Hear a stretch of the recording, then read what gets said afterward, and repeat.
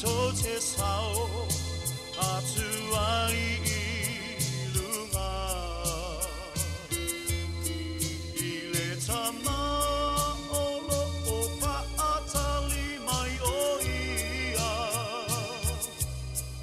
ilana whanau oe Natalia oia ua na o Yesu leala na o Yesu leala na o Yesu leala tato te sauai ilunga leala upumoni maleo mana feel mai ile tama olona satao ua ola aita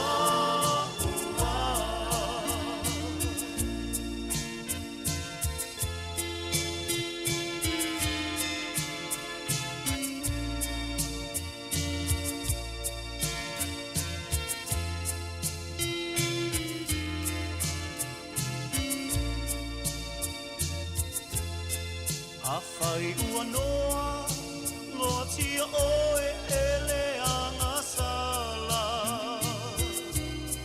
Lo usoe, sau ua na oe sulava. Na te tatalaina, o noa no tanga. Ma whaasa o loto oe mai le amo sala a whai ua noa noa tia oe ele anga sala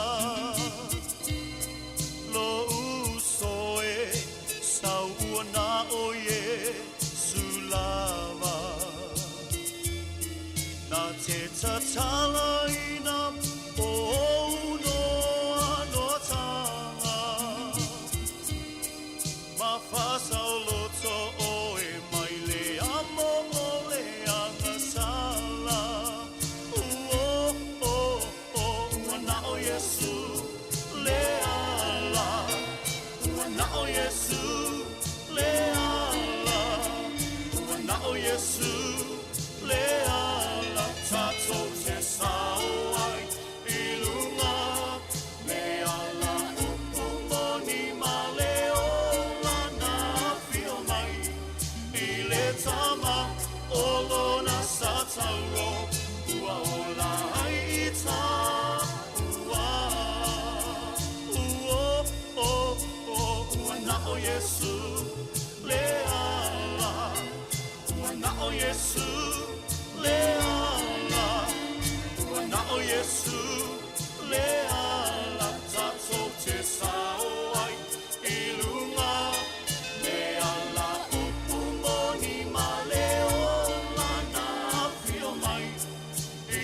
tama olona satauro ua ola aita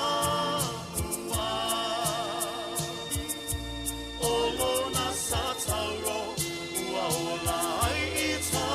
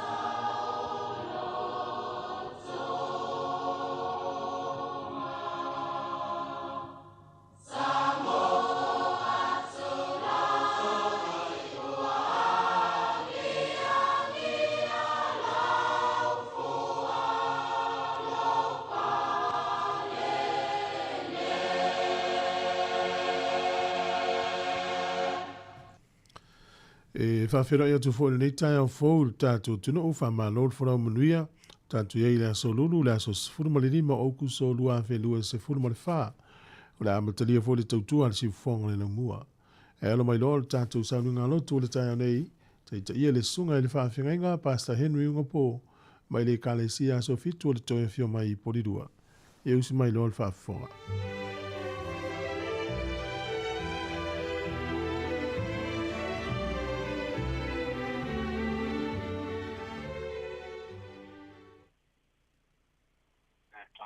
Fatu ma fatalo fatu sa moa I lau whawhonfo mai fo I le nei tai au e li ia ma whawhaia le alofa ma le anga le lei o le atua tātou au lia mai fo I le nei tai au mātango fi ia e ala yaso whapopo lo o to soi hua ia masio mātou ne yola ai lo mai ase o tātou tāpo iatu tātou tua a o au nei o te whātuatua I lau alofa. E fia lo loto I au whaalatanga. O te pese atu ia ioma. A ua anga le lei mai o ia I ate au. Se o tātou te talo. Le tua e moni ma whaamaoni upu au a fionga pa ia. O lo mātou ala whai mai I le neitai au fau. Whai longa wa ia leo lo alofa e le mawai. Ai fia whai ae o lātou whinangalo mo mātou loto I lau whaolatanga. Te aimasi ai le mālosi a totoa e fua I a te I mātou I le nei tai au. Anga le lei mai lau a fio. Te upo la mātou whaalongolongo ai. Tā pena ai le amatanga le asofau. Whamanuia mai lau a fio. I lo lawa sua whapere. Amene. Pi inga o le atua ua saunia.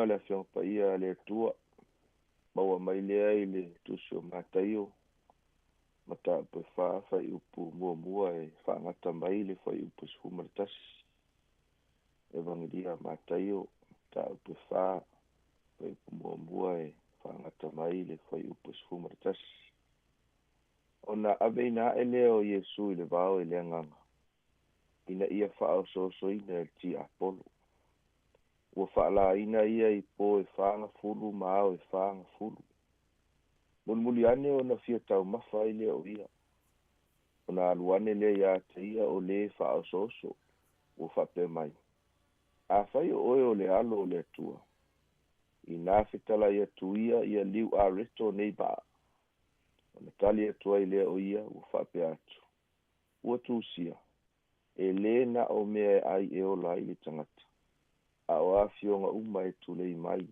i le fofoga o le atua ona ave ai lea o ia e le ti'apolo i le ai paia ua ia fa'atuina fo'i iā te ia i le tumutumu o le malumalu ona fai mai lea o ia iā te ia afai o oe o le alo o le atua oso ia o i lalo auā ua tusia e poloa'i o ia i ana agelu iā te oe latou te ave iā te oe i o latou lima ne'i tu'ia lou vae i se ma'a ua fetalai atu iesu iā te ia ua tusia fo'i aua e te tofotofo i le ali'i i lou atua ona toe ave lea o ia e le ti'apolo i le mauga matuā maualuga ua ia fa'aali fo'i iā te ia malo uma o le lalolagi ma o latou matagofie ona fai mai lea o ia iā te ia o te avatua nei mea uma iā te oe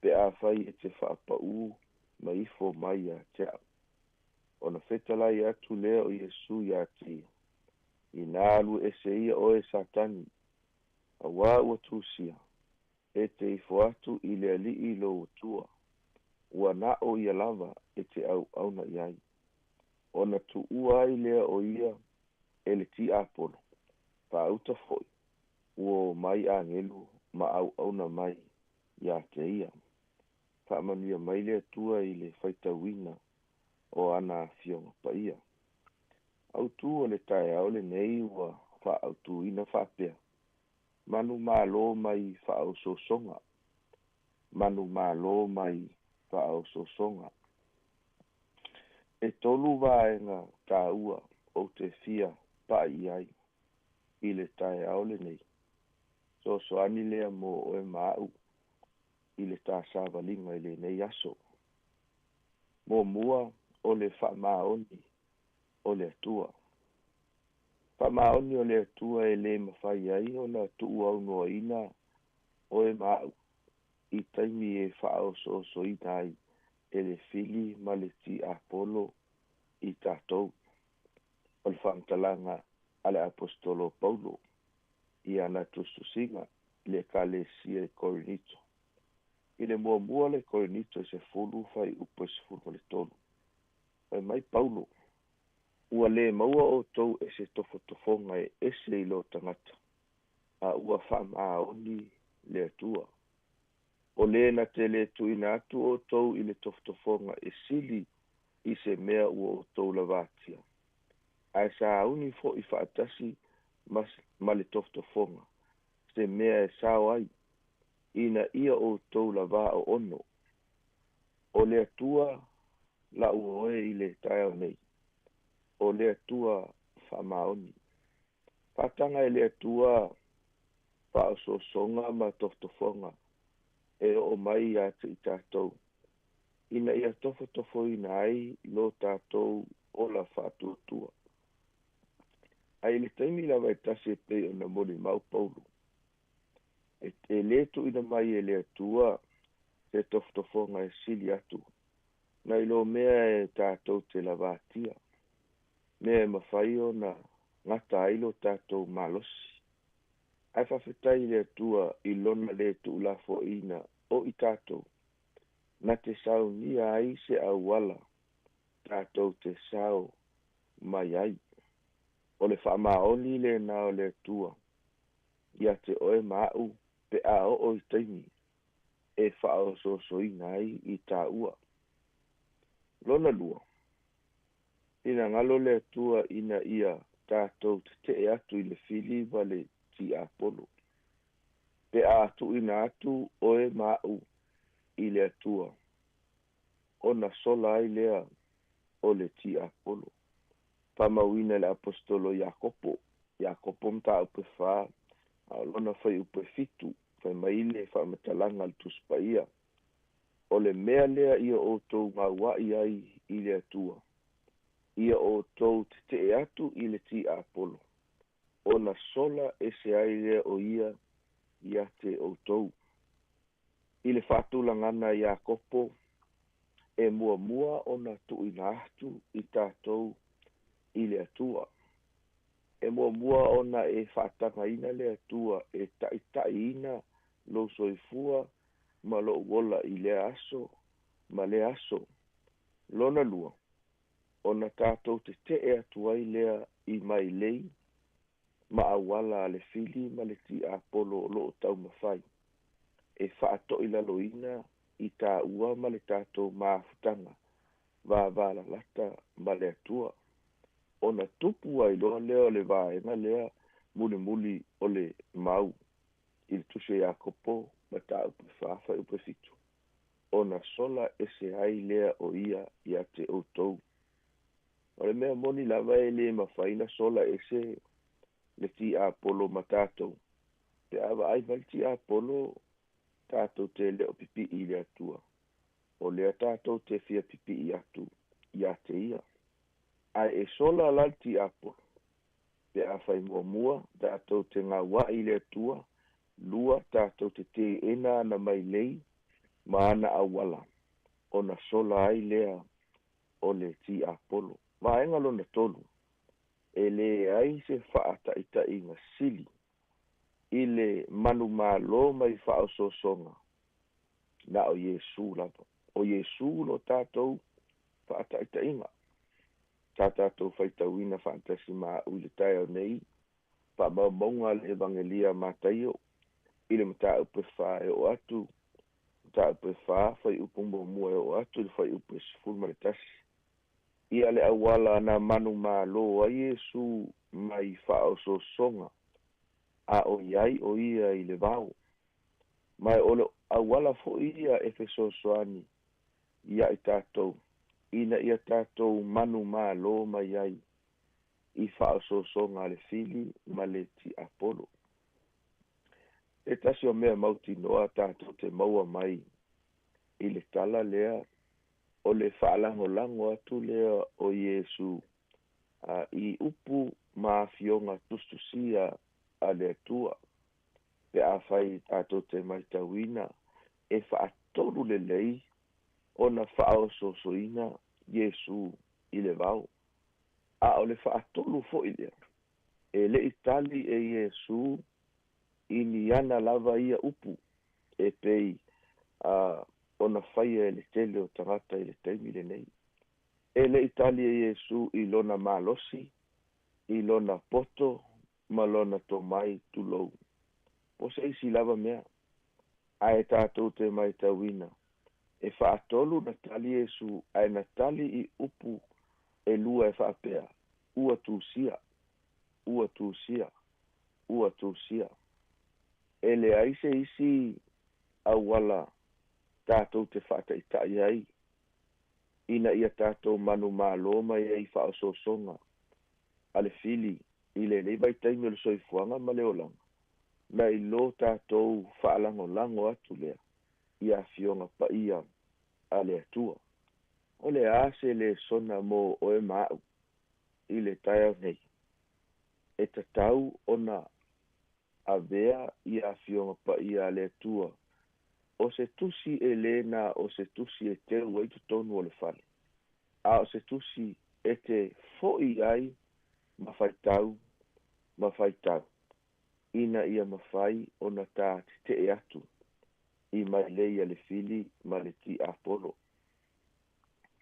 Tai e se teinei titi.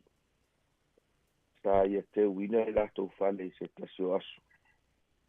E te ua la e teine titile ia spara ile uma ia le fale whaonga ai ia a be te fale e tafi se ai ia le pefu i lungo fata ia i lungo le laulau ia matutonu o le fale o le tele la spara ile lua tol teine titile la ta tia tus pa ia tafi e se le pefu la ua to ai lunga o le se spara ile o le mea la gona tasi mai tau ina le tene titi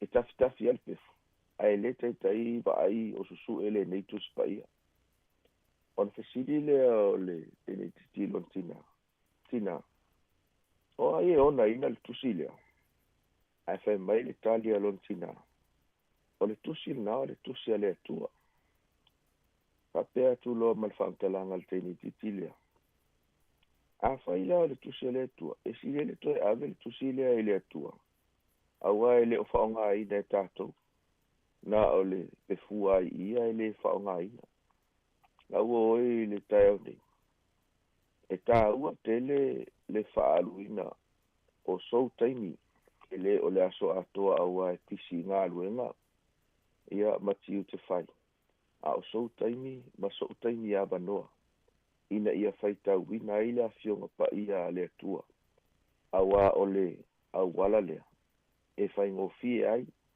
ona tātou te atu i mai leia le fili ma le ti apolo. A le awala foi lea o lo au mai i Yesu te whaataitaina sili. Tātou te tali atu ai i teimi e whao so ina ai i tātou. O lau te talo i le nei tai au a tātou ala usu i fe au mangaruenga. E mauti noa lava e le o moe le fili ma le ti apolo.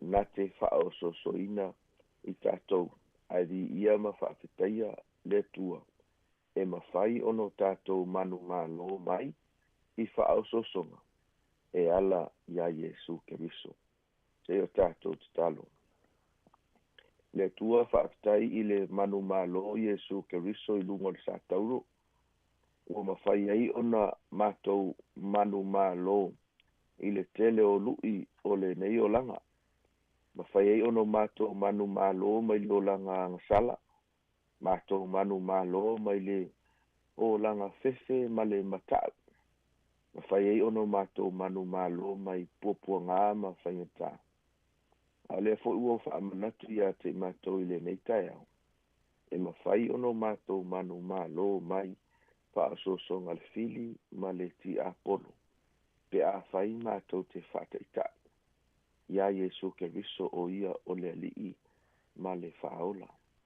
Mātou te talom tu ina atu, tō mātou atu nuu mau tangata i le nei tai au, talom mo te tai o malo, e eile anga le lei o lau o fio i le nei aso, o lātou tiu te whai, ia a maise ai, ia manuia, e awala mai te tai, manuia ai, tangata lau tele a maise sio mātou o tunu.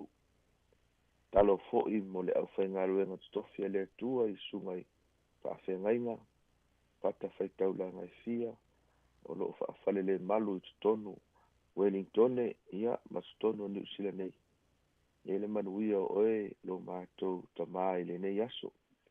Anga le leila o fio na i o mātou mātua, ina matama mātua, o lo i maota malawa, ia whaamanuia i lo lātou whaiva lo filima, ia o le taputapuai ma tu ina atu i o utangata, i luma o la ua fio o waso, manuia sio mātou o tunu. Talo fo'i mo le au ngā lulue wā lausu i ngā luenga, ia leo matausi la ua fio, tono fale whai ngā luenga. Tō soani la ua fio whaamole mole, aloma whanau o le a te ngai ma o onga le nei aso, a wale sailinga o le poto ma le to mai, ia mo le lumanai, pui ma leo i la tau whaamole mole. Whaamanuia i lau whai ngā luenga si ufonga lau mua ma la tau whaiva, i le aso ma le aso, whaasala lau bina, e le ngata o a fionga lau fio i le tai au ma le tai au, ia o nisi o tala oto i meo lo tupu. e longa pui ali e pea so mātou tunu. Whamangalo so mātou se tamā wha mole mole, o la mātou talo lea ua awala apia Yesu Keriso, le li imal whaola. Amen.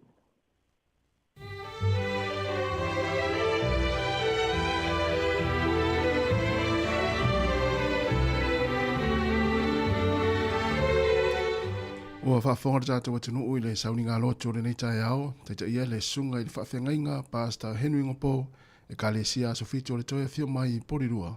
Wellington i mo le tuaila ngā whaafitai tele lava i lau sunga le whaafengainga, ia mo le tāpena ina o le tātou sauni ngā loto, ia mai se o le upu fola le nei tai ao e tō matau ina e fo i ngā luenga mwhai valo filima, o le anga ia tuai le tātou atinu ui le nei aso, via le atua le na upu fola, Whaftai fwoi tā pena, ia i alu mana fwoi le upuri nei aso. Ia i fuafuanga mga luenga o le awhia ile tātou atinuu. Whamni atu fwoi le nei aso, i fuafuanga o le awhianga iai. Whawhetai tele lava. O luas fultoro minuta te eniri tu la fitu le si fonga la mwe Wellingtone. Ia o le inga o le atua, ia mwene kale si aso fitu. Ia o na whanga so le reo tātou pukalame le nei tai ao. Tālo falava. Tofia la la fa, fo matai au ma. Whawhetai la tama, whai lalo na mana, sua mali e la la wha, fo mai tai au ma, lona ma fola, e lolo tona wa, longo tangi talinga lona lo famo, o e ma. Manu malo, Yesu, wawala. Ding dong, ding dong, ding dong. Tofo ilona lofa, fo mai tai uma, fa fo ina e moia, tonu ayo.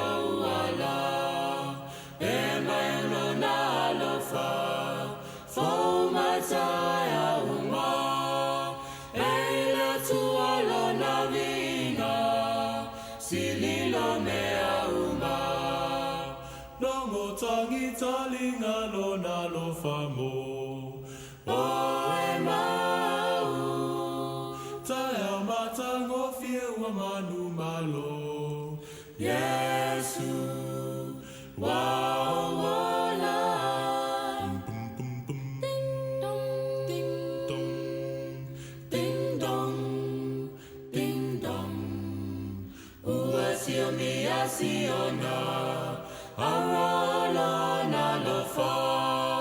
Oli ele ono ilona manuya leva puna leola puna ya yo maota e malia ilo wanganga ulufale fia fia longo tangi talinga lona lo famo o e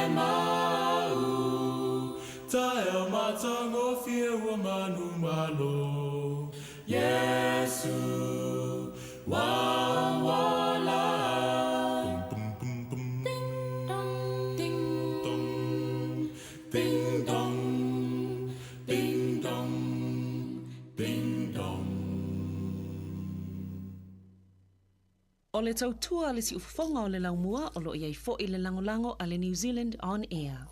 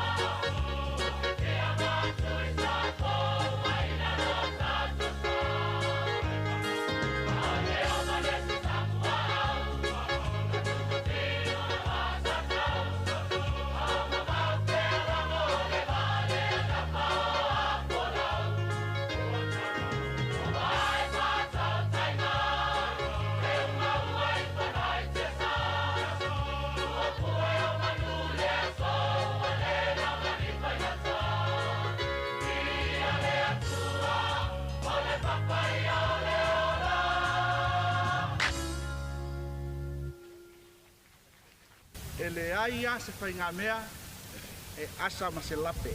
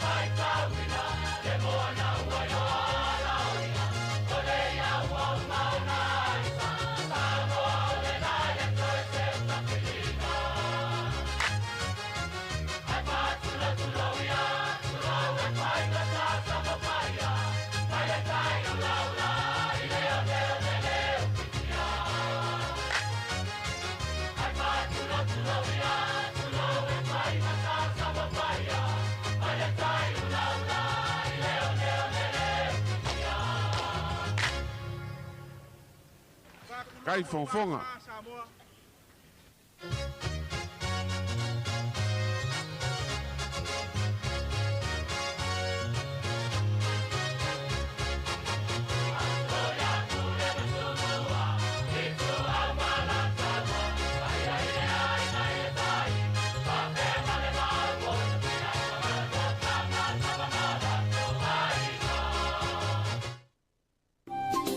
Hi Samoa, it's Auntie Chala here.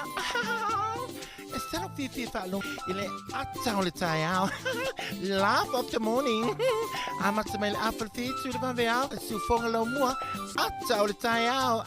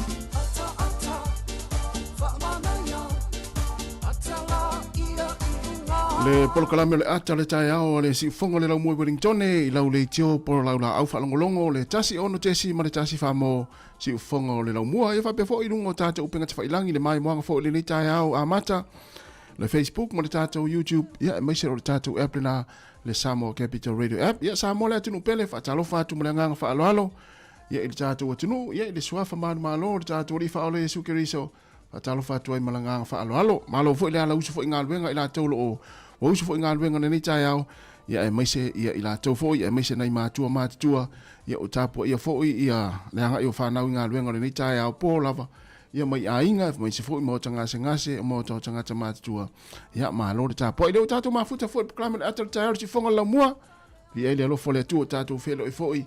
Ia i manu ia ele o mala pe o le ni tai au tātou sangi fia fōi to tele. Ia o mai ai fōi mana tātou sauni ngā lotu. Tā lofa fōi mālo na fōi le usu ni tai au.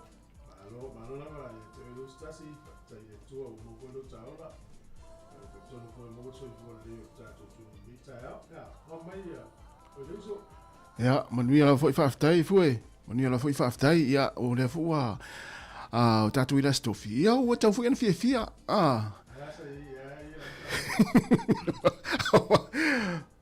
Awa amata fia lo waso.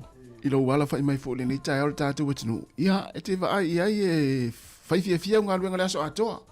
Ai amata lo waso whapea o le wai ala fai mai fōi te whanonoa. Ia e te langona i te mite alo te whainga luenga le atoa lo fia. Me foi na lea foi le amata le tātou pukalami ma tātou alisi fonga lau mua i le atal tai au. Ia maua tātou fia tātou taritari i le amata foi o ngā ruenga ni tai au. Ia ma tātou whai me fia.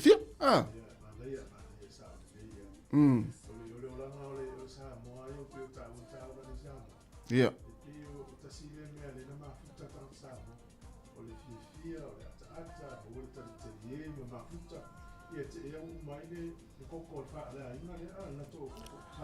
Ia e mo ile le atu fu ia le si tātou o sina tātou i le tātou whatarofa le tātou atinu.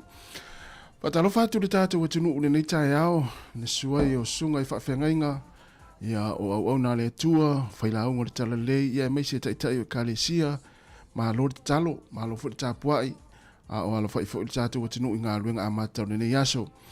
Whatarofa i tono a inga o lo mafuta mai ai nei mātua mātua, ia ai mai se foi tono mo tanga singase o mo to tanga tamata tu le ni tai au patalo fatu mo nga fa alo lunga foi o penga tatu penga te failangi o mai mo mai to tele tatu watinu ia ma lo so fo monia ma lo monia foi nga luenga amata le ni tai au pa te foi mafuta mo tatu klame ia mana tua share tatu Facebook a subscribe le YouTube le na e mai mo ia mata ia u ainga e mai se au wo mau pa anga ia iso se vaenga lo langi lunga foi tatu app le Samo Capital Radio app.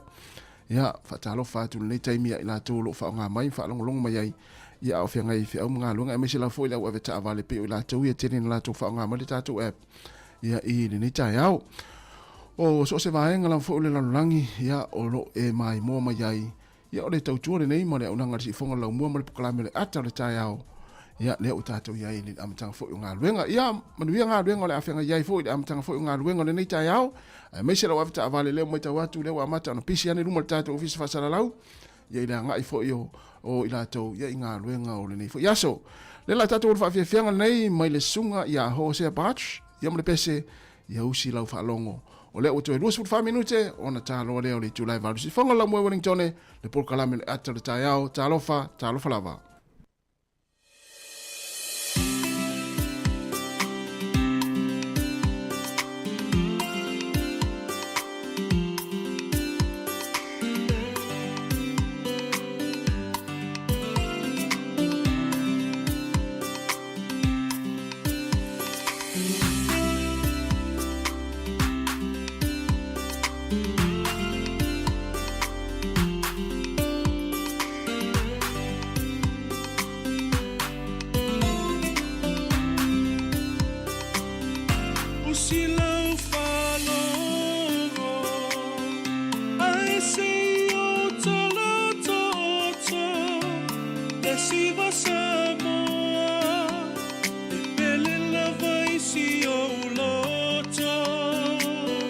Touch it more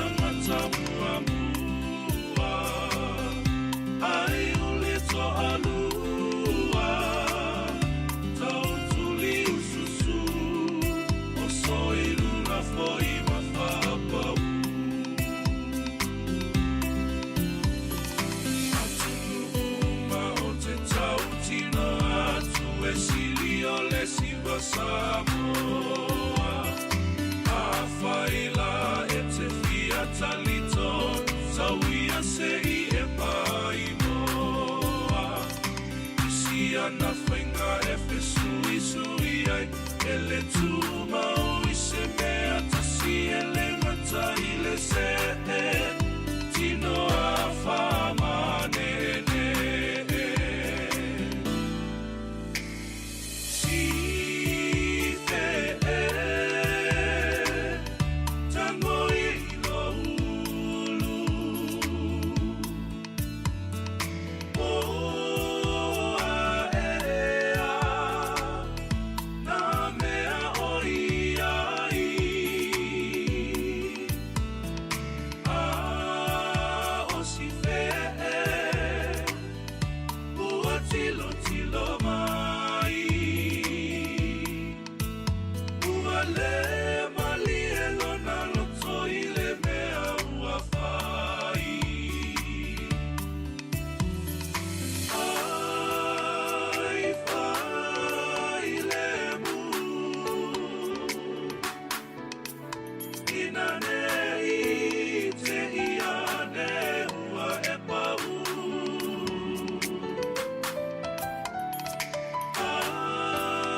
ai fai mali e ui ina timu ai kulava ina lofi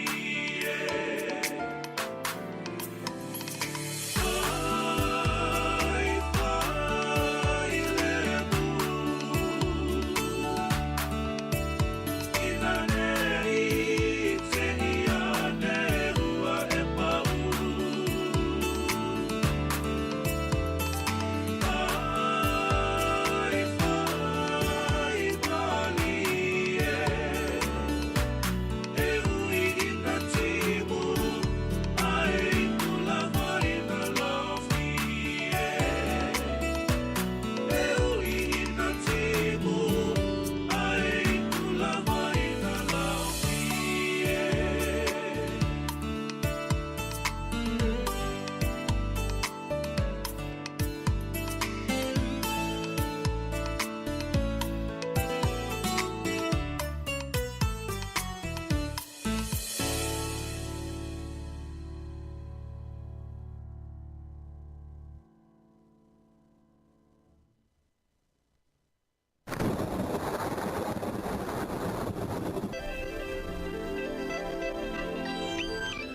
Whatala whātu se melwha whonga le tātou tana o le tau.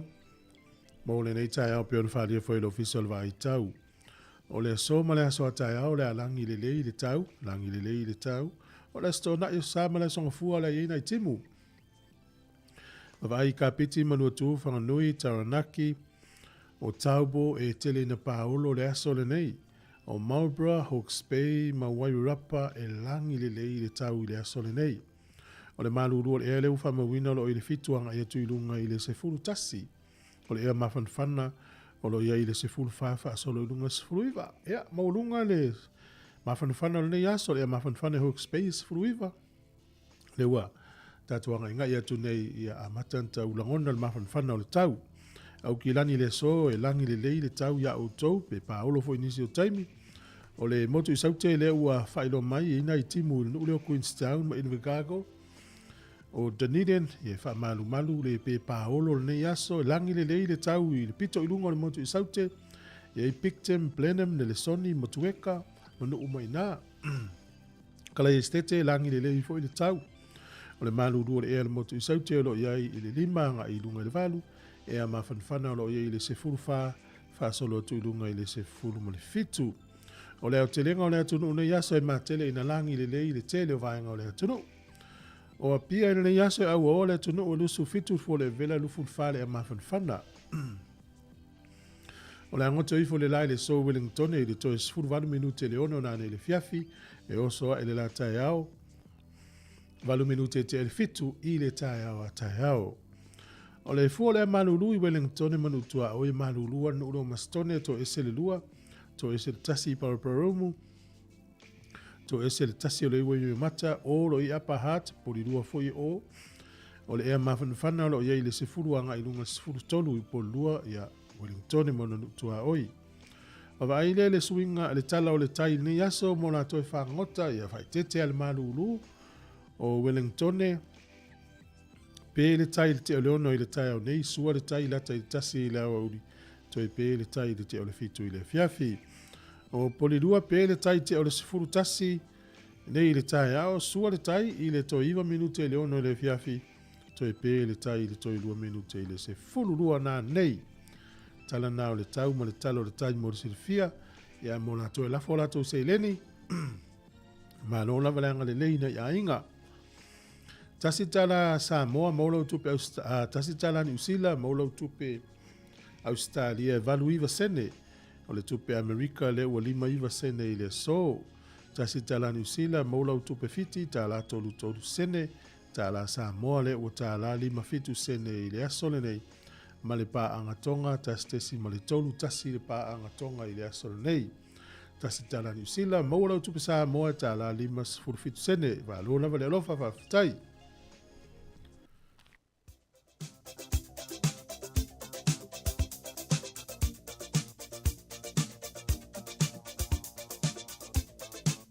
O familianga o soifua mas whanau tātou i meri masani aso whanau at samoacapitalradio.co.nz moni a tele lava o tau aso soifua po se aso whanau fo i seisiel whanau le aso se fulmo le limo le nei o le masina o kuso familia atu le atu ia te utou mo ia toe whao poponi stau sanga stele ma fo i pia malosi a wale whianga iai au mga alwenga e meisi fo i oga onga o le tus fai tau mo mai lea i le mua yoane o lona mata upu mua lona fai upu eiva mua yoane lona mata upu mua a lona fai upu eiva. Ai a fai tātou te whaalia tātou wangasala. E wha maoni o ia, ma le ami o tonu e wha mangalo aia tātou wangasala. Ma wha mamai ia i tātou ia mio le tonu umalamba. Ai a fai tātou te whaalia tātou wangasala. E wha maoni o ia, ma le ami o tonu e wha mangalo aia tātou wangasala. Ma wha mamai ia i tātou ia mio le tonu umalava. Manuia tele o tau waso i fua, o le wha whianga nei, ia ma le whianga ia ai ono niu sa lelea, ia whiaunati, wha amnia toi o tau waso i fua.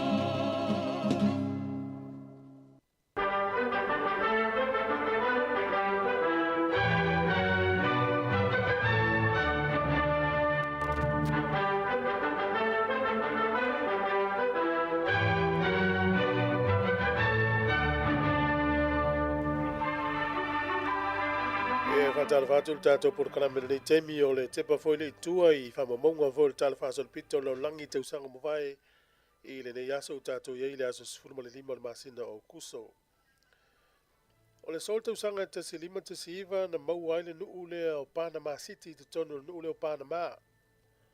O le sol te usanga e te si valu fitu fitu na uluai whamawina I le tamaha loa le nei o Thomas Edison.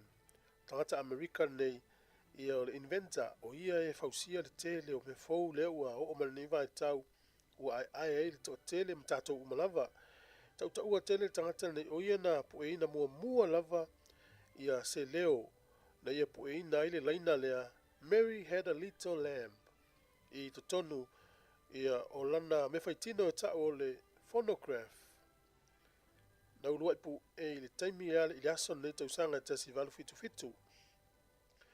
O le sol tausanga e tasi iwa wha lima, ia na si lima ai ia le nuu leo Japani mamai ai loa le taua lona lua o le lalolangi. O le sol tausanga e tasi iwa wha fitu na mau ai le tuto tasi o le malo tele o initia. Ia mai pulenga peletania e pea marsela uiva sifuru tausanga pulea peletania. Ini tia fatoa maua lon tuto tasi le tausanga te siva wha fitu I le ason nei. Ia maufia tuai o ia o se sui o maa lo le taupurenga pe le tania por Commonwealth. O le sol tausanga e te siva wha fitu foi o le tangata lea e suafa ia Mohammed Ali Jinnah. O ia o le founder po o ia na whawaina le maa lo leo Pakistan. O le aso tonu ane nei tausanga te siva wha fitu na wha tauto o ia o le Governor General of Pakistan. O le aso nei tausanga te siva whavalu. Ia na vailuaina ai ia le nuu leo Korea ma whavaina ai le Republic of Korea. E peo Korea I saute sa no foia e Amerika, Korea I mātūna no foia e Lucia. O nei atu nuu sa tasi lava sa ingoa o Korea. Ia pite iane na pūlea le malo o Japani. Ia o le whai ina o Japani le tau alona lua langi ma mata lava ma whaavaivai a Japani. Ia ma mata loa o na le toi pūlea Japani le nuu leo Korea. Ia mulmuli ane te o vai lua I vai ngai lua. Ia o mele tau sanga e te si iwa whavalu. Ia ua whaavaina lava Korea. I saute la tau le enta o le Republic of Korea le tau sanga na te si iwa whavalu le aso nei.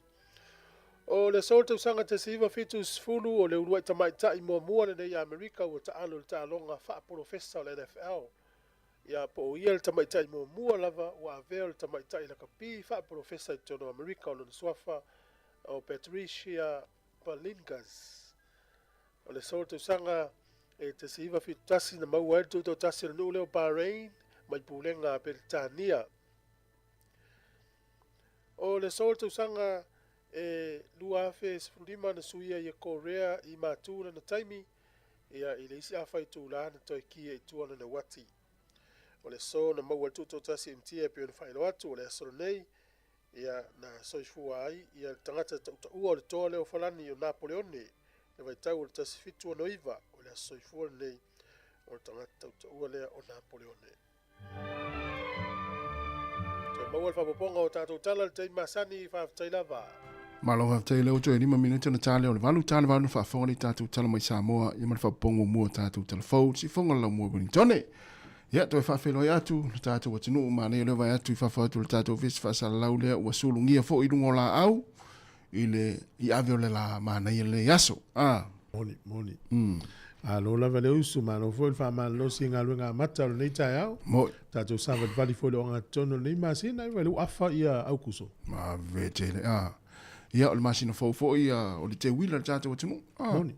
Ia o ftau le fo mo te wila so atu mo le pisi ai fo le fono le la fa I Samoa. Ia o ki topa. Ia ma so atu e ama November te se mai tatu fie ro tagi si masi. Ai me se la to ia wa leva na le fie no fo nei. Wa leva na fie o I Samoa. E Christmas, ma tau sanga fo. Ia no po fio ti nga fo I la to. Fonga le vai tu tangata ini. O le mani o le olanga. O le fio tatou sa mo fio mai vanga sa mo ni tafa. Sa o le ia. Ia lava fo fa ta o to le fo tau sanga o tatou ia. E le o tatou o mai le kuata lo na tonu o le tau sanga ia. Nga e to lo kuata muni. Ona mai fo lo wa fe lo fa. So le mele ye feo inga tangata I New Zealand I Samoa, Australia I Samoa, America I Samoa, pe ya le o sa va. Tala mo. Tati te ia le ta fisilia, ta vai atu, o tangata ta vai na fi nei. Ta vai atu nei lo tu mai I Samoa, va pe sole. Pe fe le feo e tangata. Ia pa wana o te tupe. Lunga level se leni. Level se leni. Ya pe tatou ia le vela o mai moa. Ele ta alo I vela o mai moa. Alon manang mlia. Ia. E fatalo fo tatou tunu ole wa mafuta mai nunga tatou pengat failangi. Ia manatua share tatou Facebook fa mole ia subscribe le YouTube. Ia e fonga mai mo ilo ainga mau paanga e mese tonu atoa. Fatalo fatu sunga tiu lilo ma lo se fo manuia. Ia le sunga papari sina. Leo, ia whapea fo ia le sunga ia Abdullah, Sataraka, ma lo lava, ia le soifua lau le tai awha aftai mafuta mai. Ia o Johnny Tauti, whatalofa atu Johnny, ia whatua whengau ia Isila, ma lo lava, whaftai mai mo mai, whapea fo in whatalofa atu, le sunga ia Sarona Muna, ia whapea fo le sunga Suli, vai timu seu fale, ma lo soifua lau le Sini we e pati punimata, whatalofa atu, ia whapea fo le usa vidiamu tole a foa mai melepone i Australia, ma jamu.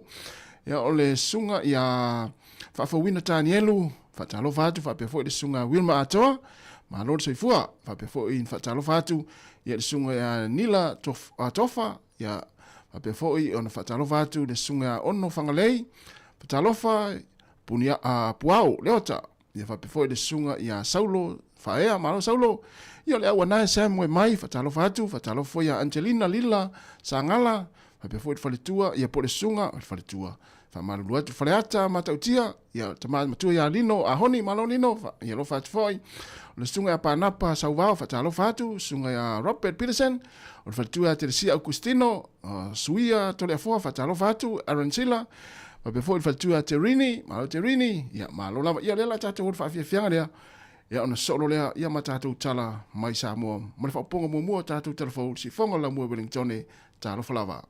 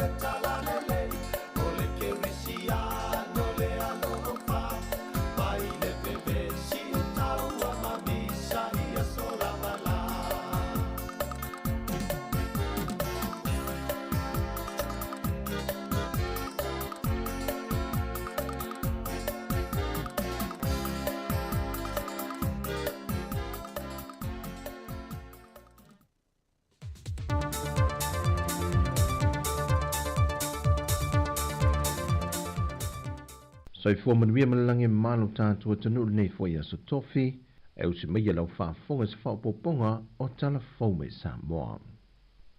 Wa toesi sila le vaenga lo fiso le panemia i le vaenga e ngafa matus whalau tangata malanga mai atunu ui whafo mo Samoa. O lo alia i mei pia lava whaafi taule, i o tātou tangata e toe foi mai Samoa e o lo umia tus whalau isi atunu, lea ua sitseni ai. Wa toe whaamanino atili ai i le atunu le ese senga, vaenga e te tau ona malamalama atili ai o tātou tangata Samoa wau maui whafo. O na wanga i atu i le teimi pito i siri o na pisi o le neitau sanga, e ngā solo mai Yesu i sofono o le fontang telo le awhai o le tātua tunu, ma o tātou lava tangata siasi pe o na māsani ai. Sau no mai awa Jacob Pesamino o le sui o le ofiso le pālemia. Whai e te malanga mai i Lotus Flau mai Australia, New Zealand, po me po sisi lava tunu lo e au mau wai ma vei o e tangata sitse. E lava ia whainga ma ia inga whatu la fono. Tau wai o na au sia le tangata malanga. Ia futua whaile o na mātou whatanga ina. Ia me mumu. Whai le te malanga mai o oil Samoa na e ola mai whanau nia e malanga mai satu se passport se satu. E tau ona iai ia tulanga foile le iai sau ele stamp e tau o le exemption stamp. O le stamp na e whai ona tu whatu la fonoina i tonu tus flau le wa e malanga ai. Po le foreign passport le te whai malanga ai. Ni whai ona alo ia o e fo tangata Samoa. Nau ringa e recognize ai o e sikseng Samoa. Da whai ele stamp na. O le stamp folina, e mawhai ona whaatanga i ona e malanga mai Samoa i le one-way ticket. Nongo winga. E le tautongi ai so return ticket. Aba a le ili stamp na. Ia e maumia le airline e tau ona tautongi e return ticket. To e fo ia tua i le tununa e te au mawai. Lor tau wala na. Ia o le tulanga lava e tauna ia. Ia a whaila te malanga mai, le te malanga mai tu se whalau ileo, i so stem na. Ia e mātou te tweetinga lava oe o se whareina. O se tangata le te anga i mai te pau Samoa. Lango winga e mātou te tu i eile stem leo le iwa waso. E mawhai ona e nofu nei Samoa. Ia ma mau e lewa noa e te anga i atu i le officer. Tau sanga e so stem o le exemption stem. Whaina na mātou o mei lo tu se whalau ka a o i ei tumla tu yuta fauna. Pero tulanga na. Le sunga maiava Jacob Pesamino, o le sui o le fiso le pālemia e ngafa matus whalau. Mai ole au te lengo le whatalinonga mal whamanino ngā tili o isi vaenga e si le fia le tātua tenu. O le a e maua atua i le tautua mai Samoa, i le aulia le so.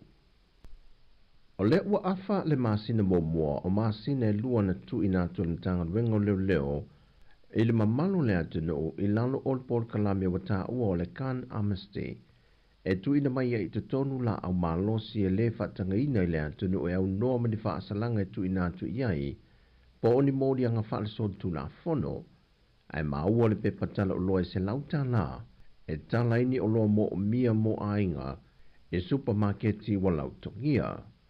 Whai loa le sui komsino mtanga luenga o leo leo i le vai aso nei, wa se fulma leono la au malosi wa tu ina atu te tonu, mai o le se fulu o ia la au malosi o la au malosi o le itu aingo pistos, e le whatanga ina i le atunu, ma leisi ono, o la au malosi e whatanga ina i le atunu, au le whato atu ina atu e lai sene whaaltu la fono. E te tonu le sui komisino mtanga rengo leo leo mali pulenga, e tele le la au malosi e le whatanga ina le atunu le o lo o iai, o lo tālu sanga tu e pe lava i le mamalu le atunu, e au ina mai i tutonu. O le whamboe mua le whiongo le tamai tai pāle mia, matuka peneta, ia saunga le mu ma le aini whaafita au le tūla i mai, i le teimi o le taringa mālo le sio tātua tunu o le whontanga a mālo le tau pulenga.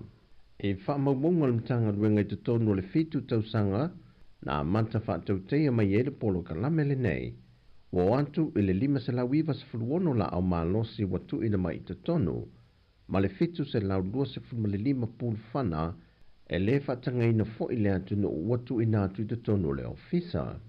E niso whaamaumunga mai le lua afe se fulma le valu, e valu se fulma le tasi la au mālosi na au inai, ai o le lua afe lua se fulu ma le lua afe lua se fulma le tasi, e se lau iwa se fulma le valu la au mālosi, a toai ma pulu whana, na au ina i a tausanga e lua. O whamaumonga e mai ia ian wari i a union le tausanga le nei, wa se fulma le ono whaalawe lave a fiaila au malosi, wa ripotia i le mtanga luenga o leo leo.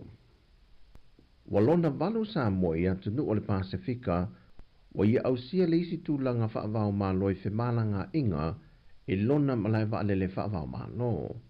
e wha masini wha ata ese i o wha pi na lu tātou malai wa alele, o tāpenanga umaia mō le fontang tele ia o ki topa, o masini wha ata nei o soaswani al maloni usila mō Samoa, e au fieri masini e siaki ai ato pa ua i lātou e ave i lunga le wa alele, o le masini wha ata e wha ata ai ato pau, au leisi masini wha ata e mō uta te tele, ma le masini wha ata wha apitoa, e siaki na wha apitoa ai se pomu e au ina mai tono le atu no.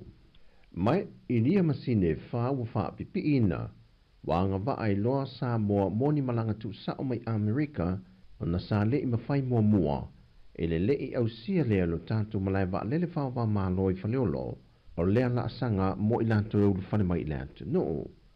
O le so se sau ninga wha apitoa, o le atau a awa loa i atu i loa ele mālo ni usila, e tawala atu i lona komisindo le mālo o lo i Samoa nei, i e fiso aswani i le pūlenga o le malai wa lele whaleolo.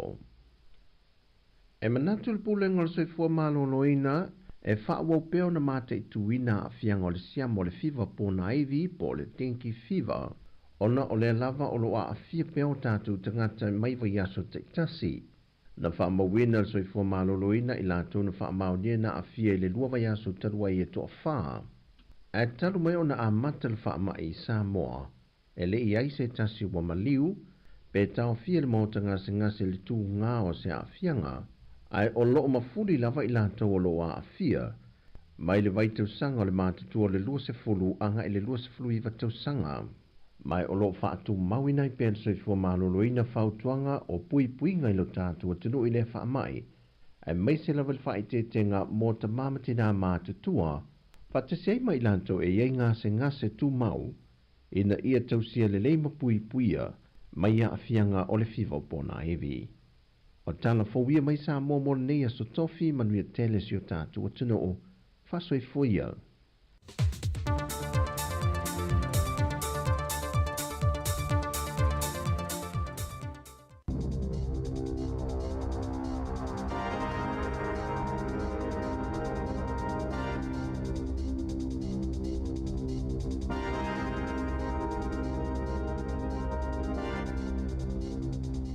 Tala falava al whapuponga mo talafou mai le si ufonga le lau mua i Wellingtone mo le nei tae au se fulu limo Augusto lua a whelua whaa.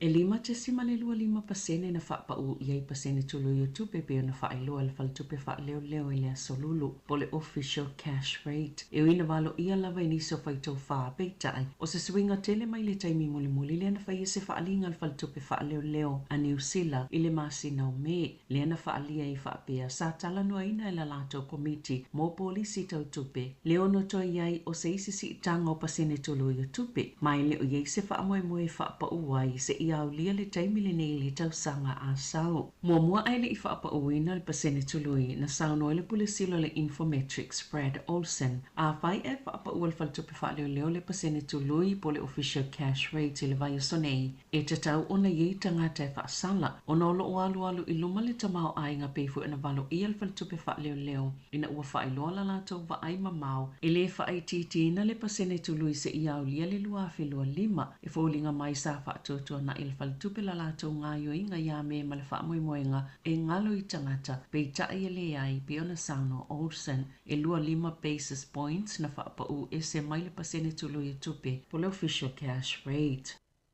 E ono wa ai e tangata o ieino no ngā tupe mō lātou whale le sau i lalo pasene tului ono no ngā tupe i taimi o lo o tutoia le nei tausanga ma le tausanga a sau e tu sai ma whina ngalo lau whaitou whālu tamau ainga. E lua 5 maka na whaititia i le Kiwi Bank nisi o na pasene tului. Ina ua mai al whaalau loanga al whaltupe whaaleo na ave e se ai le lua 5 basis points mai le OCR po le pasene tului alo i o tupe i le asolulu na whaapa ufo i le ASP na pasene le tō mauma pasene o whaatou mau uno no ngā tupe o whale. E tolu wha maka po basis points na whaitite pasene tului mo le se fulu valu masina. O lo valo ia le ono o atu le whaiungo le tausanga a sau wailalo i fol wha pasene le OCR po le pasene tului al whaltupe whaaleo o lo whaatou langa i pasene tului a whaltupe ma au nanga tau tupe.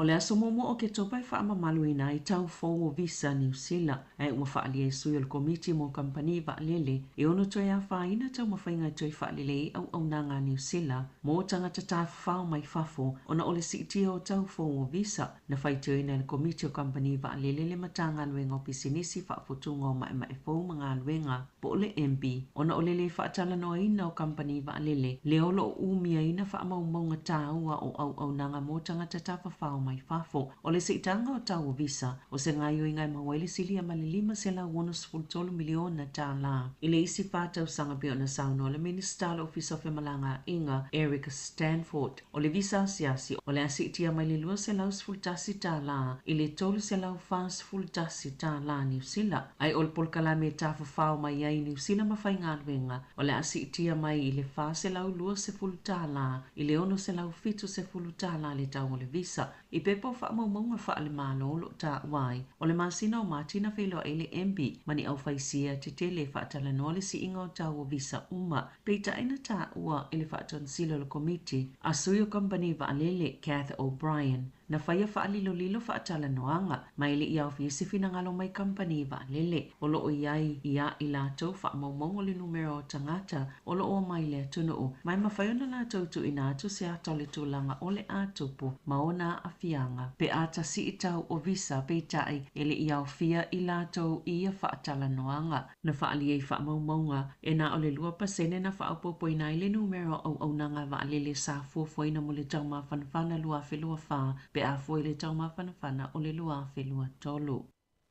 O la whaopopo le malo le whai numero o tangata e whaatanga o na malanga mai New Zealand mo ngā luenga whaavai taimi. A o langalanga ai e malo Pasifika ni lapata inga o le mau po leo ese mai o lātou tangata whai ngā luenga. E a whelua se lau lima sifulo la si itia pe whaopopo le whai numero o tangata whai ngā luenga whaavai taimi i whaatoanga. Mao o atu ai i se whai numero e lua sifulo a whiwhit se lau lima sifulo mo le lua whelua wha lua whelua lima na sauno le Minister e malanga inga Erica Stanford. Sa lato ngā lulu e wāwala lata ma whaala putuputunga ese. E whaawasenga po wā mea lato te mo umiaina mo le nei tau sanga. Mai uai i se whai unga e whaawanua le isi whai numero e awhelua se lau lima se fulo. O ngā luenga whaawai taimi whaatoanga mo le tau sanga nei. Petu samali lua se fulo pasene o le tau pāwa li e whai ngā luenga i Vanuatu. O lo o ngā lulu e nei atu no oi whafo. Na whaalia le pale mia o Vanuatu, Charlotte Salwai i le Vaiaso Talwai. O le RSE scheme e manui aitu umai lua. Ona e mo mia tele tupe whaamomoli i le Pasifika. O isi suwinga o le polo kalame o le RSE po ngā luenga whaavaitaimi whaatoanga. O le ale whaamalo sia i Company New Zealand. Ona totongi le se fulu pasene i lunga atu. O le totongi a mata mō tangata whai ngā luenga. Vanga nā o nisi ua lava to mai. Ma o le atoi ave sia le tau whinga o si tanga i tau whale nono whai au whai ngā luenga. O le taimi nei e te tau whale whai ngā luenga ona totongi tangata ngā lulu e whaavaitaimi le tolu se fulu i tūlai le Vaiaso. Peita i o suwinga ia ua whaia. Ia tele lava ina tolu se fulu i tūlai le Vaiaso le piliota o Vaiaso e whae te tauana ave i tangata whai ngā luenga. Ai e mawhai ona tasi le visa, ai tele taimi e mawhai ona ulu whale mai ele tangata i New Zealand i lalo lea pol kalame. E mawhai fo i ona o oina i nisi to mai e le whaapito o tonu i matata o ngā lulu e ai i ngā luenga whaavai taimi. O whaapopoina lava le numero o tangata ua tofoina lo le iolo i te tonu waila au po whalau whaasaina o le methamphetamine e to saima moli maua nisio i lato sa tufaina i aipusa o tau mawha. Na tufaina e au noa le iloa i le Auckland City Mission ni poloka o pauta po whalau whaasaina o le methamphetamine sa fifi matusia i whaapea o ni lole ngaosi mai whala masai te tonu ni pusa o tau mawha. Na fifi e whalau whaasaina e whaafolinga i o loa o tau mawha ale company Malaysia o le Rinderfood Industries na ta ua se tina ua ato nei le whaama le awha tau sanga i le o toi tango fia whalau whaasaina. Whaato aia i loa o ni whalau whaasaina ai ua umana tofo e lona tuangane la i titi malana tama i a whala au. Na whaafolinga mai ini lole beita ai na tofo matia ai ona e o ona. Masai e ta uina i lana wole na so eina i lungo le kukol ma whautuane loa i ate ia e longo le ofisa o leo. na ia tofoina muli ane ia lole mai ia iloai o le methamphetamine i se pepa whaamatalaga na tāua i le pulisili o le company.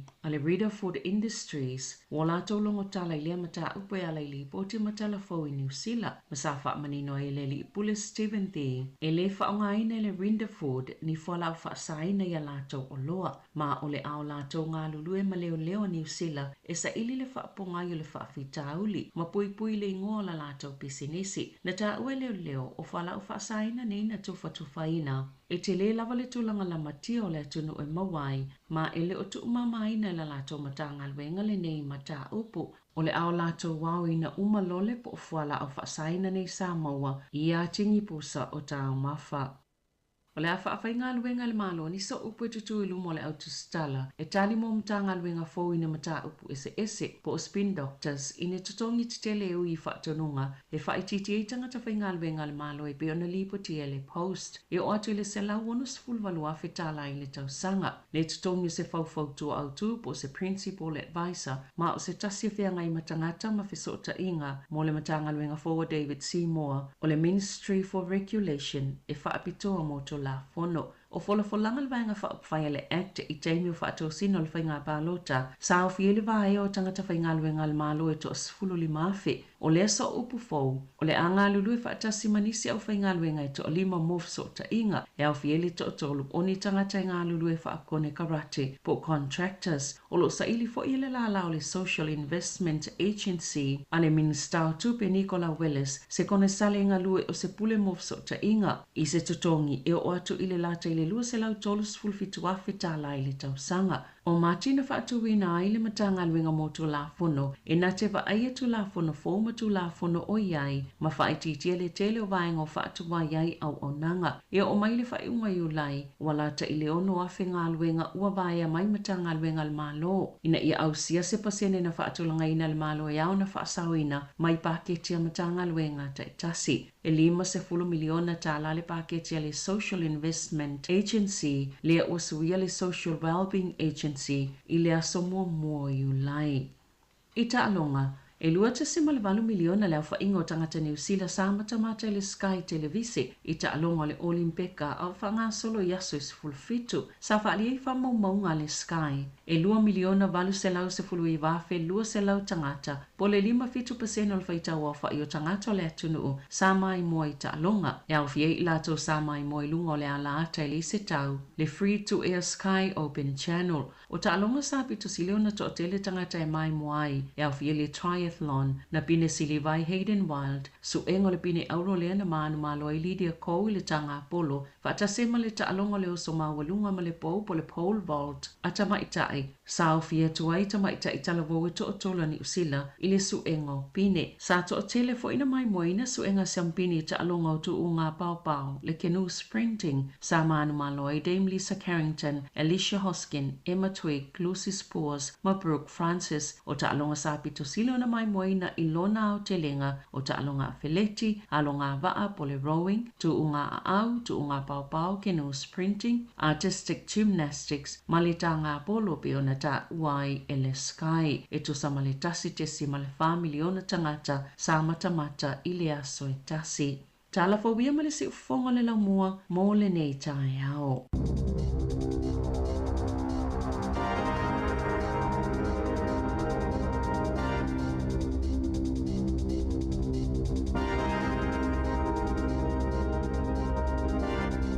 Lo waftai whawhanga mele tātou o tunu o lea ua 20 minuta te enei le tūlai valu nau mai atu ia le whapong mamua tātou telefou le nitai au pe ona tuina mai Savina Kasiano ia meise o tātou talamai Samoa ia le sunga ia tāse Salam Sam tulanga le tūlai iwa le tāu nei ma le tūlai sifuma le lua whawhanga le tātou telefou ia ai to whamalo atu malo la foi nei taimi ia wapea na welu te savali le tai au ma na ia le malu le tai au le savali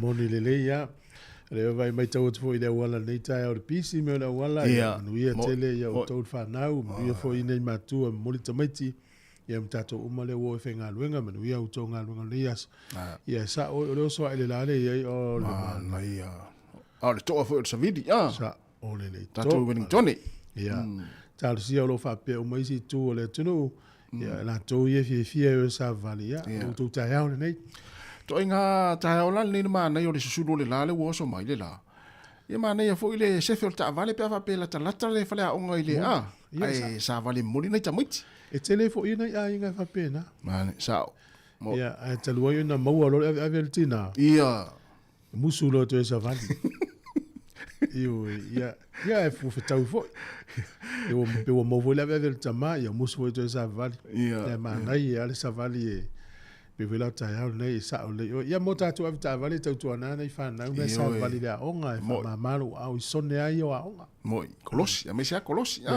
sa o le ia e wa te loa ntau mai uma to nga me foi le le no na iloa le ave tavale ele no fonofo le e se taina ne ale fale o loa la talata ni o le famai ia mai se ora tu tavale piki e fa sa me fa ta mo wela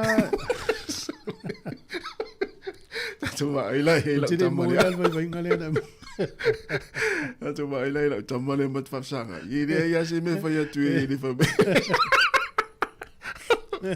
ya wa ta fa tu ni no tamawolo no ta tala o le ale ta fa sa ta tele ya o se tala fia mo ila to fo le ila to fa tau le na me ni ta tu tala fo savelina ia e ono va ia tangata ia i lato no ngā tupe o lato fale ia le sau lalo le pasene tului ia tala mana ia te mo masine tutoyo ni tau sanga ia por fa tau sanga tau ia le te vai tu ia fa tau sau ile ila lole pasene tului mo kes ia mana ia te na tala ia a mama venga e i si tala le mana ia le fa no ia e pe yo fa tau fo nei le taia o ile le vanga le ole o nanga le soifua malo lo inani usila e ise o le presentation ia mana tuala e o le wele komesina o le soifua malo lo inani usila ai la o liki tu le presentation po le fa sa mo presentation tu sa o fa mo mo o mal tangata le o le latu la ilu mo se au fia e faila tau talanga fa ala le ipotia le Radio New Zealand o lo ia tonu o le fala u le por presentation le pe amal fa se la u valua tanta fainga luenga e te tauna ave se amale o nanga fa sa o se tupe over mal fit se la u miliona o sol a te fa se la u fitus for mai a fa se la u vatasi your nurses ia male tolu se la u tolu valu isi tanta le o nanga ia e afia tangata ia o managers, administrators, tangata ia i tono le vangale administration i fa momonga. Ia. A le wata utino ale le komisina o soifua malo luina ni usila. Fa mtalanga na ele moni. O le anganga la waunanga le i temine mana o ina ia haya pe au mai tangata whainga luenga. Ai le mana o esi tangata whainga luenga. Ai fuala ia i le walata le na savu i tala fōle na mai nei savelina. O le ono afe e na ua vai po lata i le ono afe po le ono afe nu mela o lata o le vai a menga luenga talu na alu le vai a le alu ne. O se nu mela tele. O matua te le alu na nu mela. Ai o le anganga le ia i tau fai fa sao tu pe fai polo keti ia. Pe atu sisi tu manisio folfolanga sa fai. Fa malia ia folfolanga sa fai. Ole tu te mafofo taita ole afianga o mafofo tangata e mo ilele ava el tangata mana nga luenga ele ai mesel tangata le tele na mei tong ia fa pele fa o mana fa le loan o ta vale au ta vale pe luas fur pe tors fur wa fel ta vale ole la te tu lo le va ngo tong pe luas la le va yas ai mo le email u va ya te le ole final mafofo o tangata ai mesel to inga fo le tong il tama ai na tinala no for fale va ita mai tim avita mai tira e vai a lo la tama yo tu ale lo asi a inga le pole tini lo po tau il ma fa le malo i to inga tu lang fa pe ia sa o le ia o le si tu le te ma fa ye o le ia o nanga fa le soifua malo le ne so soani i le mental health po le afianga ma fa tanga po i lo la va ngai o le si le o le mea le a fa ina ma fa tanga to vai a menga lu sa o le ia ma fau ala ia nei tatanga te ia vai menga lunga ia manolo sa manolo volon sa te loe ia se me le o le atupu fo i le afianga lo nga lunga lo polistanga te vai menga lunga la te lo fa o le onga ia lo polistanga te vai menga lunga e se fo ile se me la lo fai ia apea io le paua le lo ia o vai lo i fo se singa lunga la lo fai Ia mafuanga le e tupu I mea whape tupu le oranga. Ia whape o e o le atari ia le wae sau whape mai dad ia ua whaina na unga luenga pe whaina o toi fo I meu te nofo le tatu wainga. Whatu ia te awai al tama, tu sa le te nofo I wa le te ai I.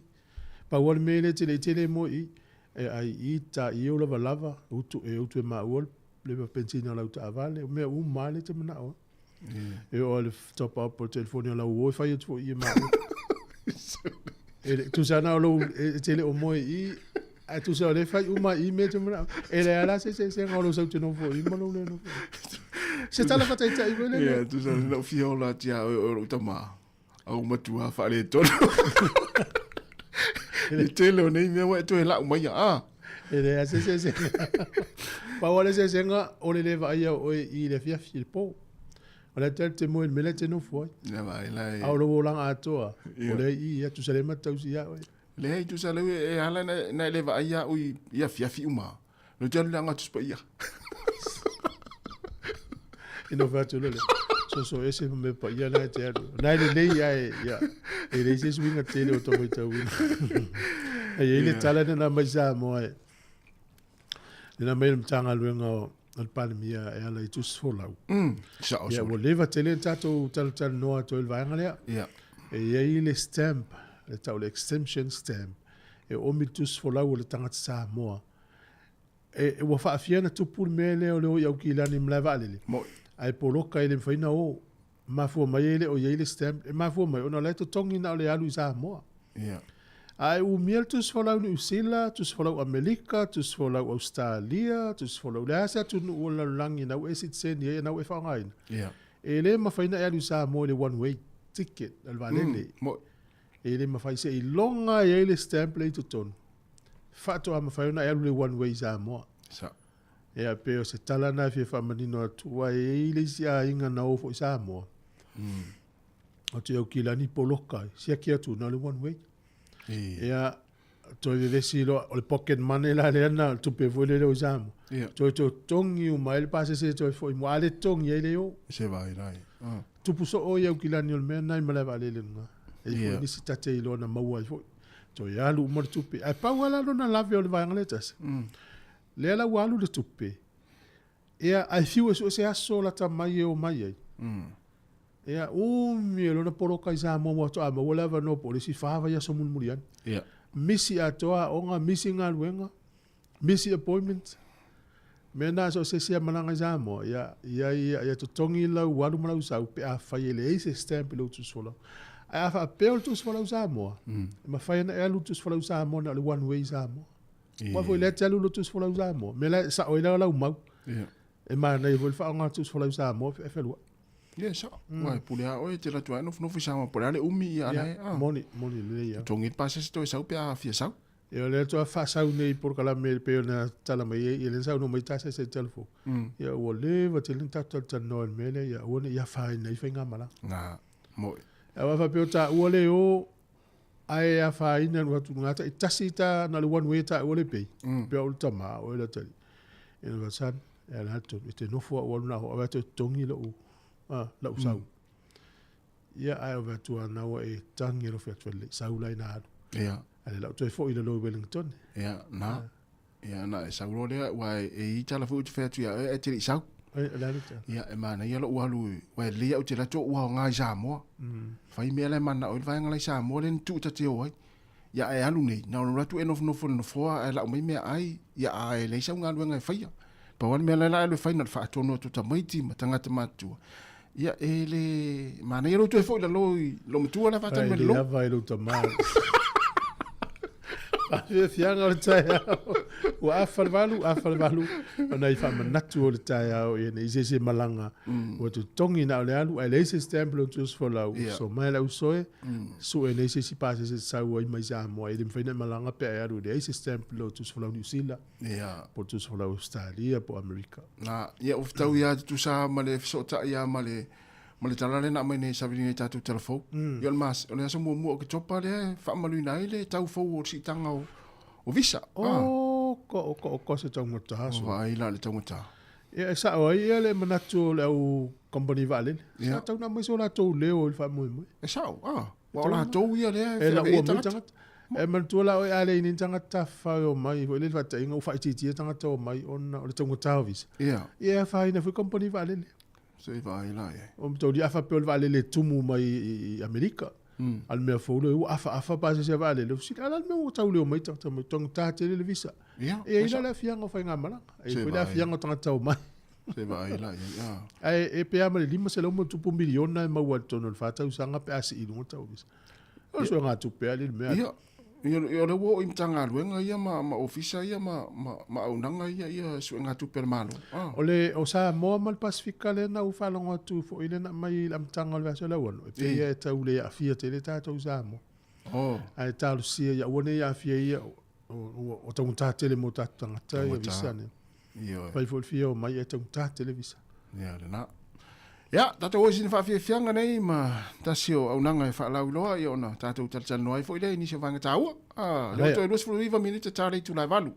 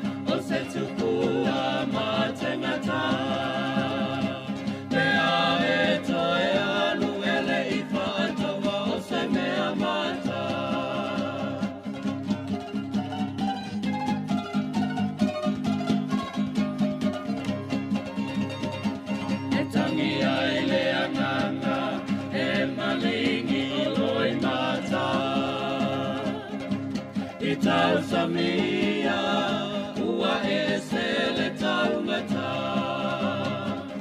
Fa'a ele anga ana yo ulau whanua Ua suetu peai o saina mai ni tia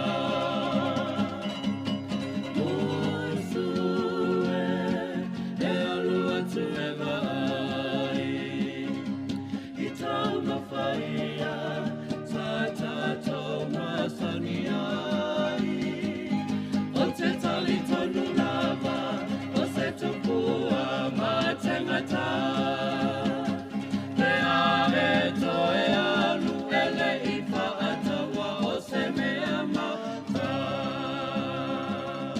O le whaasisilanga tāua, e whaamana atu I le mamalo le tātou au whaafonga, e iaila wa ia te tau I lalo le tulafono o le Broadcasting Act tasiiwa valuiwa, e whai eisau whaasea po o se whai tionga I mata upu, tau I whaasalalau ilunga le Samoa Capital Radio. O lo au ili lalo le upenga o sota inga le pūlenga o whaasalalaunga, po le Broadcasting Standards Authority, bsa.gov.nz. A inga mo le whai o sau whaasea I se polkala me whaamanu alia I lau whaafonga anga. O lo o au fia I vaenga nei, o le ale te me mawhaiona whaise whaasea, o ai tu ainga polkala me mawhaiona o whaasea ai, o ai e whao o iai la o whaasea mō le taimi mō mua, whaftai. Malo whaftai o le ua toi luas futolo minuti o na tale o le tula iwa, ia le tau tua si whonga la mua, ma poklame le ata le tai au, toi whaatarofa, ma toi whaamalo atu le teimi, nei teimi, la tolo o ngān lue mai tono whalawhai ngān wenga. Ole, ta te mafau faua I le vaenga leo le se o se tupe teu I lau teu ngā tupe ai la foi lau ngai o inga whai e. E ile li I tolu iwa tau sanga I le masino me lua whelua tasi. E ina tango tu uri se lau tala Australia I le account po teu ngā tupe ala na uo te mina. E avela I tonu o le e whaptu ngā tupe fo le whatau e me tau le cryptocurrency. Le na e mea e le hae sau al temine le whaongai na istans. E la walongo I le whale tupe o le toi ngā uamnanga fo le lae e maua e le whale tupe e la vela lo lisi o mome account au tau whavalea. Ia e la wasa se na tu I tono le whale tupe ia le toi whafo I se lautala. A wale se lautala lau whafo. A o toi tu I tono le account o le wole li ilea. Na se furu te si ma le family ona tala. O sole. Ia maua I lo le ile amalana wo se le. E o le fiauta ua le ama I wae tupu tele I o le mele tau tupu so. A se tupe le account o le hala umea la fa I. O se me fa pe o tupu ia, o te se tupe ia. Le ai. A le awa le vano I lo le me tauna fai. O te vidi la o bank po le ale tupe o sa. Ia, sa. O le si vai me e fai, a fa pe sa use tupe na mai le IRD professor la fo. Ia. E mana I toi siaki pea. Ia. Se toi siaki ne pe sao. A wa ale sao. E toi tutongi le tupe. Ia. O pe e sao le Village Bank pe te alfo fa tupe fa e le tupe le usau la oka. Pe a o le lola na o le pe fa fu se I fu le siaki atu le o le ia. Ai ia tupe e mo te mo so te le mele o le siaki atu la ukala te le tupe le ton.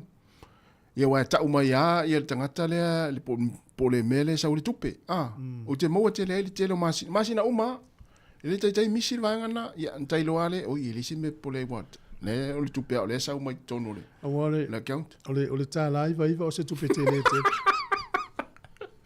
Ele sta mai tupe. La fatala. Ya nga fo inem ta fa pe long toi. Ya saudola la fes fa lave. Ya. Te ya wo ma o se si ya to tinga ile to. E mo. E la wo fa il fam si long le ile. Ya e tu sai mo no fa nga ile tu pe. Wa ile si runga ile me fon tu pe New Zealand. Mana tua pe ya runga ile ola we ana le se tasio pampensini le nu lunga tu I le na tu po le ono il fitu po le valuta usanga talua. E te o se tu ele tupe la account. Ia le fa tau lo so solo South America na o solo ia. Ale nto mo a to sa o le. E ona isa se me fa pe. Mo tu na le tai. E le wona nga le city mission ya ukila ni se ia I mo me o lo le fa piolo I tonu pauta le fu ala fa sain ia ai e ina to pe tolu e tanga ten avel fal ma io no le va ngale e le ma I tanga ten me o le matua ula le tangata lea e ono le e le afifi le na ave o le a I le foi au unanga ia le pos tangata foi le na te ngao sia ia wati le la le foi le fa nga tangata o le o le la tu o fa mo manga o lo le fausia mai le fala le fala foi le o la te atu afifi mal pe palo ia e mele le ai ta ua le ai lole e wa ya fia I tangata fi ta ma fal lole ia sa o me sa na fana me ia sa o le ia fi si le toile tu no pe ye si na ia usua se pese I le tele o tau sanga fi usua uma ese upuna na tau usua ma ne vole nta fi le so lua I le tu no I mo tangata na o la vita vale o le mali o le famtalanga tangata le mena o le to vita vale tele yo tala mali na o mai ai ma ne vole fi le tu ne tau ia le ase pese na e usu le tele o tau sanga o vai o mai fa to ilo mulmuli se o val pesa mo ia mo to ilo mulmuli se o pulana e mao yeso ye fa so le pese le ma ne wa mai se mana tua so la fo ile o e tu pese le a Tenerife Costello Dark Moon o iso le se pese la ta masa o le sa mo ya so la e la ya o te itala ale ta te matua ta te mala le ai se pese la ta mai la lo niu vo le e o ta au lama ma ta te fa longo to le si pito Dark Moon oh when a spider in the star esa le ya io il peso le la pampa la pampa le e tu la pampa ina ta mi sa mo o sole se va ai pe la Mexico la Haiti la sa mo u por pese ma tu se na so na I pese na mana tu ai sa mo vini me o fatto un volume lo fatasi o la tele o pese le na passe le ne te la Haiti sa ala so no ia I wal mafuanga le au mai le au fai to fal ta mai wal mafuanga na le nga o tangata I talonga le plex ma Argentina vai no fo telon fo nga o mala ia sa wale o mon fa tau pe por talonga le fai au kilani malolo de ni tal mala au engelani ale talo Argentina I nga o mala ia sa ole se mafuanga e lo ia o te loa o lai o ma fa pe tangata ma lo pe ki asi no fo e fo le matamata sky wala tala le mai la fai tofa o le fa alinga le ta mai le vai o le tulanga fa so tangata I nei le la mu o te le tali tonu sa ona mai le tala na o te le tali tonu ai o ilo tonu nga tele mafuanga o le si mafuanga lo tonu nga fai fa tasel ta anonga le olimpika ma na ia tele le olimpika le matamata sa wa fai la tala ni si fo I tate masani ele matamata ta alonga na ki alla to sky le olimpika sa vai la ye o le si mafuanga lo tatonunga o le aulenta alom tato ana fa pel ta alonga le Afrika I sautele na fa I po Australia po England po Ireland e tumula sa ya ona tau le tanga tela ngo Argentina ni usila wa ile tele ni Argentina ni pi o tanga peltania le si mela o Argentina le si au longa vo le ma fo tanga New Zealand ia le weta to la au malo so fu ta lo fa tasima tu foi malo so fu alo ma tong alo o meu ko malo ko ke ma fan le le cha mo ya ele o malulu tele le malulu ma ko ia sepulu te kring I babel esa ola mane ya le matou le e tu sala tatou ia ya ke kalunga ku le poki sabelina ngo vai ngele I ko Facebook ile kira kakai ku wangi sila lo ko lo fu fa te ma se la ko se fulu afi ia mas fu afi le mai nge Australia la se ma fu anga fa penga ka mungu Ia, o te loa awa, le o te le tangata fule le wa vahaya ngā luenga. Ioi.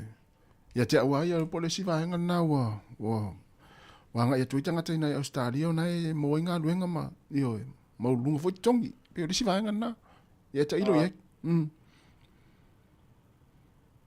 Pau kau kule e ka ngā. Sui la whainga malo, sui la ia. O tangata e whimalanga, te whiola usunga sa ini, ina ue malanga tu ina. Ia, Loka whai aku i ngā, e mai sia la, o le whakuanga i, mo le kupuranga i ngā. O whainga kerongo whainga kāng, maunga ko whale ngā, ko whalunga kau whale zori, ola zori, ai a leanga koki. Ia. Au luma ngā, ilo mai ngai, ilo kore saoa.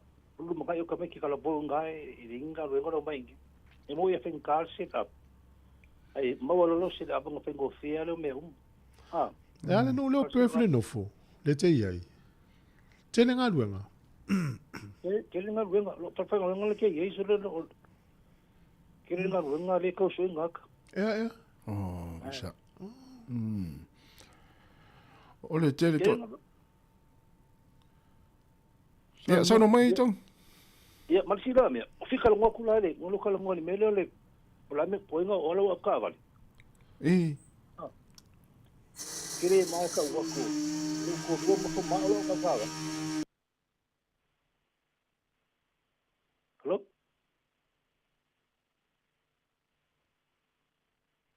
Hello?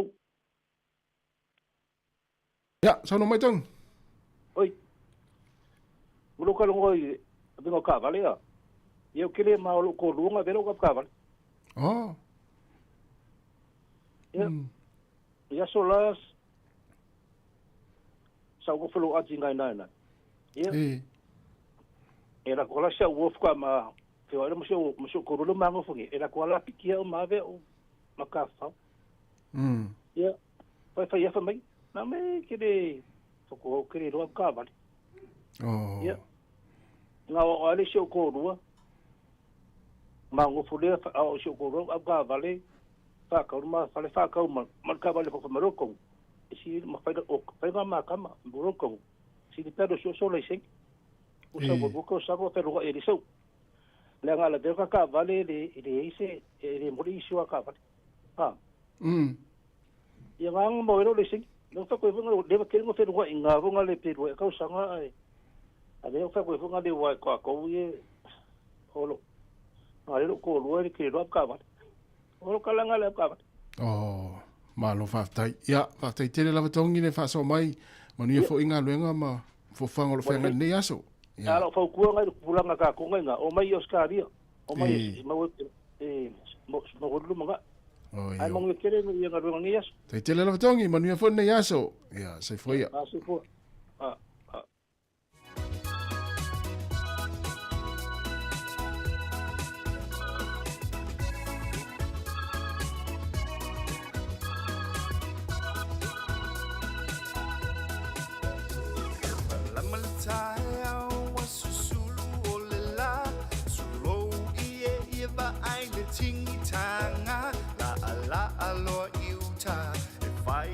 Ia, le wai le si a tātou walau leo tamwhai mai tālo walau. Ia, sai fua manui e lau sunga tasi tu tolwa. Malo sai fua. Mai lu sunga ni tai au. Oi, tapso. Malon malang manui a, lau sunga le au. Ko ta po ingai lu sunga le au. Manui a malo la tapso. Ia, malo la tai. Malo langi ma. Ia e fa va se manatu langa le tal ngalta tos no. O pole. Ja. O te hital no atu mero pese. E il pese no il aso na no tata I mausu au yele le sunga tama malo lo ino iswa faya waya e te wati I putu silfia. Ya. Na usul el pese le mali e tangifa. Ya mataulia le tu sunga masenta tu su la te masau ko le sunga mali e tangifa totoro watu I tuapa ai se te tai wan le roli ya ai mo ka ofia ka malo le pese ka ofia ka malo foi me lo tala vai au o ia sa ia le tu singol pese E te wati. Fai mai e te wati. Sunga e te mamalolo. Kalisi matisi. Fai mai le tale sunga fai fiao. Se to usua mai a o lo menga to to atu to pa tau filo. Ai la ka ngoi ka usa o kwale vale lenga. Fai mai le sunga vai ia o le pese. Malie tangifa tau se le futi I tua au. Usa ole faiva ole tosonga malie. Usa ole sa onga tonduanga ole upol pese malie tangifa tau se le futi I tua au. Malie tangifa malie tangifa tau se le futi I tua au. So le ole faiva nga ole faiva ole toso malie fuk sele fo ngale sei tau se le futi I tua au ya melanga ke le ale o malie lungo pau pau e pi koso mai kai fo ngale le sele se tau no mai pau mantu ya yo o pese na le ala wa o termine au so tu le mena tau se le futi tua au ate vai atu fonga tangata Wala au suara la tau totoro atu I tuot pa. Ta te fisiri po oi le tangata na suia o por pese. Ya, mantau dia vanele sa unuanga lita ya. E pi o tātou sa moa. E pi whaalongo I si uleo. Si usunga I tangata o pese. Ia mantau dia oe lava I taimi. Ia, sa pe pese a whapena fui pese I uso mai e le ofisa wa onga. O pusa o ana na tatu whaalongo tua I to whafonga tua I uso mai a ese a upuia tatu te usua. So, o isi au whai pese na ese le manino o le ofisa wa onga whawhaia onga I Samoa. Ia, o whaasua tu le pese na ma nei hoi loa fo iso. Malie tangifa, malie tangifa. Tau se futi tua au. Ole na. Ai se tau tai wana I loa se afe ai. Yang fa o lo le o. Vai la le o pese ma fa fongo tu sia man ma fuanga ale usu se tatou pese fa tai lava tap so mo fa so mana ya. Ya. Ma se si pese se stai miona te fa so tu ma mio lo fai val ne aso. Wa ole fa fenga le o malo lo o yana le te ia commission ngana Samoa. Io. Sma va ya te wat. Ya la fo ia I se tasio o so pese fia se uso ya sa mani ya la fo tono o committee le fai masui ole kalesia IOT. Sa ola. Commission ngana Samoa. Io, committee na vangal na. Ia wale lei fa tai lava. Ia manuel aso. Ya fa tai wa. Male. Mo le pese fo le foi fa sa al tua ya fereni. Pese fo le tu spa ia. Fa living ol tu spa ia. E le upuna le masina usa tatou matua I se alena se toi mo le upor pese ne fa sa o tule. Ia vai le si pese le fa so tai mestasio o pa anga volta to le tion va pe mai. O le pese le na ia usu ya so le pese va pe. Ele oni pepa na tamasania. O le usunga sa ia usu ai. Ia. E fa pe. Le olimpeka na tamasania. Masani talo con olimpeka. Mai la ana le o ai le tausanga fulu or kolisi na o ngai. Ele o ai no le pese. Fato ai no ai no. Wala e va tatu vai le vai tele. Vai le. Le olimpeka ne ia mo le pese vole. Ala ngo vole va foi olimpeka. Ia pasa ni olimpeka suri. Awela ya o mela na o numa pessoa. O le tele o pese ia na usu se tato. Fatato ato I no muli ai se upu ina ua vai sa o usa o pese pessoa. O le se tau su mai. Ya na wai no pese a se usu sa ola o le na sa. Ele oni pepa na tamasania. Ya mai no la ya vela tangata no so. E ole olimpeka na tamasania. Dengan la tamo ele so mau tamo tama loide. Ile so mau lunga. Ya, malo. Pada tuna tato fasoa ya nga foi fasa sa o upo pese. Moi. Eu ta o estanga tana usua for pese le. Ole. Marieta ngi fa. Sao. Ole nan tato. Tu palen tato usua. Ya.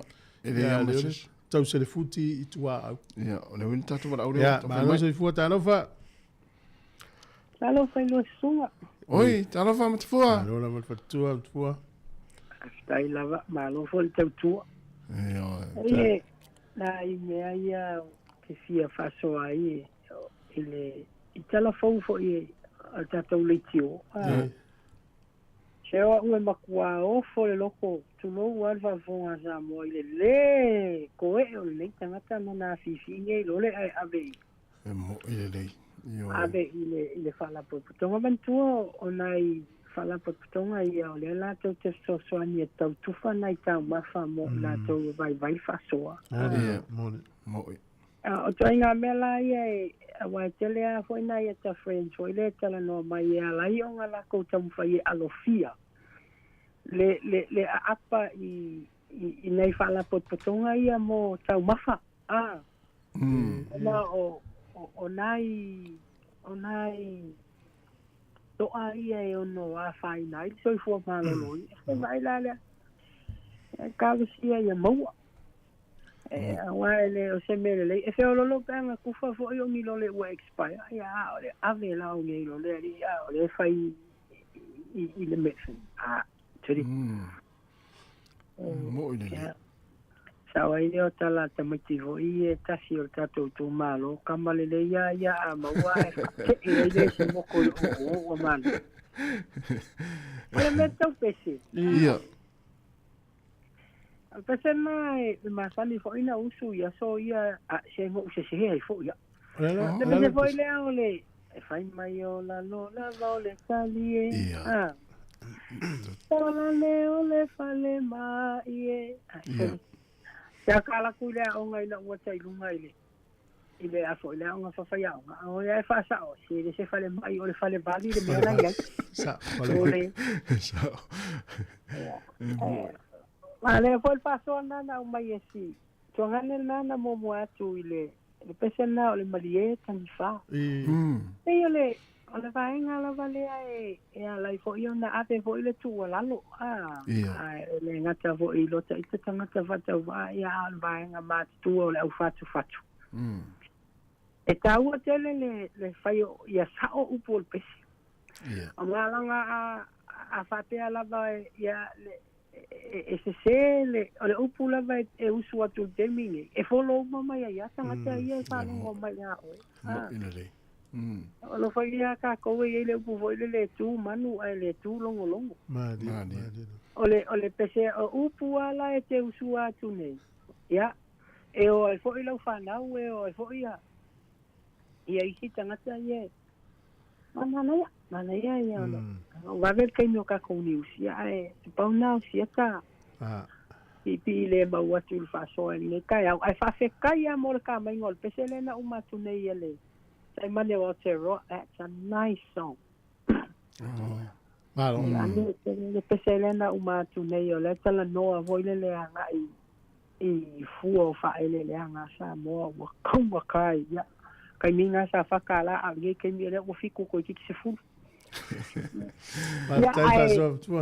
Lu fai. Ya, le tu. Ya mo ni fo ne aso. Ya, paso.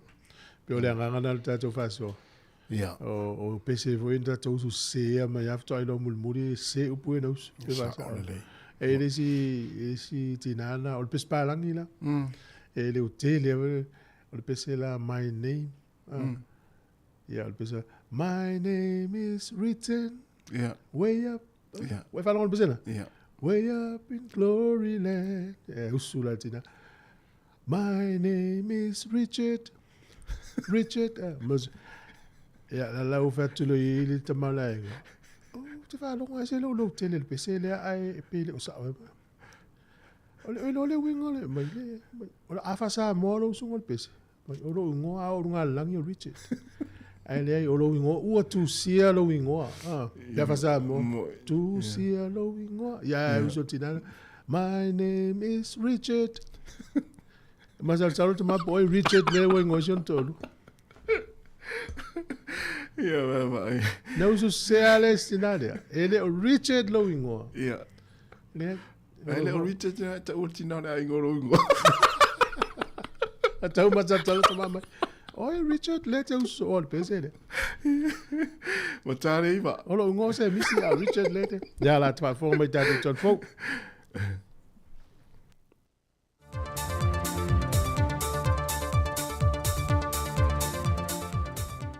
Sai fua manuia malalange malo tātua tanu nei fua ia so tofi, e usi meia lau whaafonga sa whaapoponga o tala faume Samoa.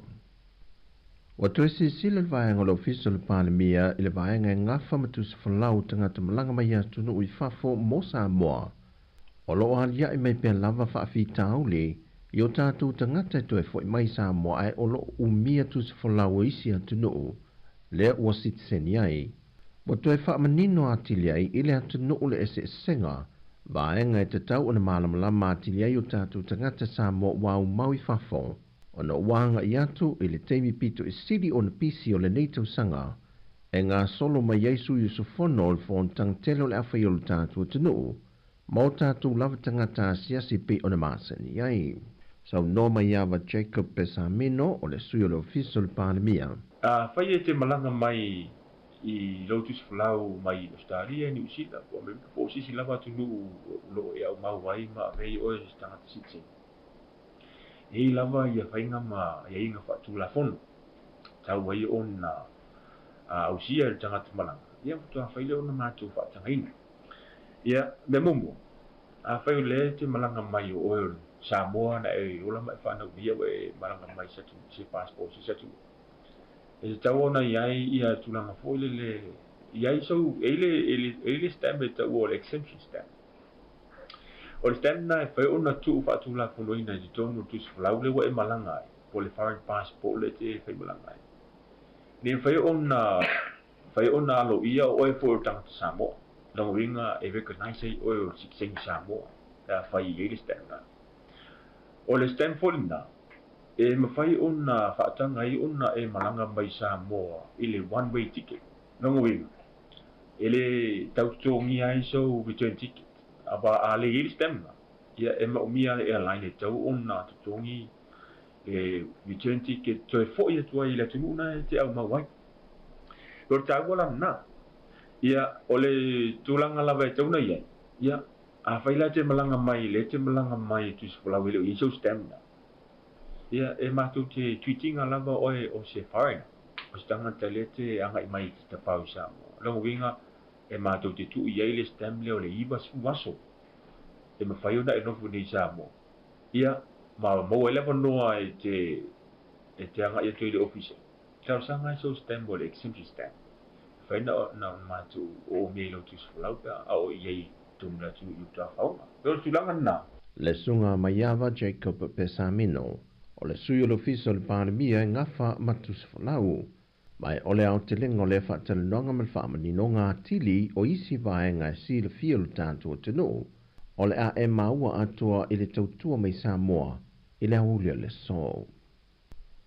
O le ua afa le masina momoa o masina e lua na tu ina tu le tanga wengo leo leo, i le mamalu le atenu i lalo o le pol kalami wa ta ua o le kan amnesty, e tu ina mai i te tonu la au malosi e le whatanga ina i le atenu e au noa mani whaasalanga e tu ina tu iai, po oni mōri anga whaale so tu la fono, ai maua le pepatala o loa se lauta la, e tala ini o loa mo mia mo ainga, e supermarketi wa lautongia.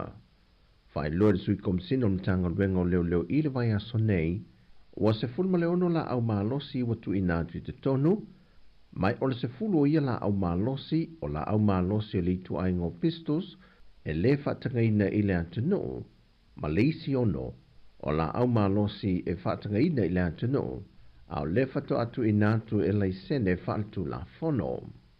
E te tonu le sui komsino le tanga ruenga leo male pulenga, e tele le la au malosi e le whatanga ina le atunu le o lo o iai, o lo tālu sanga tu e pe lava i le mamalu le atunu, e au ina mai i tutonu. O le whamboe moe le whionga le tamai tait pāle mia, Matka Peneta, Ia saonga le mu ma le aini whaafitau le tūla i mai, e le teimi o le taringa mālo le sio tātua tino o le whontanga a mālo le tau pulenga.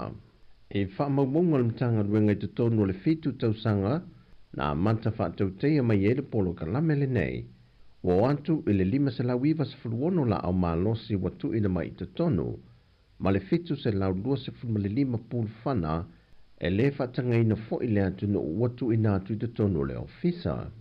E niso whaamaumunga mai le lua afe se fulu ma le valu, e valu se fulu ma le tasi la au mālosi na au i nai, ai o le lua afe lua se fulu ma le lua afe lua se fulu ma le tasi, e se lau iwa se fulu ma le valu la au mālosi, a to ai ma pulu whana, na au ina i a tausanga e lua. O whaamaumunga e mai ia Januari i a Junio le tausanga le nei, wa se fulu ma le ono whaalawe lave a fiai la au mālosi, wa ripotia i le mtanga ruenga o leo leo. Walona valu sa mo i atunu o le Pasifika, wa ia au sia le isi tūlanga whaavao māloi fe malanga inga, i lona malai waalele whaavao mālo. E whamasini wha ata ese i o whaapi ina lu tātou malai waalele, o tāpenanga umaia mō le fontang tele ia o ki topa. O masini wha ata nei o soswani al mālo ni usila mō Samoa, e au fieri masini e siaki ai ato paua i lātou e ave i lunga le waalele, o le masini wha ata e wha atai ato pau, au leisi masini wha ata e mō uta te tele, ma le masini wha ata wha apitoa, e siaki ina wha apitoa ai se pomu e au ina mai tono le atu no. Mai inia masini e wha ua wha apipi ina, wanga wa ai loa sa moa moni malanga tu sao mai Amerika, o na sa le i mawhai mua mua, e le i au sia lea lo tātou malai wa lele wha wa māloi whaleolo, o lea la asanga mo i lanto e ulu whane mai i le atu no. O le so se sau ninga wha apitoa o le atau a awa loa i atu i loa ele malo ni usila, e tawala atu i loa na komisino le malo o lo i samo nei, i e fiso swani i le pūlenga o le malai wa lele whaleolo. E manatu le pūlenga o le soifua malo loina, e wha wau peo na mate i tuina a fianga o le siamo o le fiva pōna aivi po le tenki fiva, ona o le lava o loa a fia peo tātou tangata maiva yaso te tasi. Na wha mawina le soifua malo loina i lātou na wha maunia na a fia i le luava yaso tarua i e toa wha. E talu mai ona a mata le wha mai i Samoa, e le i aise tasi wa maliu, pe tau fia le mauta ngase le tū ngā o se a fianga, ai o loo mafuli lava i lātou o loa a fia, mai le vai tausanga o le mātutua le lua se fulu anga i le lua se fulu iwa tausanga, mai o loo whaatu mawina i pēn soifua maloloina whautuanga o pui ngai lo tātua tunu i le wha mai, ai mai se lava le wha i te tenga mō ta mamatina mātutua, whatesei mai lātou e iei ngase tū mau, ina ia tausia le leima puia, mai a afianga o le fiva o pōna evi. O tala fōwia mai sa mō neia so tofi manuia tele si o tātua tunu o whasoi fuia.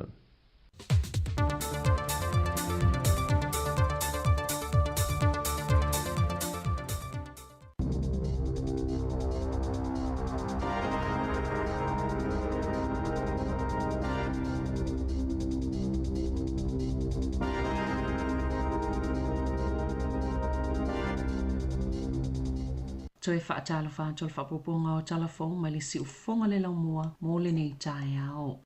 O le taulele a 5 tau sanga lea na maliona o se whaafitau le na tula i mai le loto ao le pāle mene, sa fete ina i male whalitupe le DSP, sa tau mawhai e whaatau whaamalusi e se atu le whale sano no whai malona tina i ngase pe o na ta ua e lona ainga. Na maliu Dan Hone o na oni manu anga o ngaonga, i le tae ao le aso sape o na Liberty a le Post, wai limo le vaenga su o tino mali leo le mata upo. O le tala lona tua fine ilungo le Post, sa tau sia Dan lona tina sa a fie le ngase o le mawhau Wellingtone. Pe tai na ta pena le TSP e whaatau e se atu le whale South Coast, o no ai ta lafue le itutongi na o le whale, ma ana whaatau watu, wa le se whale no fwai hone malona tina. O le tolu tau sanga taluaina whaatoluina ai le tele o le tupe e tutongi o le maukesi. Na tu inato se tusi mai loi al DSP e whaamani ai uanga i le whale tupe whaatau whaamalo se ese atu le whale po le mortgage sale. Malapata ina fo ile tau le lea o le a amata whaasala lau le whale whaatau watu. O le aso lima yu laina amata whai ai whaatau tui i le whale. Ai sa mawhena mawusina taimi pupu una tue whaawi e se le whaasalanga e ala i le tutongi le tau le o se tupe lima feta la i le whale tupe. Na ta ua fo ile to fine sa ngā lulu e malo se fofo le whaafita au li peitai sa le ini se fia whaatawina le whale ma sa une le whale tupe wa aia le whale. Na so oi ma le tala fo ato le mauwhi autus tusia mai lona tua ngane fia mau se fe soani e alu e sei ma Wellingtone ma o lona tina ua matua a fia lona ma fau. O lona tua ngane o se tangata lele i telepiona ta ue lona tua fine aina whaatup la ia lava lona i tai le whale tupe whaapea ma le malo. A ole ima liu le tau le lea na ia tusia i longa upe ngata wha ilangi ua wha o le whale mana i o sion tina sa whaatau le tasi iwa valutasi ma ua whaana tina tio na whaatau ina wha malo si ese atu. Ua ia le toe whaatua tua ina whale tupe ma ua la ititi fo ilona toe tali tonu wina o le malo. Na whaali e Penny Richards le tau songa o le tau le lea e ta ua mo le whainga malo na mata i tu mai loa tu longa whainga tau whia ngai ma ainga. Elena o le pauli o le ainga ai tele isi o whia ngai mai etu langa. E tele au o nanga fisosoani o lo o awano i tutono New Zealand e whaatala tala noa i so se tasi o whia ngai ma mawhatianga o le soifuanga.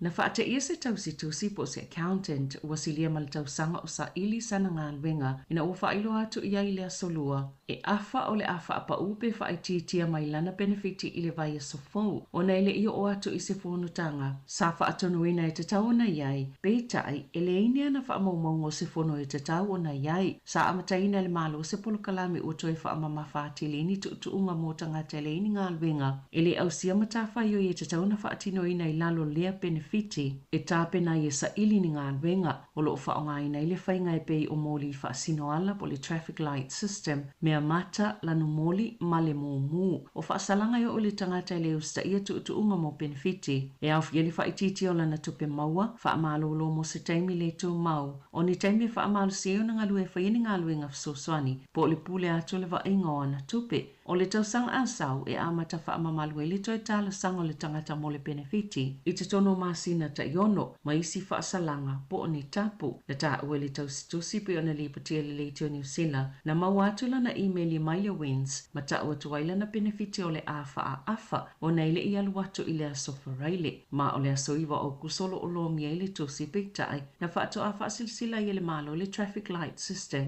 tolu aso mulimuliani pe o na ta ua e lea tausitusi na ia whaalia ele i aima se whaamatalanga e iailana fono i le wins i le aso iwa o kuso ma o le aia fina wina lea mata opo.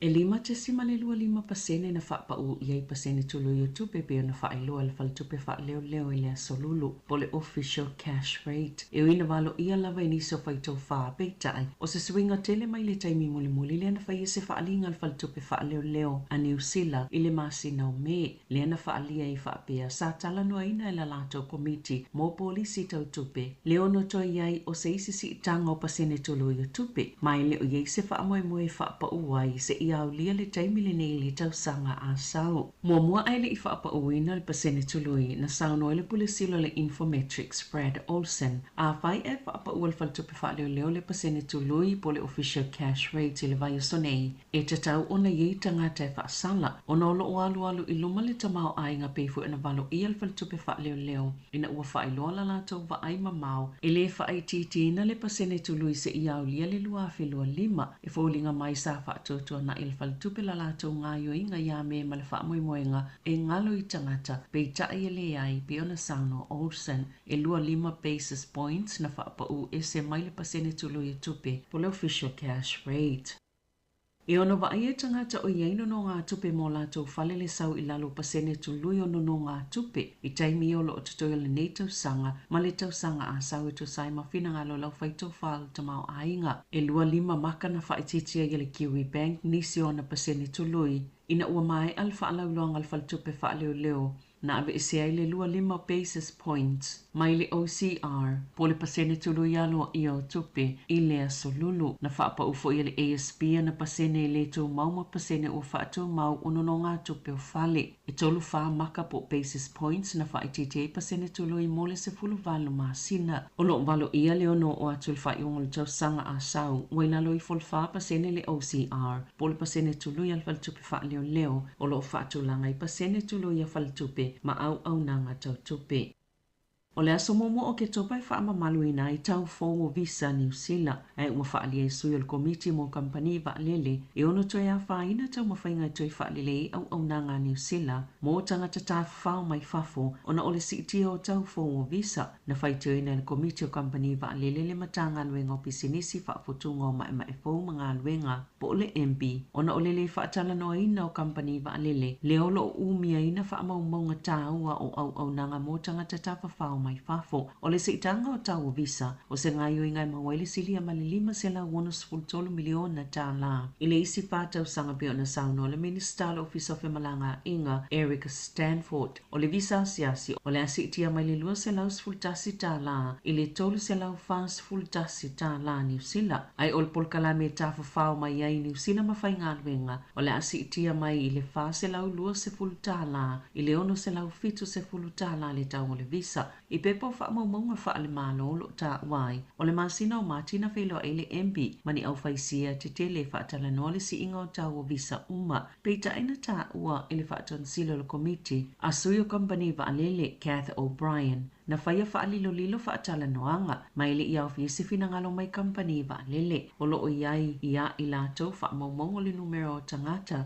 O lo o mai le atunu o. Mai mawhaiona lato tu ina atu se atole tūlanga o le atupu. Maona a fianga. Pe ata si i tau o visa pe tai ele ia o fia i lato ia wha atala noanga. Na wha aliei wha maunga. E na o le lua pasene na wha aupopo ina i le numero au nanga wa alele sa fuafuaina mo le tau mawhanawhana lua whelua wha. Pe a foi le tau mawhanawhana o le lua whelua tolu. O la whaopopo le malo le whai numero o tangata e whaatanga o na malanga mai New Zealand mo ngā luenga whaapaittaimi. A o langalanga ai e malo Pasifika ni lapata inga o le mau po leo ese mai o lātou tangata whai ngā luenga. E a whelua se lau lima sifulo le asi itia pe whaopopo le whai numero o tangata whai ngā luenga whaapaittaimi. I whaatoanga. Mao o atu ai i se whai numero e lua sifulo a whiwhit se lau lima sifulo mo le lua a whelua wha lua a whelua lima. Na sauno le Minister e malanga inga Erica Stanford. Sa lato ngā lulu e vāwala lata ma whaala putuputunga ese. E whaawasenga po o amea lato te mo miaina mo le nei tau sanga. Mai uai i se whai unga e whaawanua le isi whai numero e awhelua se lau lima se fulo. O ngā luenga whaawai taimi whaatoanga mo le tau sanga nei. Petu samali lua se fulo pasene o le tau pāwa li e whai ngā luenga i Vanuatu. O lo ngā lulu e nei atu na oi whafo. Na whaalia le pale mia o Vanuatu, Charlotte Salwai i le Vaiaso Talwai. O le RSE scheme e manui aitu umai lua. Ona e mo mia tele tupe whaamomoli i le Pasifika. O isi suwinga o le polo kalame o le RSE po ngā luenga whaavaitaimi whaatoanga. O le ale whaamalo sia i Company New Zealand. Ona totongi le se fulu pasene i lunga atu. O le totongi a mata mo tangata whai ngā luenga. Vanga nā o nisi ua lava to mai. Ma o le atoe ave e sia le tau whinga o si tanga i tau whale nono whai au whai ngā luenga. O le taimi nei e te tau whale whai ngā luenga o na totongi tangata ngā lulu e whaavaitaimi le tolu se fulu i tūla i le Vaiaso. Peita i o suwinga ia ua whaia.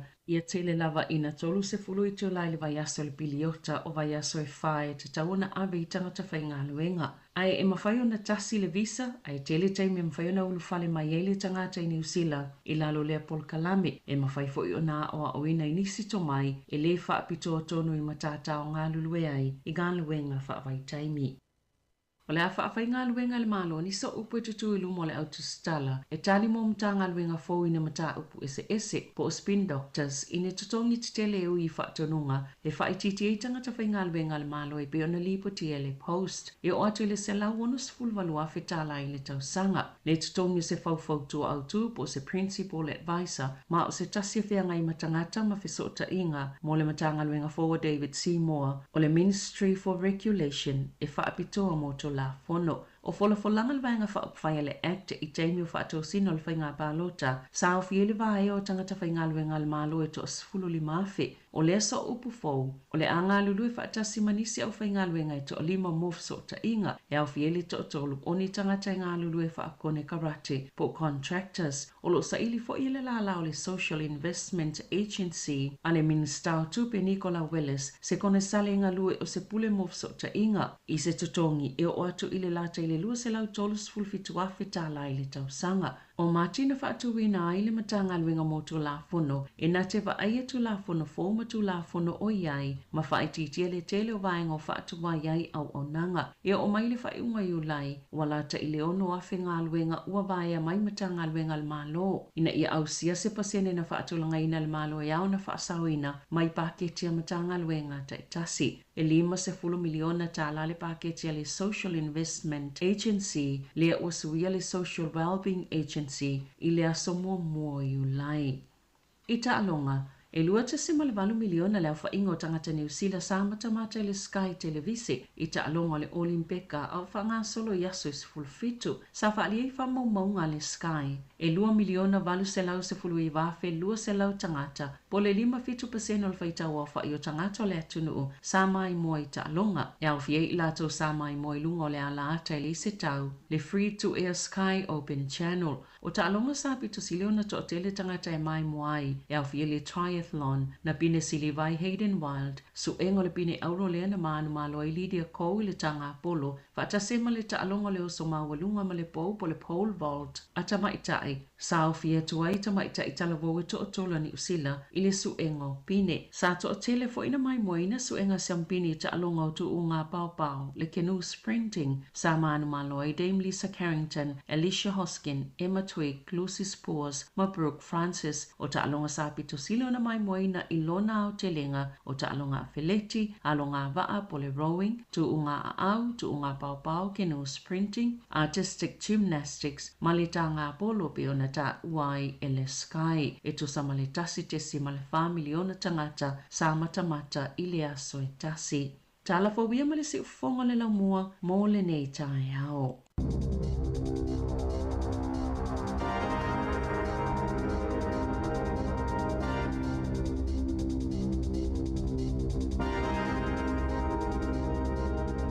Le whapongalo na lua nao tātou talafau le nei tai ao pe ona tāpenina Savina Kasiano te whafonga le tulai sifulma le lua I le au nei a mese o tātou talamai Samoa sunga a tāse salam sam lua sifulua minuta te nei le tulai iwa lo tātou yei pel poklame le atal tai ao a le mātango fia o le susulu le la le nei tai ao lo mo nei Wellington ia mese poli lua lo il tātou fisi fasalau La se pese a Samoa e te manatua na fatu le oso la malmanei o le tau malangi le laso. O so ele lawa o fia fi. Yeah. Ona sa. Ai te lo la tasi. E pela ua fa upu ele au vaanga le uto e copier pesel na le pese. Yeah. Au le sa onga upo le pesel tiama. A o so ele lawa. Vai le ana iluma. Na te suia a to ya le pese. Wa famele usunga fole copia disi vai. O so ele la ai ole sa onga. O so le la. O so ele la o fia. Ringa ngoto life ano no. Wa le winga ole ana I luma. E le si tu afa pe pong sa la po fa no. O so ele la wow. Na ngona no fia. Mara ya. Ale ta ole ana I luma. E nga fo la wa e bota pe pese mta no. Ina ia fa sa o fo I ma fa fongo ta tantu si al pese. Ai sa. Ia misi la to to suina al pese le sa on mam lam le ia wa o ia. Wa to ia ule lo ale dum. Eu foi até no na mata o so a me se beva pele tu mule volleyball le fiaf.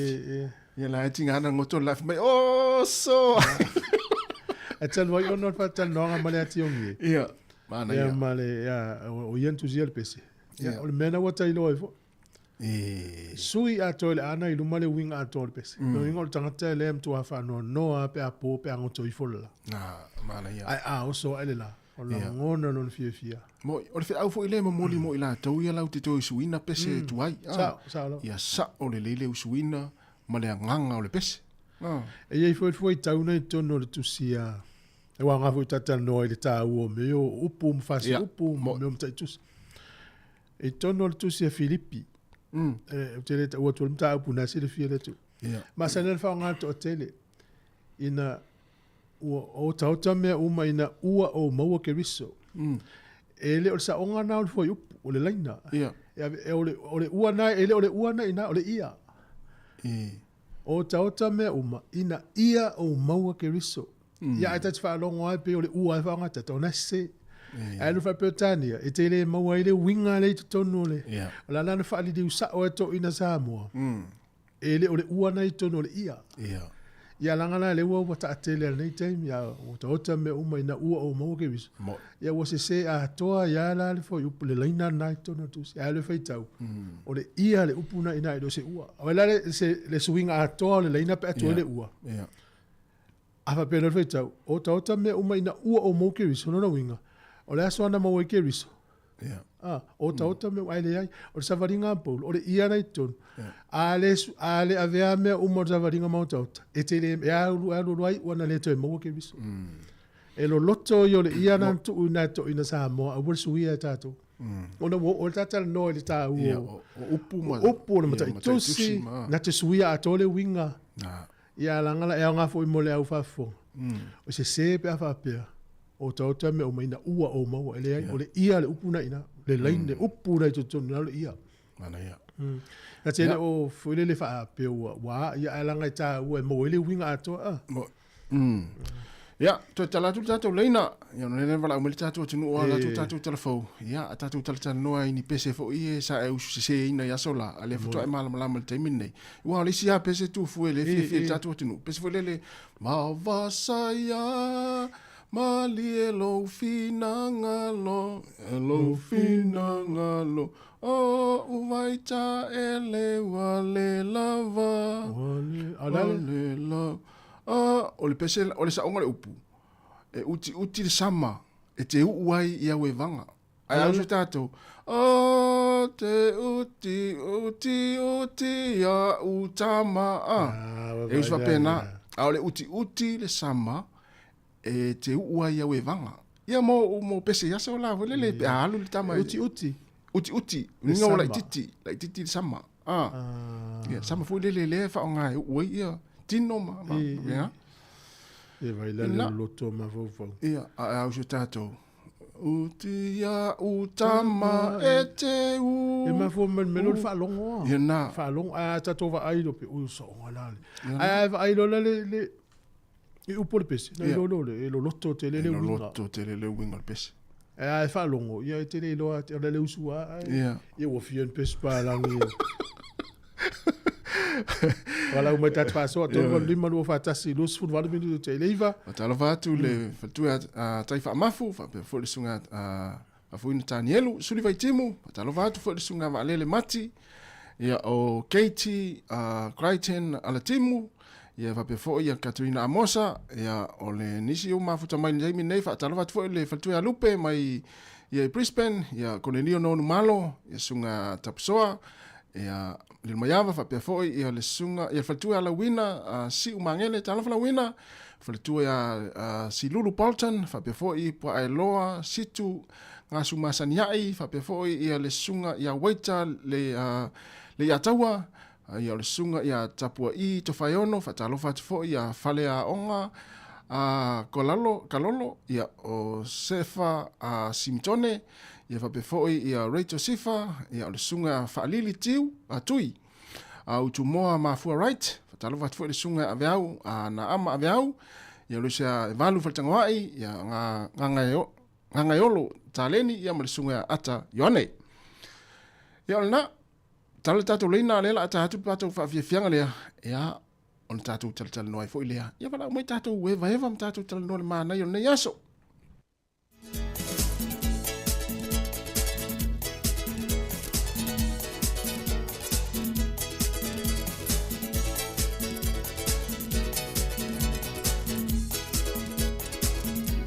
Ya le weli si valau. Talo fal valau.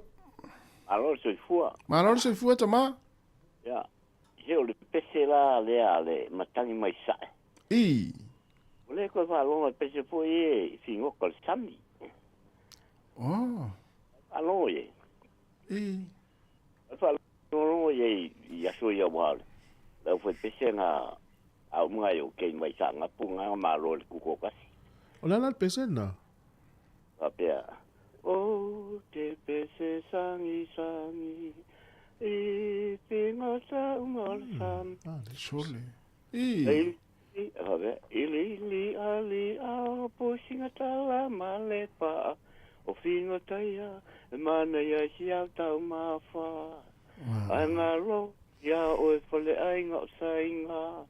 E tele ai e mapoi masima. Te tau mafa i male fia fia. A muli muli ane wa te ulo o e ile vai ai sa. Ya male fai muli. Aku i a vai mamau. Se fai i a leisa tau. Ile ngao si a ina o meta mafa. Ina ya mama. A walta soifua. Aku i a vai mamau a. Sau umai le pese. Sau umai le pese. Mana ia te. Ai ana ola te mine fa ngutu i ma Frankie. Aku i a vau ma Frankie. Mariki. Ele au tala i kiki. Au olo. Ia la vale. Ya, malo. Te te la ta ma. Lo fatu. Ne asa. Ya, nei bestu ai au le to. Na. Mai amane nei bestu ai so. Ya, nei fa volta to fa fianga. Si fonga no mo lo sful 20 minuti lo to ta lo sfulu.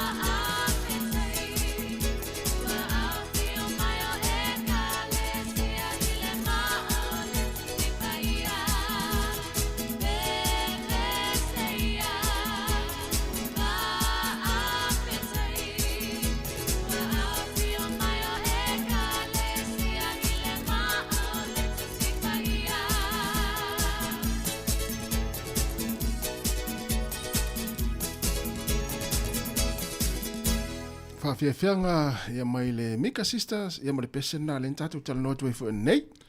Ia e peo nei whanau ian soi fo nei ele o se le lei fo la tau whaleonga upu o le pese. O le si upu e masana te whalongo o le tatu tau langa ele o apia. O apia. Ele o le apia o apia. O peo e pewe o tatu moto i se vai. Ele o sa vai. O sa vai. E lua i, e toso le si i, ia o nei le koma i le si lunga o le vao le si i, sa vai i. Ia peo nei upu whaingo fie ia, io no sao tele le alo ten kolos, tele kolos il nei la langi o tasu i nei. A peo le winga na o le wha, so ta wha, so alo lai nei tala o ta alonga. o le taunuu ai o le tamale ai totono no le o Pakistan. Tangata le na ia velo le tau, le na siampini le Olimpika. Ea ua tele, o le tamale, o le tala anga wha maunga le ialu tamale. E le aini wanga wha pitofo ine na koleni ai. Pero nei teimi ua ngā lue wha tasi poto ese o le poto teknolosi, o le poto o le sayanisi, o poto me tau mea ai au ngai le tino, o le poto tangata e whaia koleni, o tu wha tasi poto tangata nei koleni, ele tangata awheleti si ua me mafa, fusu, o le ta alonga liki o a uma ua o mai uma ton, al tamalania, ele eini me wha pena ang koleni. So le velo al tau al tamale al watu a pine auro le Olimpika. Taunu uloi oi Pakistan. Te wai ele o film lai vale le whataringa mai. O le fast food leo tau sanga whatu atu e mau e Pakistan se auro o tālonga le Olimpika. Le tangata fo le tawai atu iei e le lei fo le kirikiti. Ia e sa ora. Pero le kirikiti lan tālong mua e te ua o le fo le whamawai mar kirikiti e po ua le fia fo e le tālo kirikiti ai. Ai anga i mai roto inga tālonga ai. O le sinata ua o le awhaina o se me patata ingo le kirikiti a. Wapele ule piki le kirikiti. Ia. Ala e alu e whai e lai doa e le mawhai. Ia. Sui se si me whai. Nā. Ia waila ia la ta ule le kirikiti ia lurosu i le tongi le tau. O lana tongi le na ia iwa lua te si maliwa fitu mita. Toi tia se lau mita tongi la le velo tangata le tau. Isa. Wana matamata i le ta alonga leo. Ia e velo ata ma umatulo ule ngana ufa ngata le upu velo ia e la tua ia e te vai tua i leina vo ia le ta ule kiu qualify ma isi il mau leina i lua tua over e luma mai. So le velo tangata le lua tua pasi ua mai leina e pa utua o le ofo tangata. E na utau nuula i Pakistan. Ia ona a velo le ia i el malo Pakistan. Le lua se lau 5 miliona rupees.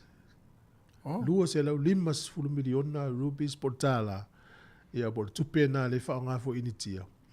Ia maua le tupe Amerika. E valu se lau iwa fitu afe tala Amerika lo ne tau. Nai mani. Oko. Ia tau tia 3 miliona. Tu sala e fua ia i ofo atu nu uenta tal noi. Hong Kong a te lele ofo. Fitu, tau tia fitu se lau miliona, fitu se lau afe. Fitu se lau afe tala Amerika le tau i o tangata e mole auro. Vaila le tau i leo mole lilia. Toi tia iwa se lau afe Amerika. Roinga la te lela le lilia. Ia maisi mau wha manuianga. Ia nālu fo iai ia le. In mo tangata lea? Tangata le tau tasi. Nālu fo iai le isi o le palmia. E se leo fo le malo. Alu fo il palmia asi la tamale le nuuna no fo. Ia malana a veila na se lau 5 miliona rupees. Mau ai le 5 se lau tolu valu afe ta la Amerika, tupe Amerika leu whaaliu ai. Na winga mawala na valu se lau iwa fitu afe tala Amerika, to e mawale se na 5 se lau tolu valu afe tala Amerika. Ia mawala na taavale fau. Sole. Mawa fo ile, nalu fo nalu ile tulo ile palmia, nalu fo ile isi minister. Ave fo ile tolu se lau 5 iwa afe tala Amerika fo. Na winga la tolu se lau 5 iwa afe Amerika. 5 se lau tolu valu afe Amerika, ma le valu se lau iwa fitu afe Amerika, tupe iwa maua i. Au isi tala na au mai, e maua fo i, o lana taavale faulo ave. I ma le number plates wha pitoa, e tu sia ile PAK, PAK, wha upu Pakistan. E ma le iwa lua tesi, ma le iwa fitu. Tu sia o le iwa lua tesi, ma le iwa fitu. O le umina o la whaina o mita na ia tongi ai le tau. Ala fo e this company wo fo yo, ia maua le mo le petrol voucher. E le olanga atoa e utu fuelanta ava. Ai le umala fa manianga. Ngala o ia langa solo tua. Ma na pa wale tanga tele na pine euro a. Pa wale. Sole. Fast food tau sanga tatu e molo se euro Pakistan. Ese vai. Ole tanga ole talana na o mai le ini ko le ninga fa pitoa ma ni ma fa fonga na tu e toni anta pena. Na. Alo atu atongi no. Natural pe ulupota mo te natural ele. Sole. Ia wa tiri o tangata tino le tangata. Tau i fo tau aula le tangata sole. E no ta tonu. E ia tangata sa mo ia ma lo sia lo va si fusu e ia ta le ni ele tunu pe la le longa le tau ma le tongi pu. Ia me sia ta longa na. Au le o fa ta ita. Ia. pe vela a fa pe te tango pe o tau au ai tau le au ye lo lima lo tau au e o ngala o e tongi ngol tau la le winga lo tau to le patu maso ia a te ngala o le te au e wale ni o maso ia e va pela o e tango e ngata lo tango va pe te le pai lo ngala me fai o maso tongi ele ai va pe tango lo lima le pa isa o to si vira tua mo mien va fo ma le ngi maso le mania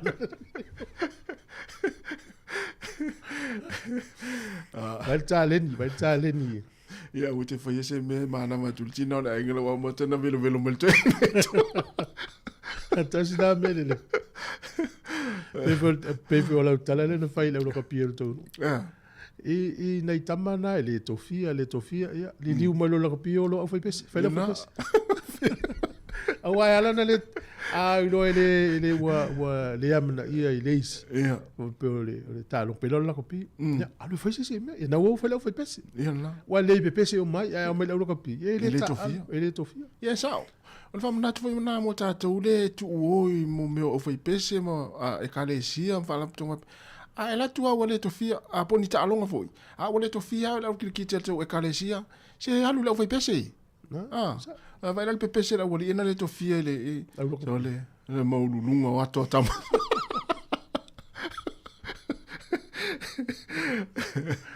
ya ole so le e la wela ulo plex ta longa le fai le sto na e mo si le fie la to fie ta longa yo la pi ya e mo mal ta longa le plex le fitu ai muli mai to ta longa Afrika ma Australia ia e te loa la umatel ta longa le ia te wa ina wa ta longa o peleki ma le fai ai Argentina le fai o kilan a timu e ma lo peleki ai ali le tau vole le pe o le tau langi le e ma lo Argentina ala taula e la mine lo peleki ta longa le so pe timu pe langi le tau e la miani usi o le ngana me o ki so lo muri o ta vale ia awa ale fai ina ele lo la se wan ma le o le fai ina le taimi le tau amata mata il fai on fo ma wuri awa ana pe malo e o atu le World Cup ya fai ina lo ama le va pe le ina ala ngal fai ina lo me le ton fa le ya i lo na ma fo o le tata no ya Clark e tonu sautun o va anga fo ina la uri e to fia au tonu mai tonu Clark e fa ta mo e lo taimi nei ta fio ya to le bench ma le fa ta lo ya le la va to tu la ana la e va tu le mna to John ke wen fa me u nalan fa inga o peleki le lavan skalam el mari voia a tele skalam mo le fia no con le polo le fia ale fo le leita alu le skalam o le fia fo tu ha le fitau ya le to inga mana tu fa ino le lavan skalam pona nei le fitau ye le au no mo au no me lu liki ya to sfulu ya o wa ya to lava liki tau fa ungol ta milsang na lu lo po mo no fo le storm le pentas na ne po na ya le ta longa na wa le pe tolu wono ya le storm e tolu fa le penfas na tasima le lu o ta wala tasima lu ta milsang le na ya wala we malo lo pel po mo no sa tu se a matelo po mo no fo fe tau ilo au ye la lo mai ono ai no fo la uri e fa tali mai ya po ai awe manu malo na me e tu le lunga o fe ta longa na o te le isi akira me fa ya pa me na ne to sfulu ile sfulu mo la to fie fo ile ta longa lo fa o pe ko le ninga ta to manu sa mo ya na no iso va ile to ma polu ya selman na yo tu langa na ita to ta longa ye luan po fa le ya sa mo Spain ma Italia ai fa tu tava e tu le fanga solonga ma le fo le tu langa le fa tu langa mai au lang so lo la numero valuali Italia di le sful tolu tato ape sorry si di te fitau ala fuele te le ta longa ta aloi mala to malo no bo langa tu langa le ya la o Italia ile ta fa ono le no fai e mo ya le no mai fa ina ine ya la fu into malo ya tonga ya sa o i la sunga ya sa ya malo ya pe yo ni sina o talo ta longa lo la lunga ni taimi ya mo le si le foi le tunu yo le tautua ne si fonga lo mua ya man fa fi fianga so floi mo por kala me la tau ta ya o le ele fa mai fo le wa sa o ya fe di kan taimi le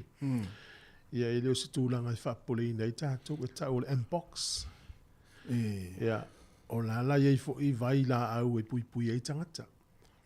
Ele o le potia la e fa pe o mali liunis ia ai o le potia o le fa mai fona pe e fula fo le tino o le tangata. Al fa tenga fa pe o lima. Ia o so le sifta mai fula I o so le sta mai fula I pe fa pe na fo linga la mau ia Afrika I no Afrika. Ia ele I o mai nei ia le fo sa uni la langi vai la au fo ai pe o nei fo e le se me fa pole ni tato. Ma le tu ar covid ele ngaloa. Na. Tai covid so le fai o le un tangata fewa I ma. Au le si me na tato te tel novo I. A eva ai le tangata le se maske ti tilo mo I tangata. Ia. E ol me lo tale pe te mafatua.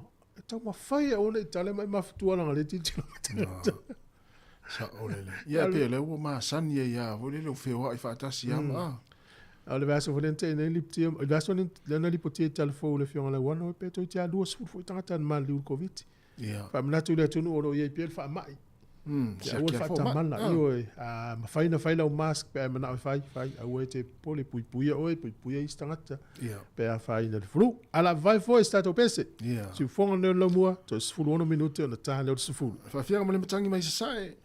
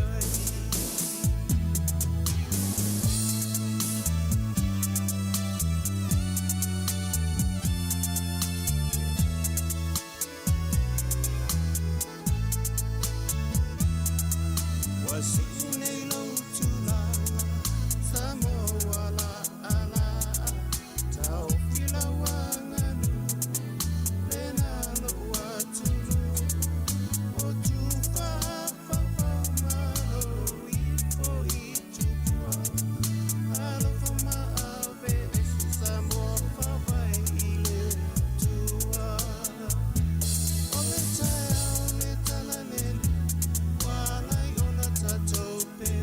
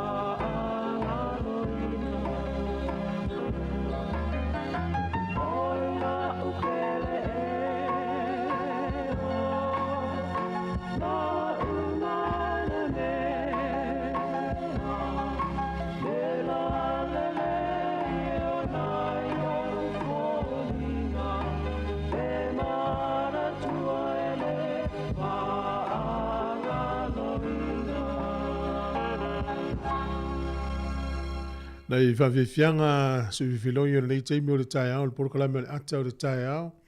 Mo le atu whawhitai le tātua tunu o le mafuta mai. Tātou mafuta pē tau le tasi le awa uli.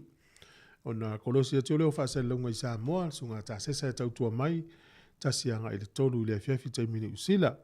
Teimi nei, mātangu whie le tau lau mua, tau nunga le porokalame o le ata o le tae ao. O le porokalame le utapena mai pēr mai ana i whawhiwhianga. O le launorangi o aso nei, whatau tei le fionga na wana ati lawa, ai tātou mafuta pea whaftai tele lava. Ia, smel whafonga nei whawhiwhiango na so ele Malaysia tātou proklame whaftai.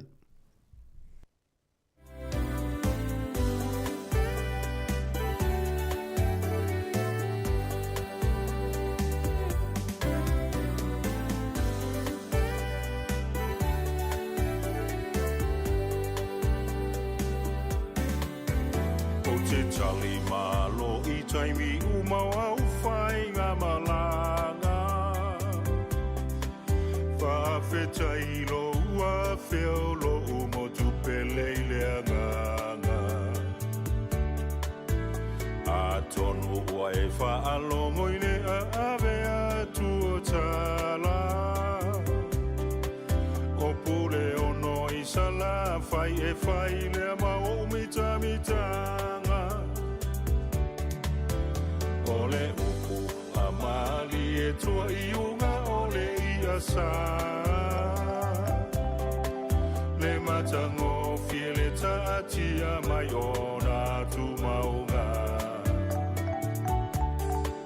E la foia ona tata I lunga olona samiti o ata Maona lima ma fola e fa velo a iso se tangata A e fiata fawa fio mai loa isala fa Ai Ona fale tali ma lole lei e te tofa Ai Ona lima lo fa e tali sa paia loa fio mai Fasa vili mai loi le manu olona tala fatai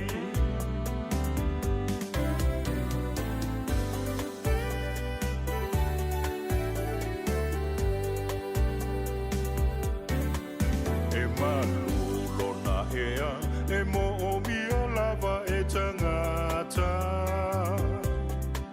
E moli mau I le o la fia fia I lona sio manga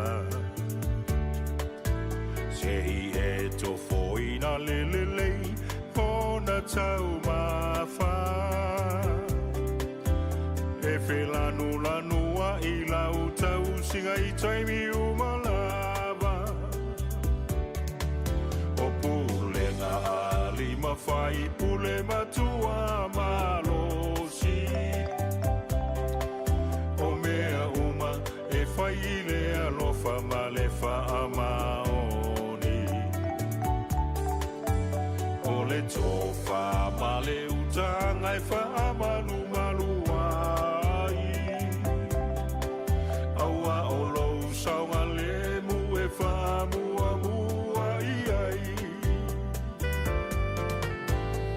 A e fiata whaua fio mai loa I salafa Ai Ona whale tali ma lole lei e te tofa Ai Ona lima lo whae tali sa paia loa fio mai Fasa vili mai loi le manu olona tala fatai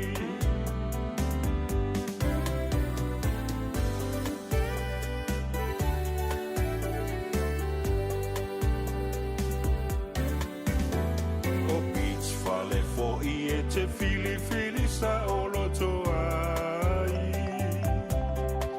Au mai lau malo I lo umotu e te tali tonu ai O te wha fia fia I mea uma e te whina ngalo ai A e tu ua lo umotu mana tua I ta isala fai Se mai lava Samoa I le nei vasa E tau sa fia E lo fatu I so se tangata O a umea sina la uanga numa la unga ngana A ole atua o lo fa vai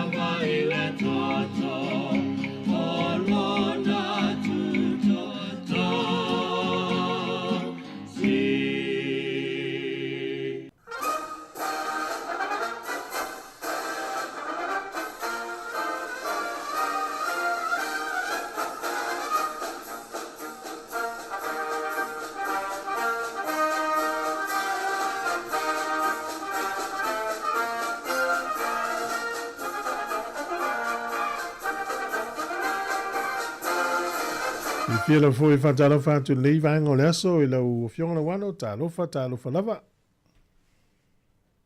Ia, e fi fo i te talofa whawhelo i atu i lau sunga tu fuea mai se le malu o le tātou tino o malau whafonga i nei fo i vaenga o le tātou polo kalame, ma lo le soifua mo le langi ma, whaftai mo le mātou a wanoa. Lo lava le soifua, ia, o a mai lau fionga mes foi o le nei aso i tātou tino. Ia, whaftai tele o manuia i maua, ia, mai se fo i o le iai le tino o le nei mai taimi. Ia, ma tango fia lawa tu langa o le tau o lo iai sa moe le mawhana. Ia, mai te wina fo i, ia, le whātua tele ina pēa o le mamalu o le tātou tino o malanga mauto wa mai. Ia, ele ngata mai an tātou i Aotearoa. Ia, afa pe fo i Australia. Ia, maise o isi i tunu ue pei o Amerika. Ia, maisi nu i whafo. Pei o na silufia tu fue. Ia, wale asa ase aso ma malanga awa alele mai tunu i whafo. Ia, maise tātou i New Zealand. Ia, whapea Australia. E fo isi aso e te ilua fly si le aso. Ia, whaapopo ana iai ma malanga ale kompania a Fiji po le wa alele o Fiji.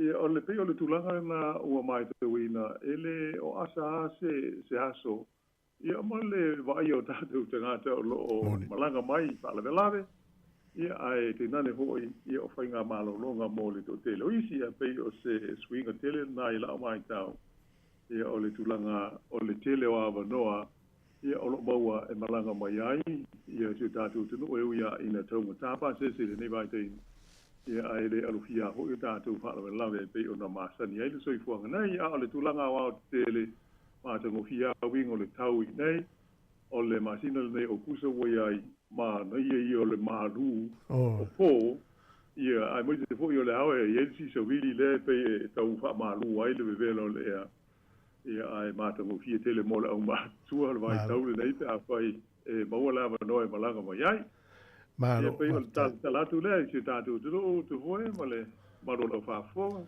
Malo, ya, mana ia tele fa long atu fa fonga tu foi le tunu ui tala mai si o tatu tunu. Ya me se foi ni si o tapena tu ni si o taliu mai ya me se foi le yo lo fio mo fa tu ina.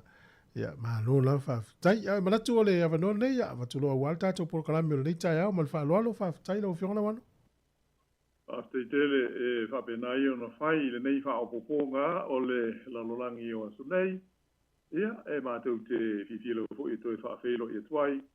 I le malu o le au mātua, mai se o pa anga masani, ale nei vaenga o le au nanga, ale si ufongo le lo mua mai i Wellington. Tone, salo o le polklame whaai ulea mai i pia nei, e ona o wha moe toi to liwantu se teimi le o mo mao.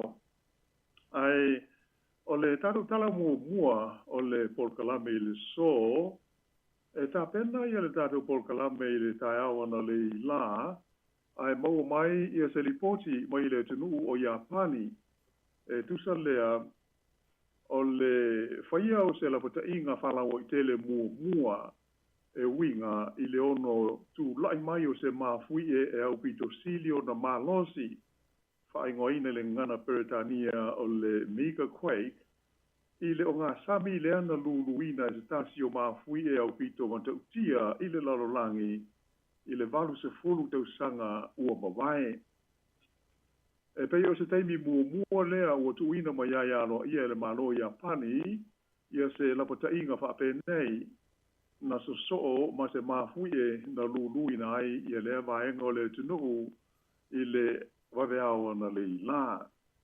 Sa wha mawina le malo si le mafuie, e fitu tesi maletasi i lona o ngā tonu i le sami, i le ngata i fale o le motu o Kyushu e tusa o le afo o le wha i le taimia i Japani i le afiafi.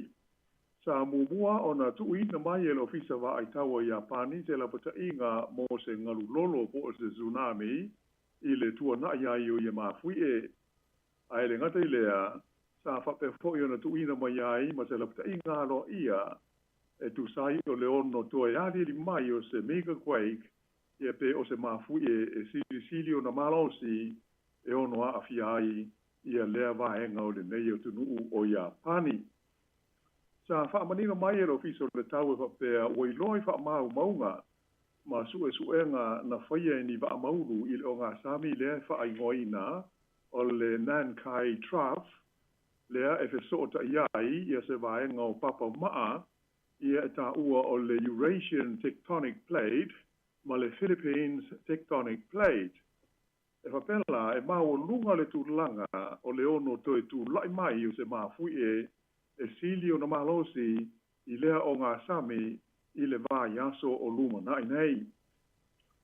O whaamau maunga o loo iai, o loo manino mai iai, o mafui e marolosi e masani o na te tupu mai i le Nankai Trough i le tonu o le vai taimi e ta i se lau, ma le se lau lima se fulu tau sanga.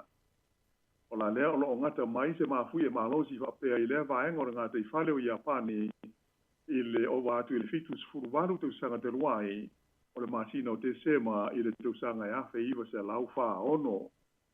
O le nā mafui e o lo wha mawina lo na malosi na o i le waru tesi ma le tasi mai na mali li waila wha inga e tusa ma le afe tolu se lau o tangata. O se lipotia le newspaper, le Washington Post, whaelo mai ai le so le o atu o ngaru maurulunga mai le tsunami po le ngaru lolo, i ngā tei whale o le motu au tu i saute o Japani le babaona le i la, maurulunga o nisi o i ngaru e o i le tasi le mita, mai sa whaamamawaina mai ai le ofiso le tau o Japani, ina ia nofo sa hauni tangata, mo haafianga mai ia ngaru maurulunga i le so. O nisi o tangata, sa mwhai o na whaatala noina le walesi whaasara lau, le NHK a Japani, na o lātou whaadia le mālosi o le lulu o le mafui e le so, e pei o na la bea aile ai ngo o nei Chinan, ma nisi nu utau le latane e au fi ai i Miyazaki i le motu le nei o Kyushu. O nisi o ata video sa puina i le taimi o le malo se lulu o le mafui e sa wa iai le whata ma i o po moli ma le ngalulu o te tonu o whale a toa hoi mawhafo i lungo au ala te tele. O le urua i li poti a le NHK na ta wai le marunu o te ngata i le nuu o Miyazaki ai e le i tele nisi whaamtalanga o ili na tuuina mai ai. O se li poti mua a le maenga o suenga tau mawhie a le malo Amerika, le United States Geological Survey, sa ta ua i whapea o le mawhie mua na so o Malaysi mawhie tu sa le malo si ma le fitu tesi ma le tasi i le masini fua mawhie. Te tai la sa muri ane ua iloa e le sa o lea tūlanga ma wha ilo mai ai o lea ua umona to e wha sa o lea sasi e na o le tasi le mahui e sa wha mawina i lea vaenga o Japani i le tai au ana le la. Wha ilo mai fo i wha sa launga le NHK o se ripoti ale pulenga o le marasianga wha niu kilia ale malo o Japani o wha mahania ai o loo saunga le mu uma i afi e le tise se furu mo le lua. Ia e alu i le malosi wha niu kilia i le motu o Kyushu whapea Malaysi motu e ngō o Shikoku. Ai o le teimi nei, ua wha mai ina e le malo Japani se komiti wha apitoa o se task force e whenga iai mga ruenga e tali atuai i le nei mafui e. Wha utua ina tangata i tu malo ia lo o a fia e na ia tau mamau ese ma le sami ma le ngata i whale ona o wha te tenga i le saonga le mu. Ua wha tonu ina fo i le li pāle mio le tunu ia Fumio Kishida ia matanga ruenga le malo ina ia wha anatinati le wha tino ina o ngā ruenga tāla whengai e fiso Sonia tuai tangata ua wha ina i le nei mafui e. O le aso tonu o le tausanga fau ai titi mai e lua se lau ono se furu la wha ingo tangata na mali liwai i seisi fo i mafui e malosi sa afia ai lea lava vaenga o Japani. Te le fale sa whaalenga inai ina ua solo ilalo a toa manisi o whale na mu ma whaalenga inai a wala maisi mea tō tino au ngā. O le tunu le nei o Japani o se tasi o tunu o le lalolangi e au pito ia whaina tele ma la vea ngofie i mafui e ona e tū tonu i le tūlangi sifo o le lio fo i le nei e whaai ngoina o le Pacific Ring of Fire. O le tausanga fo i e luafe se futasi e pei ona wha mawina e siri atu i le se fu ma le lima afe la wha inga o tangata o Japani na whano ai le soifua ona o se mafui e nu mela iwa lona malosi na fia ai o lea mafui e na mafua mai ai se ngarulolo sa ilonga ona to tele ai tangata na mari diwai ma whaatama i ai ma se tasio no fuanga tele e ngau si ai le eletise mai le malosi wha niu kilia i le nuu e ngoa o Fukushima. I se tala mai le Pasifika o loo siaki ma fia wha mautuina i le teimi nei e le malo o Falani pe tala whea ngai o na asia siatu i lona territory i New Caledonia se au malanga tūlanga maurunga mai le Pasifika a o le whaia ia pe ua uma fo i le fontanga tai o malo le Pasifika po le forum lea o le a whaia i tonga i le whai unga o le masina le nei o Augusto.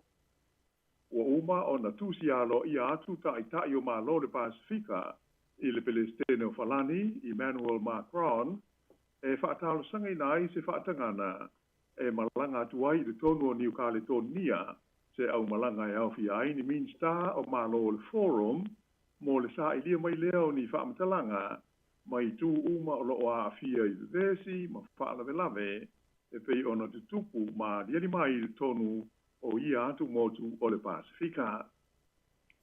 O le ayai i le aso i le Ayusuvo i Fiti, o le ayai i le so i le Ayusuvo i Fiti, ia le tamaitai ampasa o le malo Falani i le Pasifika, e ngoia Veronique Roger Lacan, mo se fontanga a min star vai fafo a malo le forum, mai o wha moe o le aie fofonga ina ia lo ia le tūlanga o lo ia le nei mata upu, ma le manao o le fontanga a le forum. Whaari ai le mai tai am pasale nei, se lipoti, ale wales whaasa lau a New Zealand. O le awina atu se au malanga mai le forum i le tonu o New Caledonia, se talo sanga a le forum, ia mai pule foi le forum i lona whaatino ina. Peitai na ia ta ua, o loo fia siaki ina e le malo falani, pe o le neia se singa, e tala whea ngai, ma le leo na whaia a o le ifono, ia tai o le forum i tonga, pe whātoa whaia, pe a uma le whontanga i tonga i le masina nei. Whairo mai, le aso ko fuol vai aso nei le te ifono, o le a iai nei o le forum, le pārmia leo le malo tonga, o hua kawa mei liku si o si so valeni e whapea. O loo ia tālia pēr se tāliano ia mai le malo whalani, e tusa o le tārusanga ma le whaamoe moe le nei, o atunu o le forum. Sa ia whalia, e tā ua te leo na whaia le nei a se singa i New Caledonia, a o le whaia le whontanga le nei, a le Pasifika, e pei o na loma ai i Tonga. Pei tai la sa whaia mai e le mai tai ampasa o le malo whalani, o le tūlanga, e pule ai le malo whalani i lana whaai unga e whaia.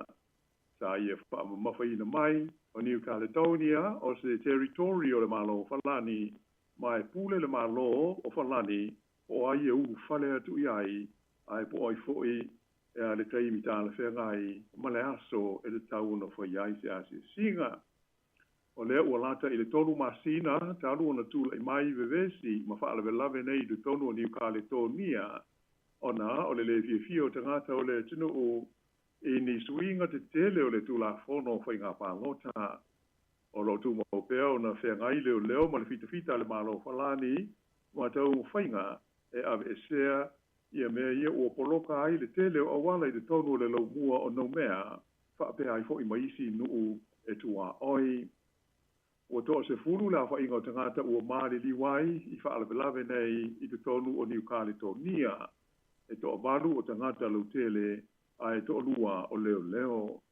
Ai o nisi, o ta i whaalapo tonga na au tū i soro te te, ma whaalawelawe ia na tutupu mai o loo ua tā whia nei i te tonu o whale pui i whalani e whaatali ai o lātou whaamasinonga. E si lia ma le maru se lau la whainga o whale a to ai ma pisanisi na susulu ina ai ma ngau ia o loa i le ai o nomea i le taimi o le vevela o nei whaalawelawe e pei o na amata mai i le masina o me.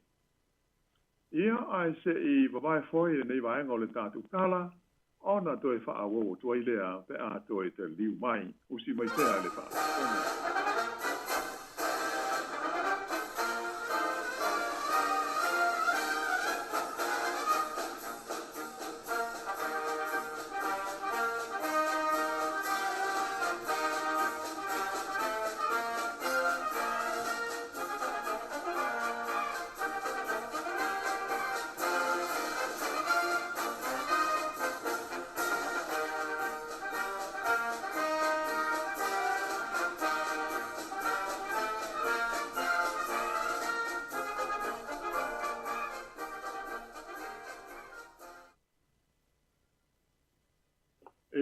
Toi whaawo wina atu lao le tātou polkalame, o vevesi ma whaalabe lave a toa masolo te e ia ua fia vai aso o mori mawina i le tonu o le atunu o Bangladesh, o lea ua iu ina pau ai le whainga mālo a le tamaita i pāle mia o Sheikh Hasina, lea ua tele tau sanga o tu lai mai le foe i le taita inga o lea fo i mālo tele i le tonu o le kontineta o Asia.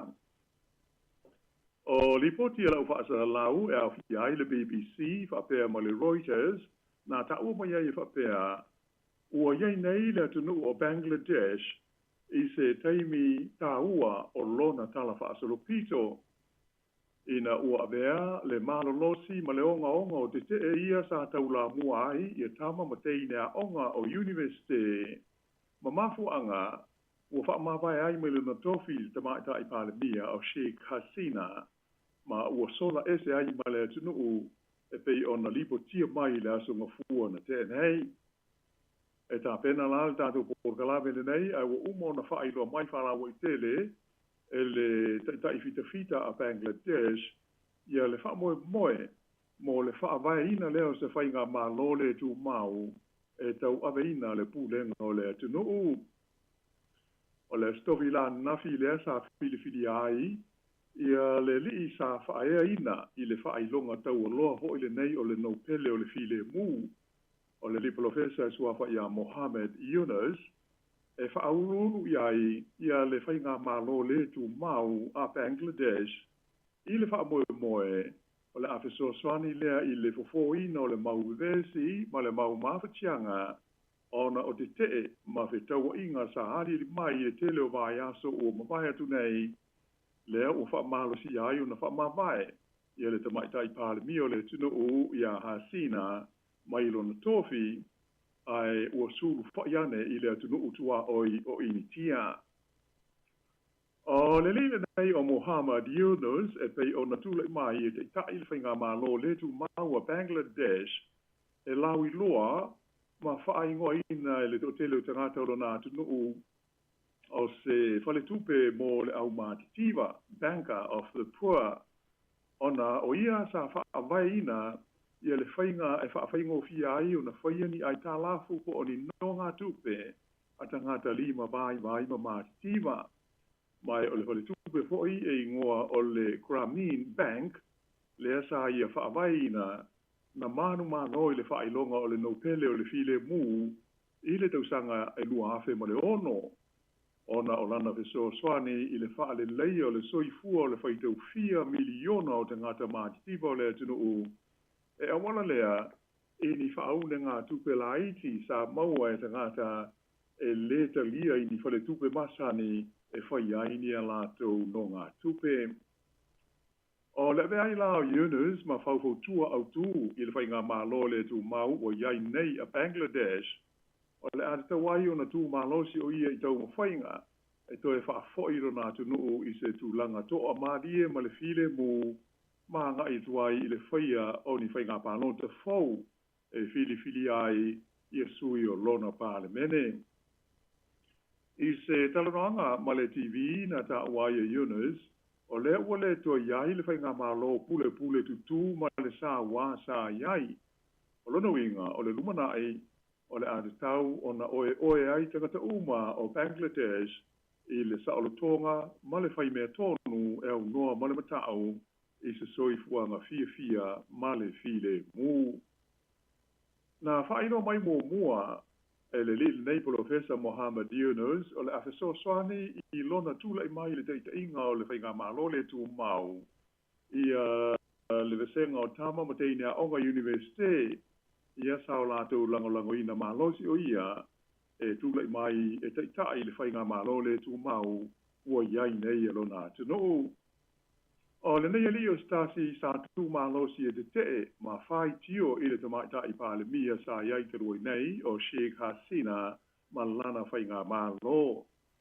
O le taimi na mawai e tangata o Bangladesh i le tala ua whamawai ma ua sola ese le tamaita i pāle mia le nei o Hasina mai le tunu o sa ia pūlea mo le siriatu i le lua sifuru o tusanga. Sa ilonga o na langona ai le leo le langa fia o tangata ma va ai le totele o la te wosa fa ia le mauta le malo sa no fai le parmia ma ave se mo ai ni me au nga ele na te lea i tele fo i fale o tanga Hindus ai va pea o la te business a to ma ta po ai sa o so fa ia ai ma fa le nga ina i tanga te ina o tu ua Bangladesh ele te mai ta isa pa le mia mo tu sanga tele mai o le tele fo i o tangata Hindus na taunga whai e sola atu i initia i le nei vai aso. O se lipoti mai whaabo tonga tangata Hindu mo tangata Keusiano fo i o Bangladesh, whaalia mai ai le whasiotia leo se whaia onga i tōtasi ai mānunua le fast food mo le lima o isi tangata i whaala velave ma vevesi i le nei vai aso. O le tele o tangata o le whaatua tuanga Hindu sa la tau langalango ina malosi le pati po le vaenga whai e whai ngoa ina o le Awami League a le tamai tai sa pa le mia o Hasina. Pai lo mai foi ele sui o le State Department ale malo Amerika ia David Miller. O le whaavaina se whainga malo le tu mau a Bangladesh i lalo o le te inga le li profesa o Mohammed Yunus o se la sanga tā ua mo le tunu u maona tangata mo le anga i luma. Ai mai se mo le tūlanga tō a mali e ma le file mu o lea vahenga o le launo langi. Na whaamamwhaina e mila e te tau le whainga malo le tu mau ua tūlai mai nei i Bangladesh o na tausisi ma whaataua le nganga ma le autu o whainga malo sa o loto whaatemokarasi.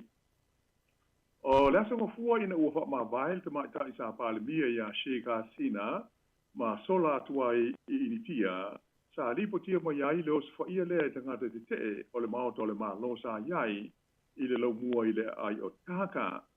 E mai tele isi whale o le malo, whapewa businessi ma company na oso whaia ai e tangata te te ma ngau i ai o loa ma le tele o isi mea o ngā. Ai titi mai e to tolu se fulu la whainga o tangata na mali liwai i ia whaale me lava i le songa fua lava ia. Ai ese ai le sili atu le iwa se fulu o isi tangata na mali liu ona o whetaua inga i le taimi o solo te te sa whaia i le sana te nei lea ua whaamatalaina e whapea o se aso au pito ma tautia lea i le to tele o ni tangata ua whano ai le soifua ona o ni solo te te i le tonu o Bangladesh i se aso se tasi. O le tamaita i pale mia sa iai o Hasina o se tasi sa i longa o na tū malosi ma fina finau mo ma ta au koe a fiai le sa o tonga ma pule ngā wha temokarasi i le tonu o Bangladesh. Ai na whai do mai e tangata sa te te ia te ia ua mai tawina le tele i na whai wha malosi o na pulenga ma na whai unga whai i le taimi e se fulu lima tau sanga lea sa tu la ia i le tofi pāremia ma le taita inga o le whainga manoa le tuno o li poti au vita lata mai na whaani ai whapea o loo ua iai nei ia le tamai ta i le tonu o i tia. Peitai e le mai loa pe o le a nofo mauai i initia pe e toi anga i atu i se isi e tunu u e whaamautu i ai. O le masina o mawai atu nei sa lipotia mai ai le whasiutia o le sili atu i le lua se lau o tangata ma le tusa o le se furuafe o le a whainga o isi tangata na tau fia ma loka ai e leo i le tonu o Bangladesh ona o bevesi ma solo te te nei e whasanga i le pāremia ma lana whainga malo. Na tua ia malo si fo i le whaapo tonga mo le aia te tau o tangata ai whapea tangata e te i le whainga malo a Hasina ma lana te ita inga i le soona whao ngā leo le pawa ma le malo si o leo ma le fita e tau tau fi ai whai tionga ma le wha lia whalau tele o le nganga te te o tangata i le malo. O vevesi nei ua whaamantaleina o ni solo te te au pito matautia ua whenga iai ma le tamaita i pāremia o Hasina tā lulo na manu malo i lona wha o ana nofo inga so i le palo te tele ia nuari o le tausanga nei. O lea palo ta Bangladesh na soli tu wai le vaenga wha au whai au tu e taita ia le tu o ngai e whaingoina o le Bangladesh Nationalist Party e le i awa i la tau i lea whainga pālota. O le tausanga e luafe ma le iwa na amata mai ai le taita inga le tamaita i le nei o Sheikh Hasina o le whainga malo a Bangladesh i le tofi pāremia. Fitus furuono tausanga o lona soifua e mai o tele taimi ua whai tio i nai o ia e whaalapo tonga mo le aia te tau tangata i lona whao ngā ina se leo le malo si mana pawa o whaalapo tonga a le malo e sanga avea i pēo ia ma taitai e awala i leo se wha ia lea ma le wha muta ina o ni whainga te te e wha sanga ia te ia.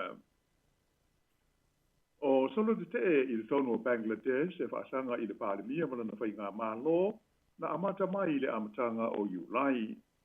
O ni te te e sa file mu na whaaponga iai ma taula mua i e tawa ma teine a onga i le tonu o Universite o le tunu.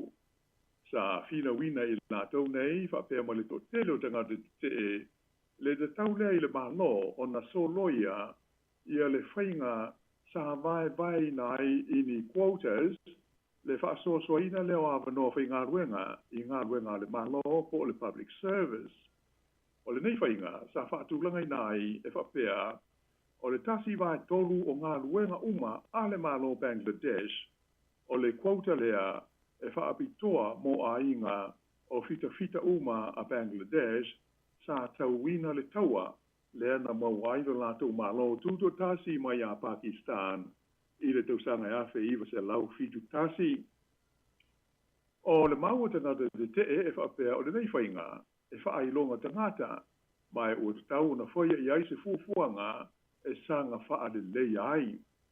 Ia mai ui la ina sa tele ina talia, ia le mana o le nei o tangata de te e, ai o lea ua tupu, o le mele o tupu ua ngai ina wha te tele ai, ma winga malangona te te o tangata e whaasanga i le mano.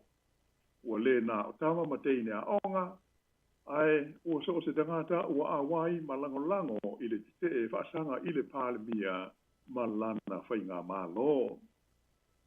A o whanga solo la ina whaatupula ia, ma whaato o tele ina le whaitaua whai o tangata ua awai i nei te e, sa wa ia loa le a matahani ni mai o whaitaua inga i le pao tangata te e ma leo whapeai ma le fita a le mano.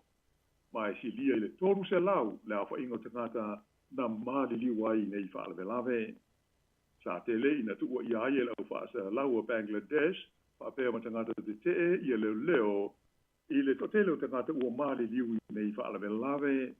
Ai sa tu maupea le whaaringa mai le malo, e paule taimi e whao ngā ina ia o penga leo e mōro nā tau lava puipuinga, ma le puipuinga o mea tō tino ale malo.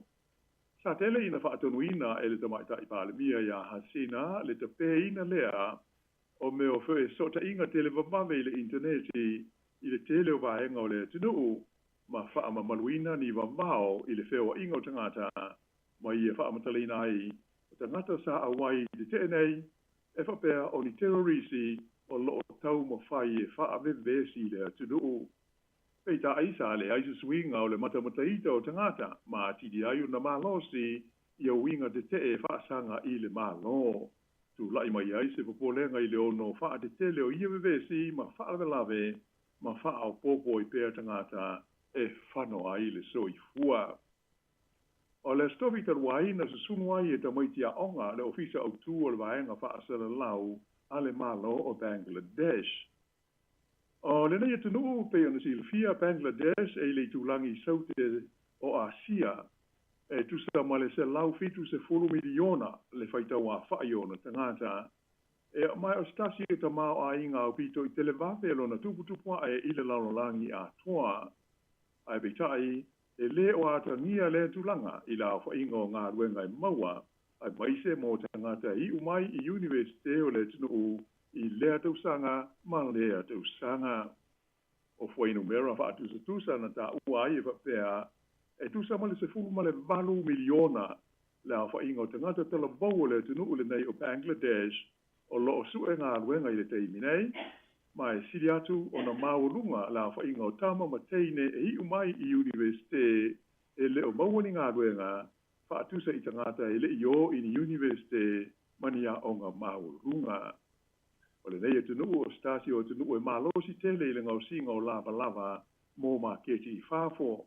E tusa ma le whase 4 biliona tā la le taua whai o lava e ngau sia i le tonu o Bangladesh o loo whaatawina atu i isi e tunu o le laulangi. E sidi atu i le 4 miliona le a whainga o tangata e whai ngā ruenga i le ati na e le nei o le ngau singa o lava o le tele lava o la tauia o tina mata mai tai. Pei tai la, e le tai o na lava ia ngā luenga nei i le tonu o whalenga o si mea e wha amalia i nai le mana au tu pulanga talo bau o le tunu. Mai o le tasi leo mafu anga au tu, sa mana na o ai la tauia ina ia tau fia le sanga whaia pea o le polo kalame o le kwauta mo a manoa whai ngā luenga ina ia mawai ni ngā luenga mo i la tau. Ai e wila ina so loia le whaamasinoga ia le quota mo ngā ruenga ale malo Bangladesh ai sa whaawau pēa ia solo de te wale na o tawa mateinia onga o universite a fiai ai wa fia tu ai mo le to tele o isi tangata o le tunu ona o le lefi fia o le to tele i ngā yo inga ale malo e tau fia ma whaata ape ina ai ni te te le asa ati di ai o na feita le to tele e whaasanga i le tamaita i pāle mia o asina malana whai ngā malo. E tanu ai le umi ma le malosi o le te e o maitia o ngā whaasanga i le polkalame nei o le quota o ngā ruenga a le malo Bangladesh na ngā i loa le whai ngā malo e ta ofi le nei whai ngā mose taimi i le tu mau. Ai peita iane ina ua o le mata upu le nei i le whaamasnonga sa tu ina mai e loa se whaai unga ua whaai ti ai mai le toru se 4% sa iai ia le quota mo a manoa whai ngā ruenga mo a inga ma whanau a fita sa tau mo le taua na tu to tasi ai le malo Bangladesh mai a Pakistan i le na o le 5%. O le whaaiunga al whaamsnonga ua whaamutu ina ai o le iwa 12% o awa noa whai ngā ruenga uma i ngā ruenga le malo Bangladesh e te tau o na tu ina tu i tangata e iai to mai ma ngā waatala whengai a o le isi 2% e whaapitoa mo tangata mai si lanu mga ngana to i titi o minority groups.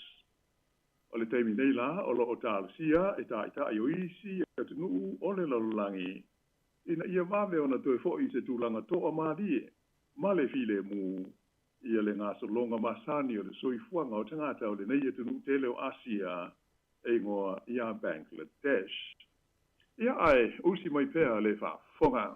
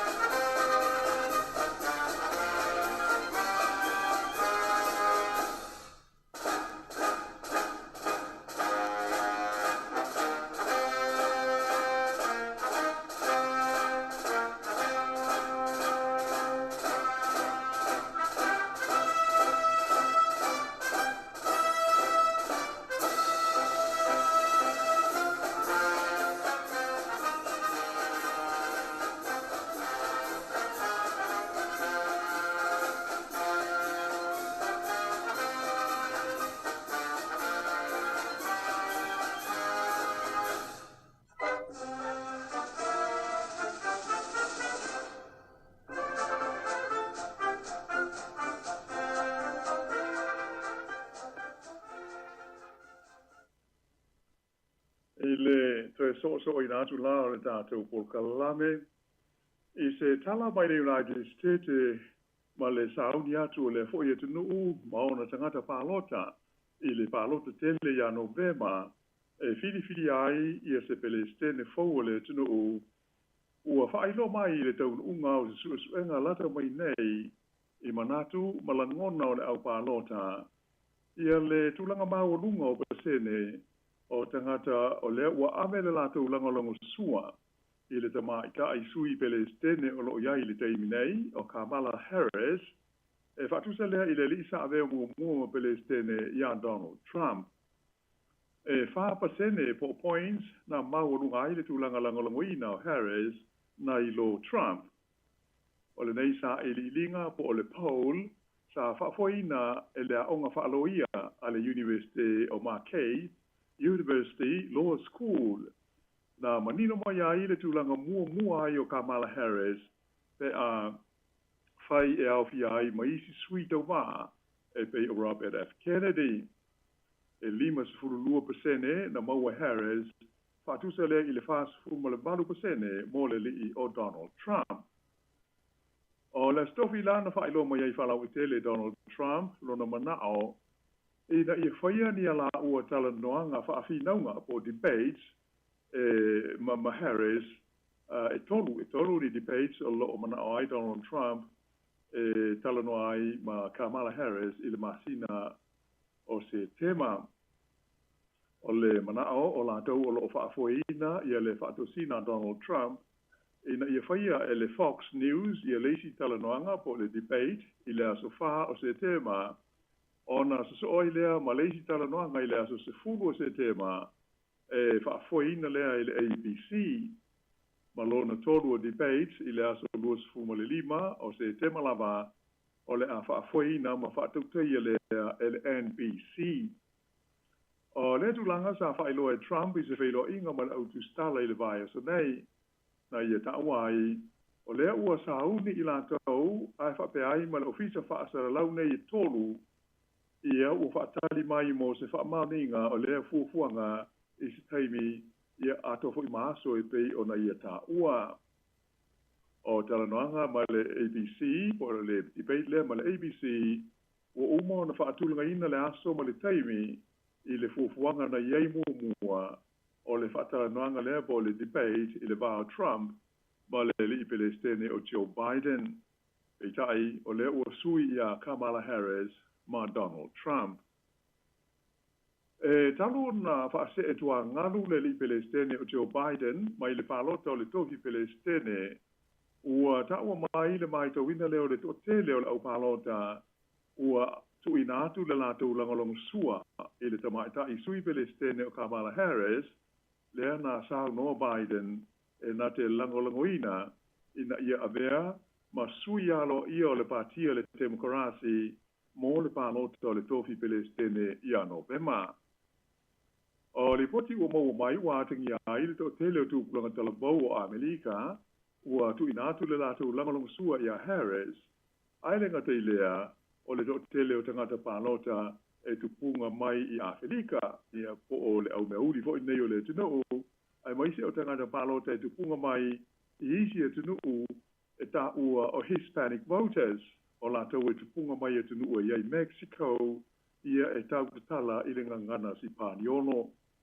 E pei ona sila fia, ma sila iai i whaatara longa mai whaafo, o lea ua uma o na filifilia e le tamata ai o Kamala Harris, ia le kovana o le sitete o Minnesota, o le li e soafa ia Tim Walz, e la ua te tutu o lua, e whai masui alo ia o le partia le Democrat, i le palo de tele i a Novema. O lona winga, a whai e manuia lo la ua taun whai, o le a avea le li le nei o Tim Walz, masui Palestine. O le nei tangata o se li i sa tau tua i le fita o le pui ngā Amerika, le Army National Guard, mō tau sanga i ruas fuluma le whā. O le teimi nei, wa mā tele lava i na maaia i a Kamala Harris, patasi ma Tim Walz, i tau whainga whaato sina a le Democrats, a o luma na iai, i le lātou tau o fianga tele, lea e whaia i tonu o le ai o Chicago i le masina le nei. O se lipoti a le Reuters i le nevai aso na ta uma iai, ia se la fonga a le li Palestine fau le ua iei nei o le malo Iran, e ngo ia Masoud Pezeshkian, na whaia i se la talanoanga ma le Palestine o le malo Falani, o Emmanuel Macron, na ia ta ua i whapea, o le a le no fua ai Iran, i le tula i mai o ni winga fia pule, e o no whaalia, e se isi malo ia te ia. O le nei talanoanga i le telefoni i le maa tai o malo e lua, i le solulu na te nei, watangi ai, ia le tele o popolenga mātunga lunga, i le ono tula i mai o nisi vevesi, ma nisi whaafita huli, i le tonu o le vaenga o le lalulangi, tarua i le whasiotio le tai o le vaenga le Hamas. Ta uai le Palestine o Iran, o le a le fi le muno na tunuu a whea ngai, mani winga fia pule, ma le whaatau te wā, e whaasanga i lona ati nae, ai maise o lona saonga le mū. Sa whape fōiu na whai tio ina le li Palestine le nei o Iran, o Masoud Pezeshkian, ia le malo o Israelu, ona o le taua lea o se fulu masina o whaia pea i te tono o Gaza. Whaalia fōia Pezeshkian, a whai e moni le mana au Amerika, whapea maisi atu nuu i sifo, i na tau fia le ono tupu mai o se tau tele i lea vaenga o le laulangi, e te tau ono la tau una ia le malo Israelu, e tau fia loa na whainga fia pule, a toa ma na os whainga o lo whaia i te tono Gaza, a ia te lia, i le fuafuanga mo le tau fia o le papao whana i le taua ma le Hamas. O le solulu na te nei, sa whaiai le tunu o Saudi Arabia, Ia se whanotanga whaanatinati le whaapotonga o malo Isalama, le Organization of Islamic Cooperation, ona o se tausanga le malo Iran, e tala noi nai le whasiutingo le lisa te ia le fita le Hamas a Palestina o Ismail Haniyeh. O mauna whailo mai le manatu le malo Iran, ato ai ma le whaapotonga le Hamas, ai whapea le Hezbollah, e langolongoina uma ma whaatupe le malo Iran, e whapea o Israelu lea na whaapongai i le whasiutinga o le tektai o le Hamas ia Ismail Haniyeh. Ai bita ai e o mai i le so, e le ia i lava se whaalinga lo ia mai le malo Israelu, e tusai o le maniu o le tangata le nei, o Haniyeh le tektai o le vahenga a le Hamas. A o wha solo ina wha iu i ta alonga le Olimpeka i Whalani, ua wha i lo mai el te mai ta i pule nuu o le ai o pale o Anne Hidalgo, i alona mana o ina ia tu mau peo na iai i le o ngā tonu o le ai o pale, ia le afi pe o le sulu fo ile nei o ta alonga, pe a o nei ina wha umaro ia ta alonga. O le sulu le Olimpeka po le Olympic Flame, i pale, o tautau i lalo ifo se paluni la poa i le o ngā te tonu o pale, lea e whaalele pe a pongi, maola ai i le po a toa, e mai whaitau fia se lau te ngātai a ngai atu e mata matai po uma, taru mai lava ona te talaro ia ta alonga. O le sulu po le afi le nei o ta alonga Olimpeka, e pei ona iai i Whalani, ua whaalia e le o se afi moni, ai o se ata whaafōlinga i se afi, e maua mai le malamalama o ni mōli, e pe o ni lights. Whailo mai le te maita i pule nuu ia Hidalgo, o loo iailu na whaamoe moe, ina ia mawhai o na tu maua i pea i le ai o pale ia lea mōli, po o le sulu le nei o ta alonga le Olimpeka, e tu sa pe uma matapu ni alo ia ta alonga. I se talanoanga al te maita i pule nuu le nei ma le TV lua Whalani, na ia whaari ai, e ono mea ona tu mawai i pale ia le sulu le nei o ta alonga, ona o pale lea sa tari malo ai e whai masui o Whalani a toa, ai le whitaui, pe a whai e ave i se isi a ai.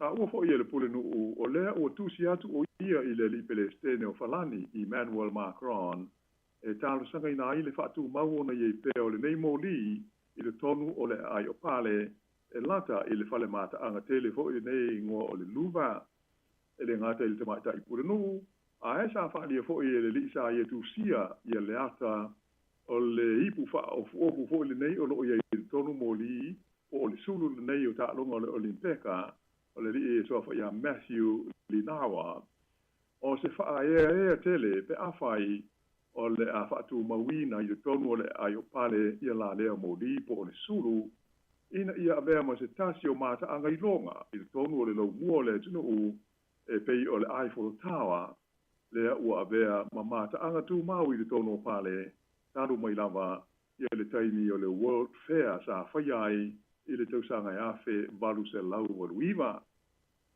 Ai, e taru na te tala a ta alonga le Olimpeka i pale, e whaitau fia hafe tangata ua auto vaatu, e fia mai mo ai i le cauldron, lea o loo iai le sulu le nei o le Olimpeka, i taimi o le ao, ai le i i le poe masi ia i rungo le ea, whaonga ina ai se paluni la poa, mo le wha susulu ina ai.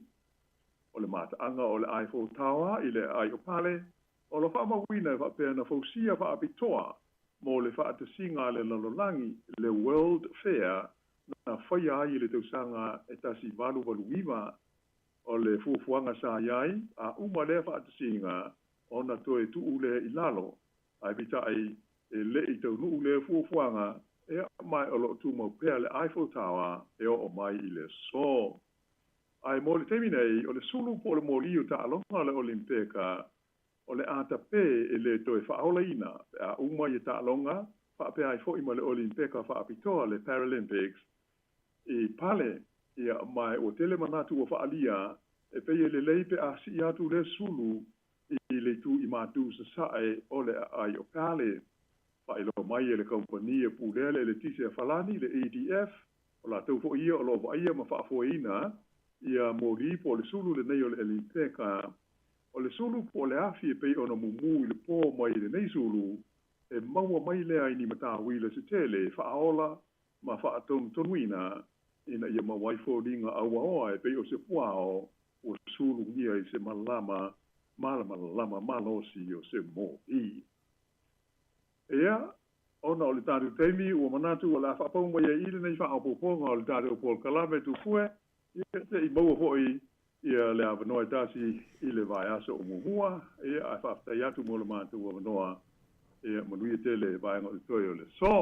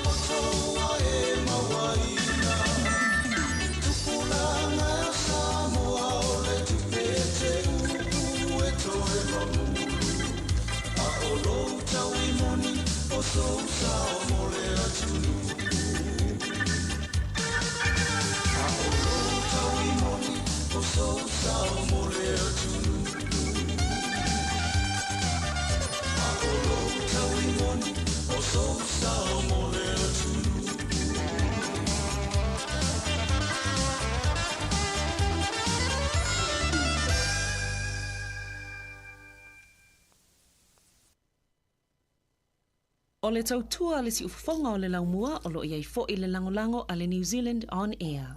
Wa lua minute wa te nei le tu la se full maltasi le wa tolu minute te elis tu la se full maltasi. Toi fa filo i mata fa talo fa tu tata wa te no le te mo le tai ao. Ia ma lo le se fo mo le Samoa, ma lo fo le langi mama, ia le tua. Ia lo fa upea ngā luenga le to tele ia me se fo le tapo inga mau nei matua i tono ainga mo tamalawa fa pe fo i tono mo tanga se ngase. Ia o latu fo lo mafuta mai tono to ese iso o se vaenga le lalang ia posi o tatu wa tunu i Samoa fa talo fa tu nei te mo le tai ao. O le ua tatu iei le whaafiafianga se filoi moli atu era le tautua le se fonga lau mwelunga le ala leo le tasi ona te si ma le tasi whamo. Whabea fo ile na tautua i lungo upenga te whailangi o le Facebook, ma le YouTube, ia ma le Samoa Capital Radio app. ia o le tātou epena ia lua se fulfai tu la fitu aso le vaiaso ia o lo mafuta mwhaafonga mai ai nisi o le tātou watinu ai mese la foi la wa ta vale ia o lo whenga so lo le taimi lungo le wala ia wa ngā luenga o lo whenga ia mai la tau le mai tau atu i whawha atu le tātou fisa whaasara lau o ka susulu matanga o fio le la ia o lo malu fo le savili le taimi o le tai ao o le pisi fo ia le whewa ia ta vale le taimi ia msalo po i la tau lo whenga i mga luenga fo ia mese fo i la tau whenga so lo i fo ia wa fo i whainga whaatau wala stofi le nei ai mātou New Zealand o le aso le nei e tele lawa ina o le tātou watinu ia mai la tau fo ia o maulu lea tinu ia e tongi pili ia mai se fo i whainga whaatau fo i o a wa fo i ia le whaiungo le vaiaso ia mwha so le tupe ia wale le whainga whaatau ia o i le whaingo fo nei vaiaso ma te tongi pili ia wa o le aso tongi pili a ia o nisi o le aso lafo tupe fo ia le nei o nisi o le tātou watinu ia e lafo i Samoa e ui lava fo ina le tele e lafo ngā tupe sa whai le vaiaso te nei la sao tamai Samoa ai le o tu ua i lau fo i wha alawe lawe whai le tātou watinu ia o lo o hanga ia i fo i toa tele le nei aso ia e lafo tupe i Samoa ia maa lo lava le anga le lei maa lo le tausi a inga maa lo le whai a inga le lei maa lo fo i tau tua a inga e ala le lafo ino se leni ia wa o leisi ata ngata lea sa whai ngā luenga ana nafi ia ma le nei vaso atoa tau turi lau fo i ni tu la ina ia tele ni tu la wa lai loa le lei o le aso le nei tai au mo le sto nai ia e ei fa lave ma fuanga le ainga lo fai Samoa ia le ala na usoi ia ila tu le masani ngaluenga ia e usu le aula tupe masalo fo ia ele o misi la fo ia le aula tupe ne aso ia i tupe fo ia la fo Samoa ia tatu ainga Samoa ia wala fo i fa lave fai ia matulanga e pe o le masani ai ia i tatu o tinu i Samoa ma lo le anga le ia inga ia fatalo fatu le taimi ia ele usu aviliamu telefona ma tamu ia manu fo inga wenga lo fenga yai ia fa pe fo ile sunga ia malia se yuli ali i mayava malo fa aftai tele la ma after mai ia mal to tele ia ma futa mai lungo tato YouTube le taimi ia mai se tato frequency le Samoa le tasi o no tesi ma le tasi fa mo ia o lo fa fonga mai ai ia nai mātua i tonu ainga whatalo whatu i tonu ainga ia e meisi fōi ia tonu fōi o mauta ngase o mauta o tangata mātua ia o lo mafuta mwhaalongo longo mai ai nai mātua ia po o nai o tātou matua tausi ia i te tonu o nana whanga ia ai mo i nātou lo ngā lue ma lole whaiva ma lole on sai ma lole ngā lue fōi le taimi o le tai au ia ma nai o le susulu mātanga o fio le lai lau mo ne Wellington ia e meisi la fōi nei porirua ia il vai ngolo ia il tato ofisa fa sala la ulela fa fia va pese ia 1 minute wa te nei le tu la se full maltasi le si fonga la mo Wellington le fatalo fatu le sunga tau pepe ma lo la tau ia manu foi fango le nei foi tai ao ia o le langa ia tato le se full lua le o 50 minute te ai tu la se full maltasi se full lua ia o teimi na tau maftanga na ma tua ia ai mai se ai ia o ila tau lo i mota ngase mo mota tanga matu ui tawa ia tu i solo wila ia watu pise a onga le pasi ale numo tato office fasa lau o le matua tele o wila ia te vai atu ia le mele il tato studio folia en fa yana vai atu i fafo i mele tupu mai fafo ia mana ia foi o anime tupu mai fafo ia pe lave venta vale pe tuliane ni leo e lo le tua o le tuliane leo pe ava pe e vole le pasia me pasia nei lumo le wala ia le turinga leo tatou melna tatou atunu ya tatou na le saunga le muma le sa fa tu nga ina ia i lunga fo ila wala nei taimi ia le tu mai ia vaenga le fa sanga mai lumo tatou ofisa ia le au te wila ia penta mai tia oi pe ia la kolosi la wala ia na se i te alpis ia na kolosi lo le wa vai la tu langa lei au tilo le lei si tu anga vale au tilo le tamatau ale ai lo ni ta vale ia ona kolosi lo le ui ia na Walu minuta te nele tu las fumatasi fa o fa fia fia ko pese si fonga la mo Wellington fa talo fa ti anati vo malo nati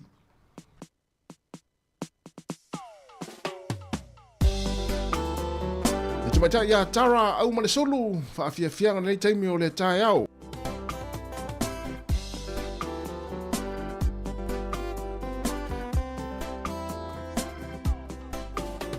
Watala no man willing ngana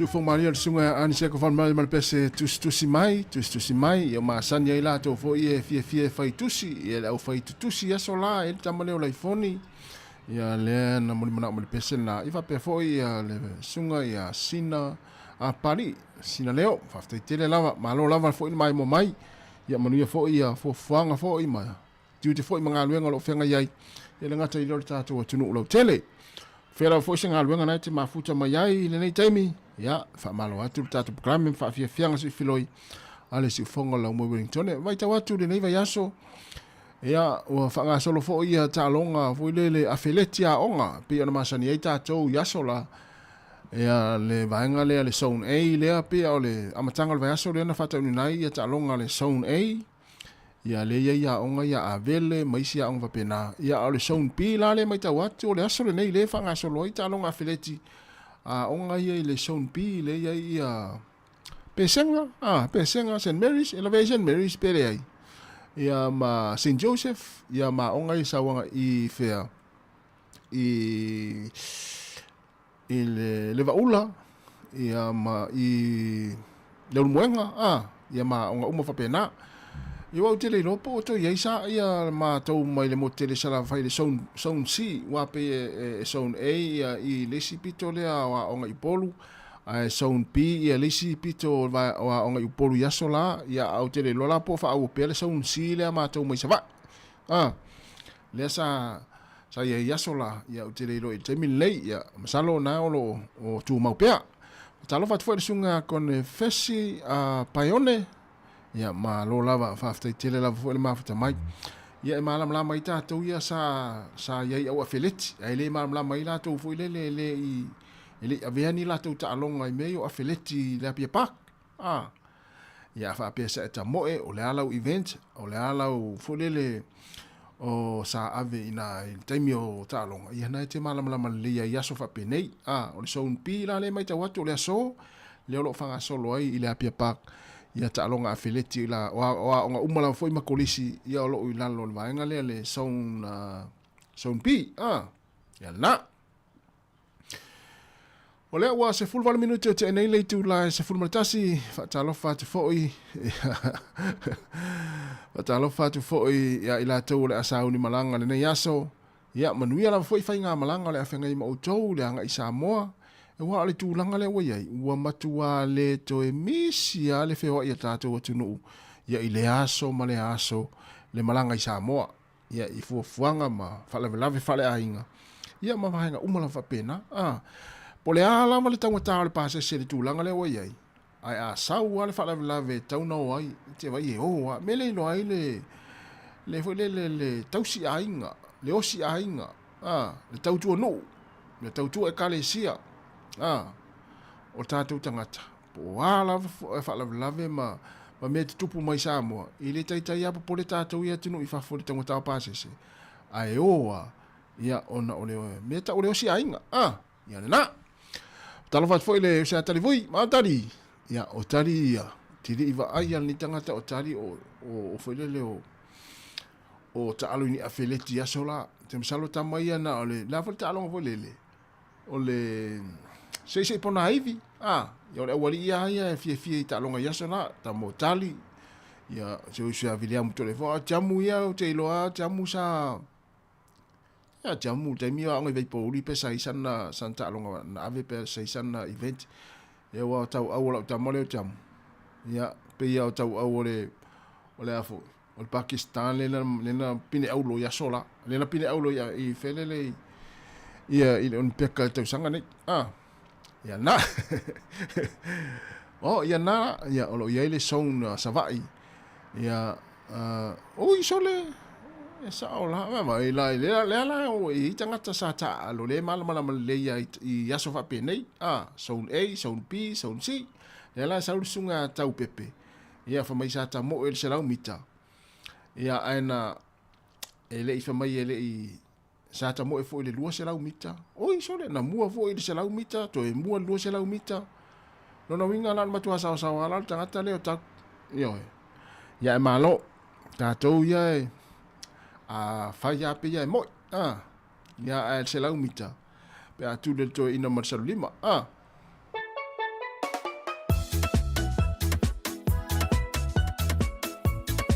pato ase lau mita pe a alu le aso alo te whao. Ai sauro le whaatali atu to inam polo matua marisalu lima. Ea te vai la e fiu e tuli tamana. Le papa o sina, 2 minute te enei tu rasi fumatasi.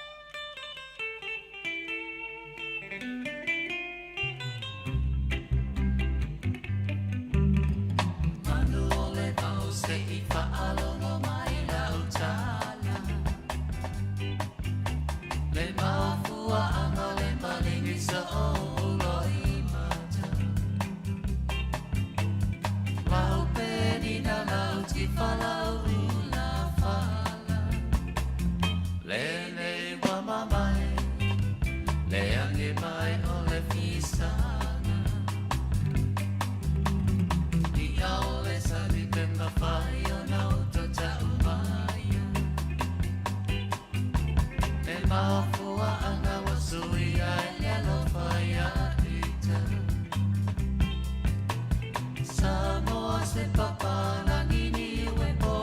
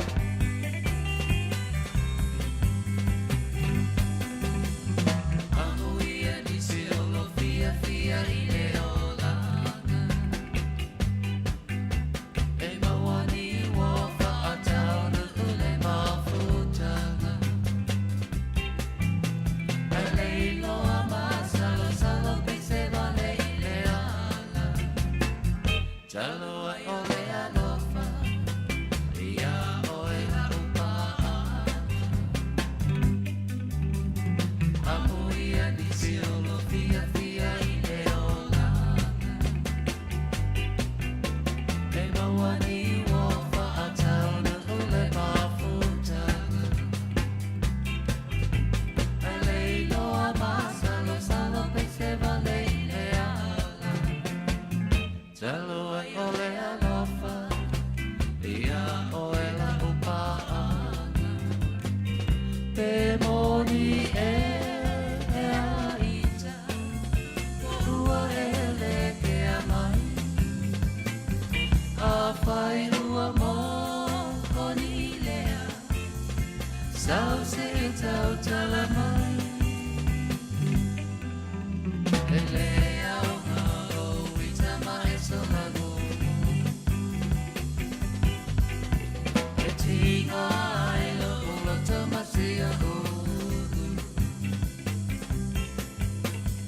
A whai lava ua umasau se I whai mai. Awa o le whaiva, o tamale I o le whetalai.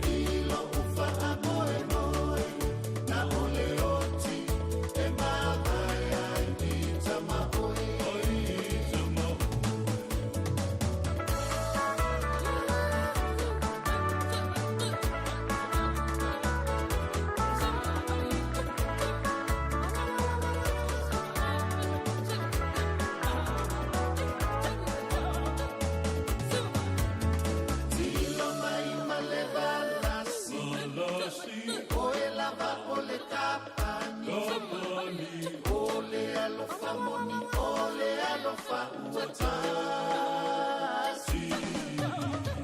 ele alopo ilo ufa amoe moi na ole oti pena vare ai tama moi na ole oti pena vare ai tama Si fong mai sunga tau fi fa Sofia ia pesang foi ia vivi inga foi ia ole ai sa mole oi ia ile ala tau ina yafu ia ile moteri sala fai na wato 2 minute ona talo leo le tu la si fun malua ta si fun malua ia ole fa pongo tatu telefon fa pongo muri ia mesi tatu tala mai sa mo ia musika ole uli ia se ia pa ia la foi malata le tu la tasi tau tu masani mai sa mo ale sunga ia ta se salam sam ia ilungo tata upenga tawhailangi on Facebook ma YouTube se ia pa ia le tulai tolu i le fia na nei ia toa whatalo whatu ma toa whamalo atu nei taimi o le tātou proklame ia ma le tautua le si whonga lau mua i Wellington ia na whaafia nga so i filoi ta pena i fōi i lau kuka le o tātou wanga atu le ua te ala awhas futasi tātou fururua ia o ma lau longa fōi ma tau maftanga fōi rai o tātou mutua tausi ia i tono a inga ia e momoli atua i lau fōi le whaamaloa le tātou proklame ma le tautua le si whonga lau mua ia inai mātua mātitua i tono ainga o loo nofa whale fōi ia e maise fōi ia le nofa whaafengainga o loo tālo sia pēa ia le tātou watino i ngā luenga ia e maise fōi o tiu te fōi le nei aso ia e momoli atua le whaamaloa ma le whaaftai ia le tātou proklame ia i whaafiafianga so i filoi nei taimi ia whaapea na fōua e anu e whaisau savali ma nei a tele le nā whai ia ma whaisina whaamarustina fōi lele ia e alai nei sau savali e whai taimi o le nei tai au ia foi mai loa talo mas fululua ia inu lo foi sau vai ia sau vai le vai yauli ia ma fa solo tu la foi ele tamaftanga mas fululua ia ma fa solo tu la foi tato maftanga ia ile ne yaso no winga we telu ese tato mafuta pe tu si fonga la mua ia le se mai la foi pese le puni ala va ma le pese malolo mai tata risua ma oe ia we te va ve malo lo le taina sfulua te fo wa tatu pese fa mai woi ia le fitau ia tatu pese ia ma tatu malo lo ia o le tatu sfulua le taina sfulua le o to 2 minute 2 minute na tala sfulua fato a tatu malo lo te mina ia mai foi sina fa malo sino ia le taninga sua ai o te va ve malo lo te minei ia na wa pau al pese o le o tau atu ia o fitau le foi ma tapena ina foi tau maftanga le uli anai matua e mesi foi da uno fale e vaenga ia le kuka ai mana ia nei aso ma nei tai au ia ile susulu matanga o fio le la wa fetau ile foi ma fa pe ona mo sa vao mana ia o le taimi ale nei o le mo vao taimi nei o le teu o tonga la au o le taimi nei o fai o tanga la valava ia wa le wa te ala for se full martas ia ile taimi ni usila ia ale taina se fulua se vato a tar se fulua ia on fatu a tari sua foi leo tātou ma halo i nei tau mawhtanga o lea uri. Ia ai ua te vawe mana o lolo nei taimo le taina sifurulua. Ona ua paua al pese pe ona whai atu, o le pese le nei. Ia, o paua al pese o le tau atu iei. Ia o tau i lei foi walela a halo tātou i tau mawhtanga o lea uri. Pe a tari sifurulua. Ia e malo lava le mawhta mai. Le puni ala waa. E mo le pese malo lo mai tātari sua ma. Oi!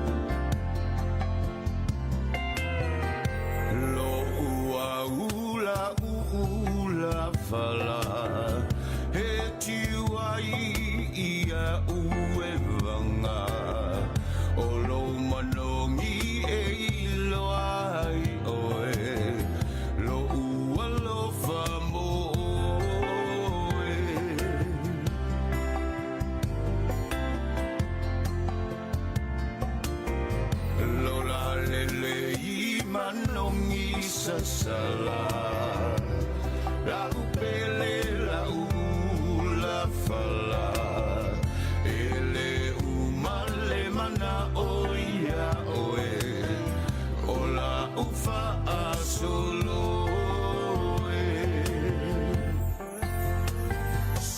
Samoa olo ua tunu ela eli matupu eiloa ngofie ai oe ola ula la ufa asolo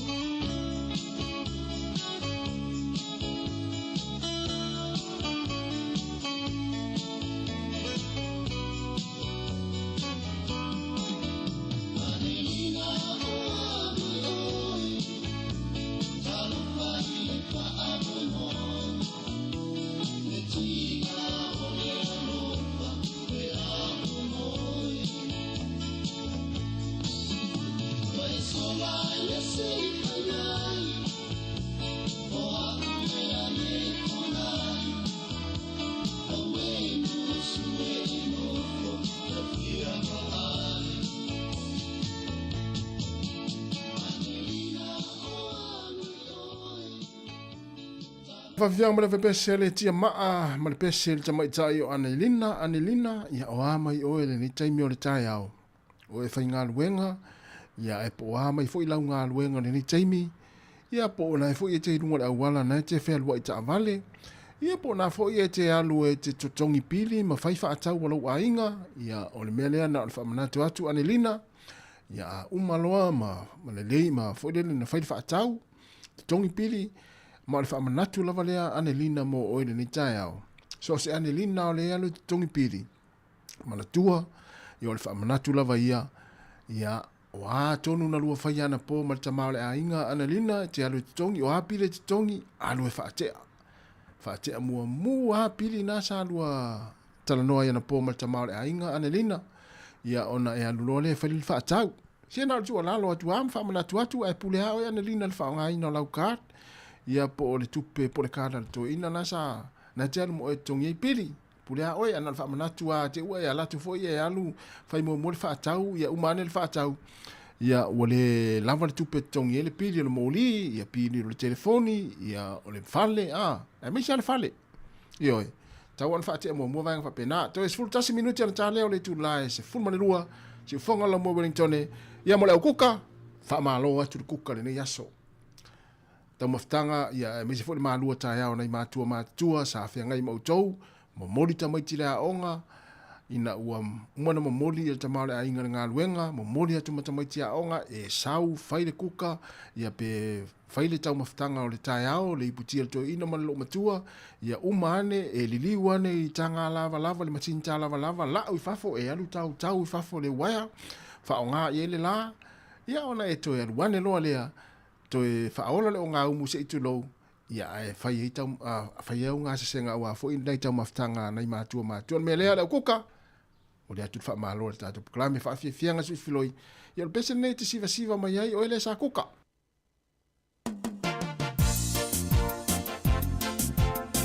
Ia lue atu i o, lue ane i, lue ane i o, lue atu i o, ma wa ai le ulo i masa.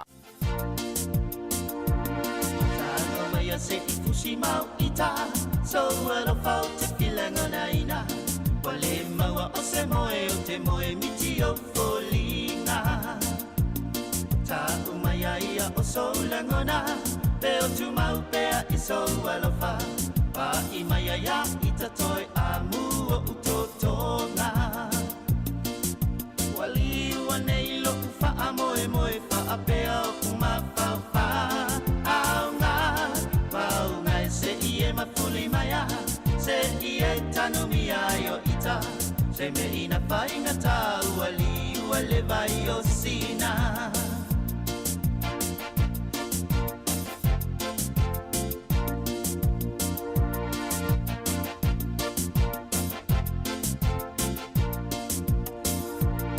wala foia mai le tau afi la upele o te no fo male tangi fetu ole langi sau se I fai mai a sau tali wali wane lo fa moe fa apea o uma fa au na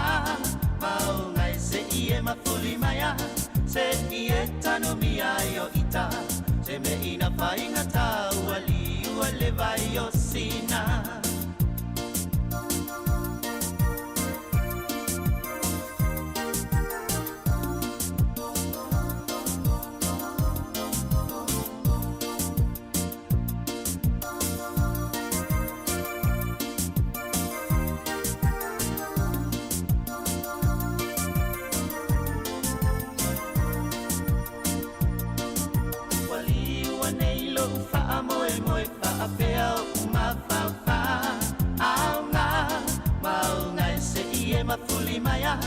Se ieta no miaio ita se me ina fainga tau ali uele vai o sina aya fai ua sulu lau foe ili ufo ilo fa amoe moe se ua ngau siele potu to sailo ulo toe wali ua neilo fa amoe moe fa apea uma fa fa au nga mau ngai se ie mafuli maya se ie tanu miaio ita se me ina fainga tau ali uele vai o sina.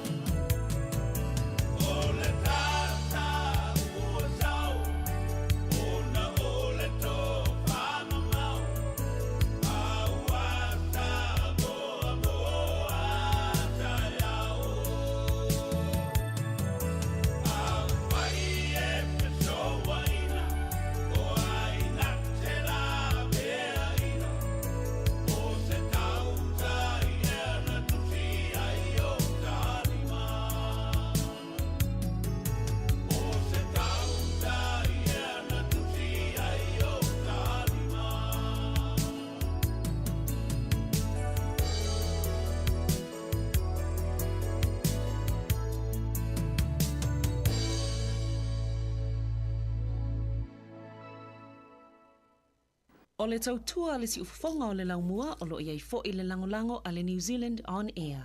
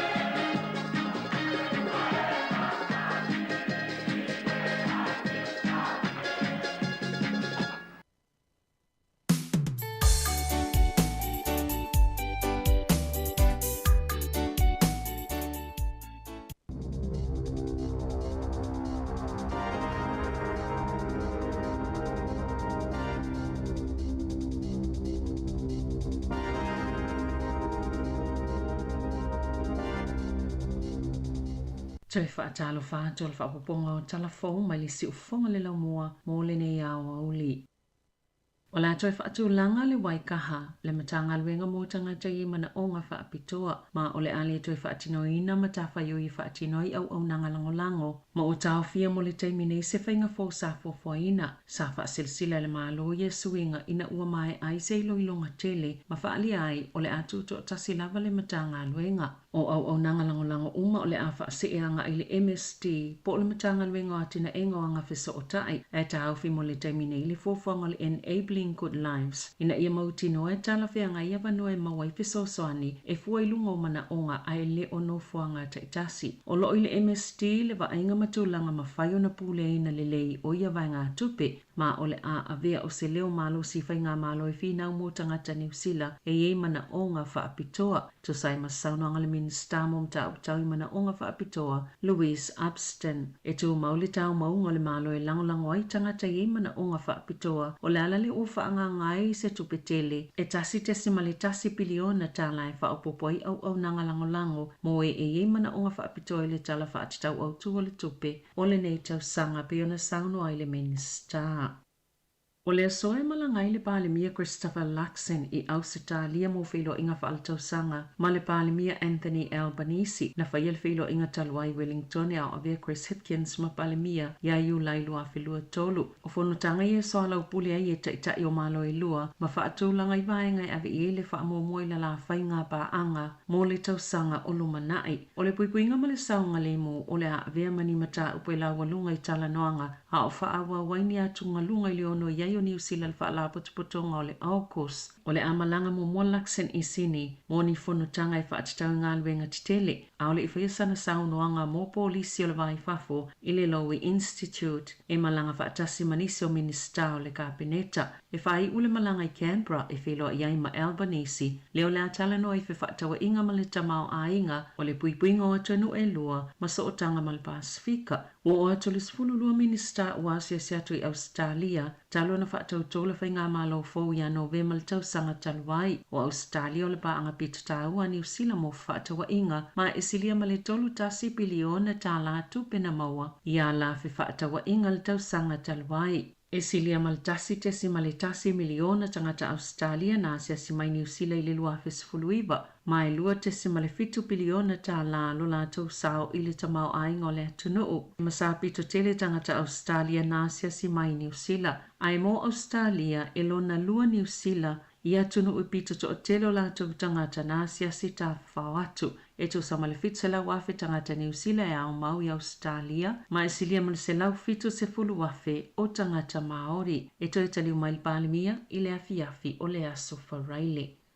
Ua whaasilisila le whala potopotonga le soifua malolo ina la langi le WHO, le pepesi o le whaamai o le Mbox i Congo ma isi vaenga o Afrika, ma o se popolenga tele lea mole la langi, o lo oafi i tangata mātutua mawhana witi, i tangata ua afia le whaamai, i le siria ma le se fulo atunu ui Afrika, a i ti tini tui pui o lo mawhaiona mawelea kone tineta, o le amatanga le vai asone ina whaali ino whanga autua Afrika mo le puipuinga ma le tauwhinga o whaamai pipisi, le pepesi ai o le monkeypox, mai silia ma le 5 se lau tangata ua maali liwai, ma ua wala awaila la tau au nanga i le lalolangi, ina ifsosone tau file pipisi o le vairusi. Na ta ua le whaatonu silo le soifua maloloina a le lalolangi, e te lele popolenga mo tangata uma i le ono pisia i le whaamai i toa ato Afrika. E se fulu tolu atunu na mawele monkeypox i le tausanga nei, mai silia ma le iwa ono pasene o ia ngase whape ma tangata maali liu o tutonu lava o Congo. O le pepesi o le Mbox, i le luafe lua na afieli silia ma le fitu se fulu atunu o lalangi, a ila loi foltasi le pasene le numera o tangata na maali liu wai.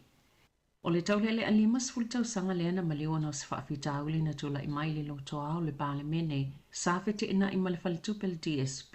Sa tau mawhai e whaatau whaamalusi e se atu le fale sano no whai malona tina i ngase pe o na ta ua e lona ainga. Na maliu dan hono o na oni manu anga o ngaonga. I le tai au le aso sabi o na liboti ai e le post. Wai limo le vaenga su o tino mali leo le mata upo. O le tala lona tua fine ilungo le post. Sa tau sia dan lona tina sa a fie le ngase o le mafau Wellingtone. Pe tai na ta pena le DSP e whaatau e se atu le fale South Coast o no ai ta lafu e le itatongi na o le fale. Ma ana whaatau watu o le se fale no fwai hone malona tina. O le tolu tau sanga taluaina whaatolu ina i le tele o le tupe itatongi o le mokesi. Na tu ina atu se tu si mai loi al DSP e whaamani ai uanga i le fale tupe whaatau whaamalo si e se atu le fale po le mortgage sale. Malapata ina fo i le tau le lea o le a amata whaasala lau le fale whaatau watu. O le aso lima yu laina amata whai ai whaatau tui i le fale. E sa mawhena mawusina taimi pupu una toe whaawi e se le whaasalanga e ala i le tutongi le tau le o se tupe lima feta la i le fale tupe. Na ta ua fo i le to fine. Sa ngā lulu e malu se fofo le whaafitau li peitai. Sa le ini se fia whaatawina le fale ma sauni le fale tupe wa aia le fale. Na so oi ma le tala fo ato le mauwhi autos tusia mai lona tua ngane fia mau se feso soani e alu e sei ma Wellingtone. Ma o lona tina ua matua a fia lona ma fau. O lona tua ngane o se tangata lele i telepiona ta ue lona tua fine. Aina whaatup la ia lava lona i tai le fale tupe whaapea ma le malo. A ole ima liu le tau lelea. Na ia tusia i lunga upe ngata wha ilangi. Ua wha o le fale mana i o sion tina sa whaatau le tasi iwa valutasi. Ma ua whaana tina tiona whaatau ina wha malo si e se atu. Ua ia le toe whaatua tua ina fale tupe. Ma ua la ititi fo ilona toe tali tonu wina o le malo. Na whaali e Penny Richards le tau songa o le tau lelea. E ta ua mo le whainga malo na mata i tū mai lua tūlanga whainga tau whia ngai ma ainga. Elena o le pauli o le ainga ai tele isi o whia ngai mai e tūlanga.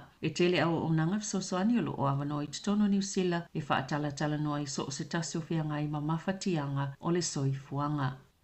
Na whaate ia se tausi po se accountant ua silia ma le tausanga o sa ili sana ngā lwenga ina ua whailo atu ia i le asolua. E afa o le afa apa upe whaititia mai lana benefiti i le vai asofou. O nei le ia o atu i se whonutanga. Sa whaatonu ina e te tau na iai. Peitai, e le inia na whaamaumaungo se whono e te tau na iai. Sa amataina le malo se polo kalame o toi whaamama whaatilini tu unga mōtanga te le ini ngā lwenga. E le au sia matawhai o i e te tau na whaatino ina i lalo lea benefiti benefiti e tāpena i sa ili ni ngā luenga o loo whaongaina i le whainga e pei o moli whaasino ala po le traffic light system mea mata lanu moli ma le mū o whaasalanga o le tangata i le usta ia tuutuunga mo benefiti e au fieli whaititi o lana tupe maua whaamalolo mo se taimi le tū mau o ni taimi whaamalo seo na ngalue whaini ngā luenga whasosoani po le pule ato le wainga o ana tupe o le tausanga asau e amata whaamamalu e le toi tala sango le tangata mo le benefiti i te tono masina ta iono ma isi whaasalanga po o ni tapu na ta ue le tausitusi pe o na lipatia le leitio New Zealand na mawatula na email i Maile Wins ma ta ua tuwaila na benefiti o le afa o na ile i alu watu i le aso wharaile ma o le aso iwa o kusolo o lo mia i le tusi peitai na whaato a whaasilsila i le malo le traffic light system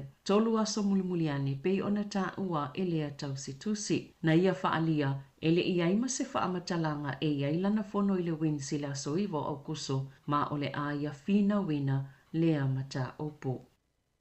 E lima te sima le lua 5% na whaapau iai pasene tulu YouTube pe na whaailoa le whaltupe whaaleo leo i le asolulu po le official cash rate. E uina walo ia lava i niso whaitau whaa peitai. O se swinga tele mai le taimi muli muli le na whaia se whaalinga le whaltupe whaaleo leo a New Zealand i le masina o me. Le na whaalia i whaapea sa tala noa ina i la lato komiti mo polisi tau tupe. Leo no toi iai o se isi si itanga o pasene tulu YouTube. Mai le o iai se whaamoe moe whaapau wai se ia au lia le taimi le nei le tau sanga a sao. Mua aile i whaapa uina le pasene tului na sao noe le pulisilo le Infometrics Brad Olsen. A vai e whaapa ua le whaltupe whaaleo leo le pasene tului po le official cash rate i le vai sonei. E te tau ona iei tangata e whaasala. Ona olo o alu i luma le tamao ainga peifu e na valo ia le whaltupe whaaleo leo. Ina ua whaailoa la lato wa ai mamau. E le whaaititi na le pasene tului se ia au lia le lua whelua 5. E fōlinga mai sa whaatotua na il whaltupe la lato ngā yoinga ia me ma le whaamoemoenga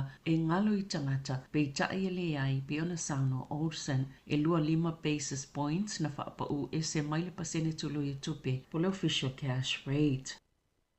O le aso momo o ke topai whaamamalu ina i tau fōu o visa New Zealand e ua whaalia e sui o le komiti mo kampani Va'alele e ono toi a whaina tau mawhainga i toi whaalele au nanga New Zealand mo tangata tā whao mai whafo ona o le sitia o tau fōu o visa na whaitio ina le komiti o kampani Va'alele le matanga luenga o pisinisi whaafotunga o mai fōu mga luenga po le MP ona o le whaatala noa ina o kampani Va'alele le olo o umia ina whaamaumaunga tāua o au nanga mo tangata tā whao mai fafo o le seitanga o tau o visa o se ngaio ingai mawele silia ma le 5.12 miliona tāla. I le isi whātau sanga pio na sauno o le Minister Office of Malanga Inga Erica Stanford o le visa asiasi o le asitia mai le 2.10 tāla i le 3.10 tāla New Zealand. Ai o le polkalame tāwha whao mai ai New Zealand mawhai ngāluenga o le asitia mai i le 2.10 tāla i le 1.50 tāla le tau o le visa. I pepo whaamaunga whaale mālo ta wai. O le masina o Martina Whelo e le MB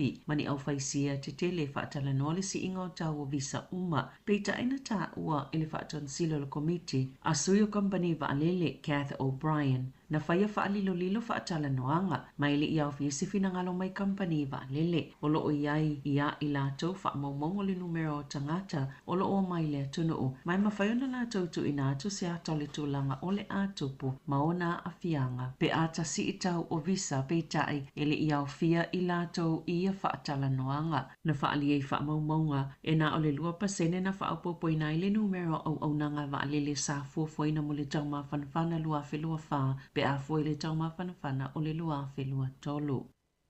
O la whaapopo le malo le whai numero o tangata e whaatanga o na malanga mai New Zealand mo ngā luenga whaavai taimi. A o langalanga ai e malo Pasifika ni lapata inga o le mau po le o ese mai o lātou tangata whai ngā luenga. E a whelua se lau 5 le asi itia pe whaapopo le whai numero o tangata whai ngā luenga whaavai taimi i whaatoanga. Mao o atu ai i se whai numero e 2 a whiwhit se lau 5 mo le lua whelua 5 na sauno le Minister malanga Inga Erica Stanford. Saulato ngā lulu e wāwala lata ma whaala potopotonga ese e whaawasenga po wā mea lātou te mo miaina mole nei tau sanga mai uai i se whai ungai whaawanua le isi fwai numera e awhelua se lau 50 o ngā luenga whaawai taimi whaatoanga mole tau sanga nei. Beto samali 20% o le i tau pāwa li e whai ngā luenga i Vanuatu o lo o ngā lulu e nei atu no oi whafo. Na whaalia le pale mia o Vanuatu, Charlotte Salwai i le Vaiaso Talwai o le RSE scheme e manui aitu umai lua o na e mo mia tele tupe whaamomoli i le Pasifika o isi suwinga o le polo kalame o le RSE po ngā luenga whaavaitaimi whaatoanga o le ale whaamalo sia i Company New Zealand o na totongi le 10% i lunga atu o le totongi a mata mō tangata whai ngā luenga vāngana o nisi ua lava to mai ma o le atoe ave e sia le tau whinga o si tanga i tau whale nono whai au whai ngā luenga. O le taimi nei e te tau whale whai ngā luenga o na totongi tangata ngā lulu e whaavaitaimi le tolu se fulu i tūla i le Vaiaso peta i o suwinga ia ua whaia ia tele lava ina tolu se fulu i tūla i le Vaiaso le Piliota o Vaiaso e whae te tauna ave i tangata whai ngā luenga. Ai e mawhai o na tasi le visa, ai tele taimi e mawhai o na ulu whale mai e le tangata i New Zealand i lalo lea Pol Kalame e mawhai fo i o na o a oina i nisi to mai e le whaapito o tonu i matata o ngā lulu e ai i ngā luenga whaavai taimi. O le awha awhai ngā luenga le malo ni so upu e tutu ilu mo le autostala e tali mo mta ngā luenga fōu ina mata upu ese po o Spin Doctors ine tutongi te tele e ui whaatonunga e whaititi e tangata whai ngā luenga le malo e pe ona lipo tia le post e o atu i le se lau onus fulvalua whetala i le tau sanga. Le tutongi se whau tu autu po se principal advisor ma o se tasia whia ngai matangata ma whesota inga mo le mata ngā luenga fōu David Seymour o le Ministry for Regulation e whaapitoa mo to la fono o folanga le vaenga whaapwhai le act i teimi o whaatou sino le whainga pālota sa o fiele vae o tangata whainga luenga le malo e to asfulu li mawhi o le so upu fōu o le anga lulu e whaatasi manisi au whainga luenga e to o 5 mof so ta inga e au fiele to tolu o ni tangata ngā lulu e whaakone karate po contractors o lo sa ili fo ile la lao le Social Investment Agency ale minister tupe Nicola Willis se kone sale ngā lue o se pule mof so ta inga i se tutongi e o atu ile lata ile lua se lau tolus fulfitu afe tala ile tau sanga. O Martina whaatuwina ai le matanga luenga mo tu la fono e na te wa aia tu la fono fō ma tu la fono o iai ma whaititia le tele o vaenga o whaatuwa iai au o nanga. E o mai le whaiunga i ulai wala ta ile ono afe ngā luenga ua vaea mai matanga luenga le malo. Ina ia au sia se pasene na whaatulanga ina le malo e au na whaasawina mai paketia matanga luenga ta itasi. E 5 miliona tala le paketia le Social Investment Agency le o suia le Social Wellbeing Agency i le aso mua i ulai. I taalonga, ua filifilia le awala o le peleki mo le taalonga lo na lua ma le Pumas a Argentina, ma o le taalonga e whaia i le astona i nei i le malayo Eden Park i au Kilani. Numero mua Tamati Williams, Lua Cody Taylor, Tolu Tyra Lomax, Fa Tupo Vai, 5 Sam Derry, Ono Ethan Blackadder, Fitu Dalton Papali'i, Valu Adi Save o le kapiteni fo ilea, numero iwa TJ Berinara, Sefulu Damien McKenzie, Sfultasi Caleb Clark, Sefulu Lua Jody Barrett, Sfultolu Rico Ioane, Sfulfa Will Jordan, Sefulu 5 Bowden Barrett, o le au fale o leo, a Safo Aumua, o Fatunga Fasi, Fletcher Newell, Josh Lord, Sam Kane, Cortex Ratima, Anton Leonard Brown, ma Mark Te Lea. E a matal ta alonga le 5 te ele fitu i le afiafio le aso to nai. Ta ala fo ia malisi ufonga le lau mua mo le nei vaenga o le awa uli.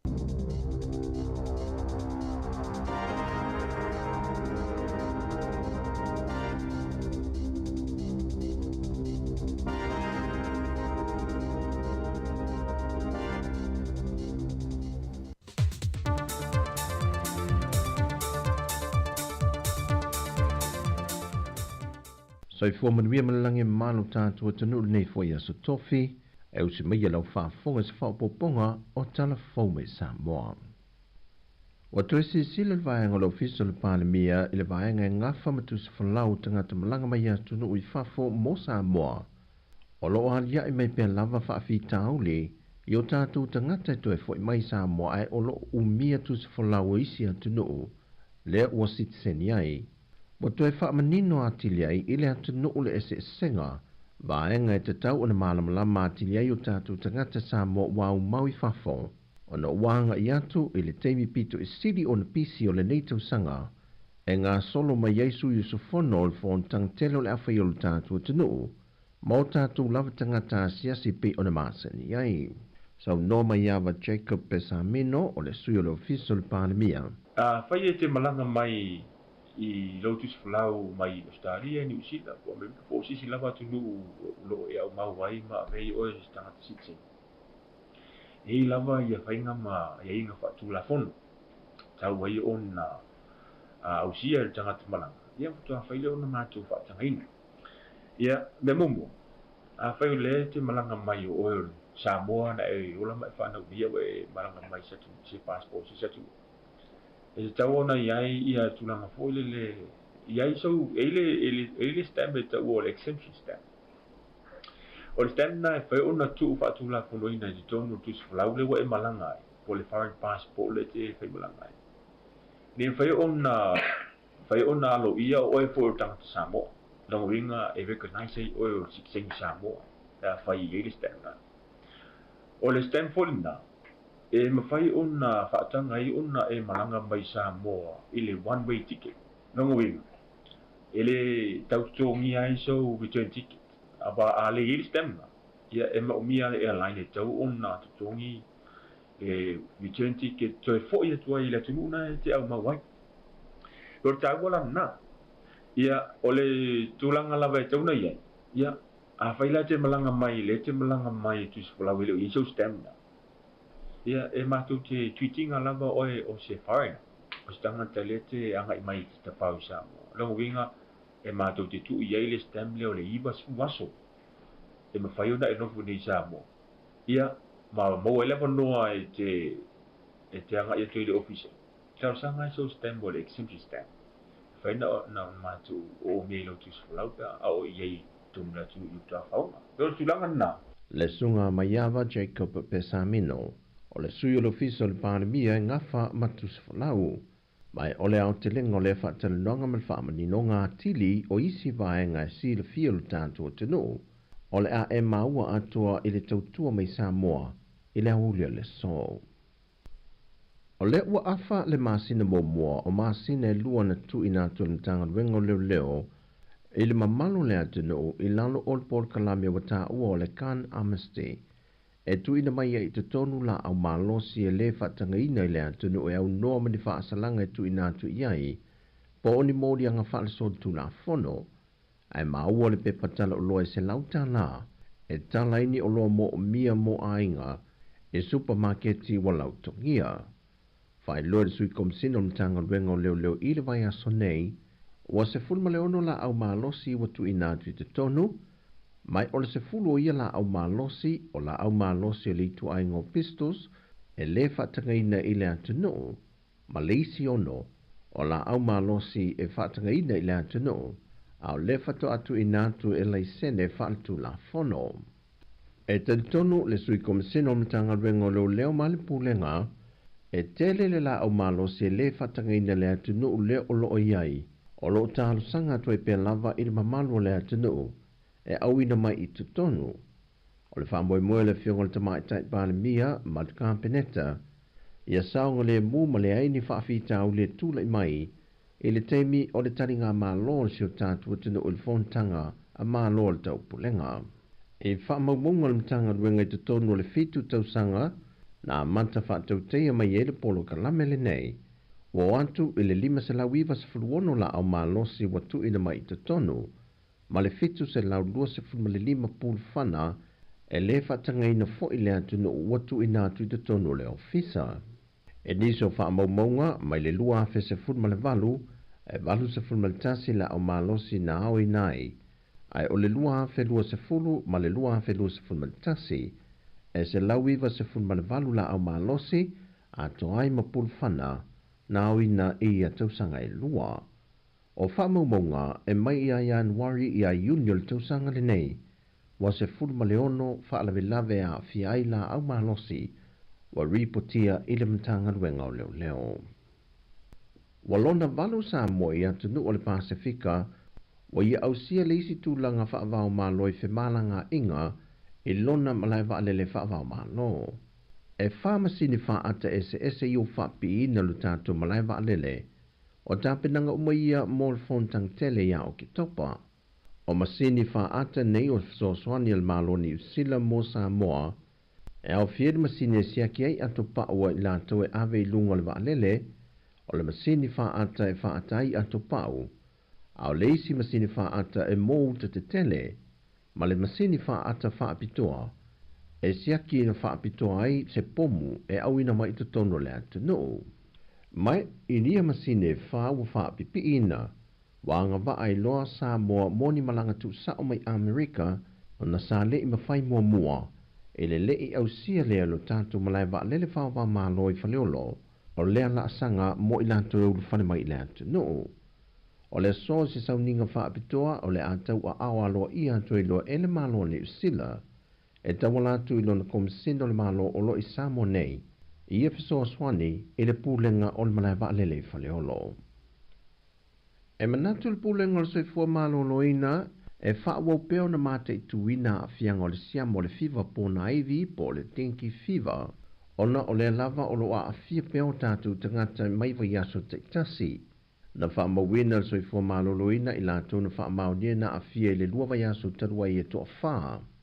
E talu mai ona a mata le whaama i Samoa, e le i aise tasi wa maliu, pe tau fia le mauta ngase le tū ngā o se a fianga, ai o loo mafuli lava i lātou o loa a fia, mai le vai tau sanga o le mātutua le lua se fulu anga i le lua se fulu iwa tau sanga, mai o loo whaatu mawina i pēr soifua maloloina whautuanga o pui ngai lo tātua tunu i le whaamai, ai mai se lava le whaitetenga mō ta mamatina mātutua, Pate sei mai lanto e iei ngase tu mau, ina ia tausia le leima puia, mai a afianga o le fiva pona evi. O tala fowia mai sa momo nei a so tofi manuia tele si o tātu o tino o fasoi foia.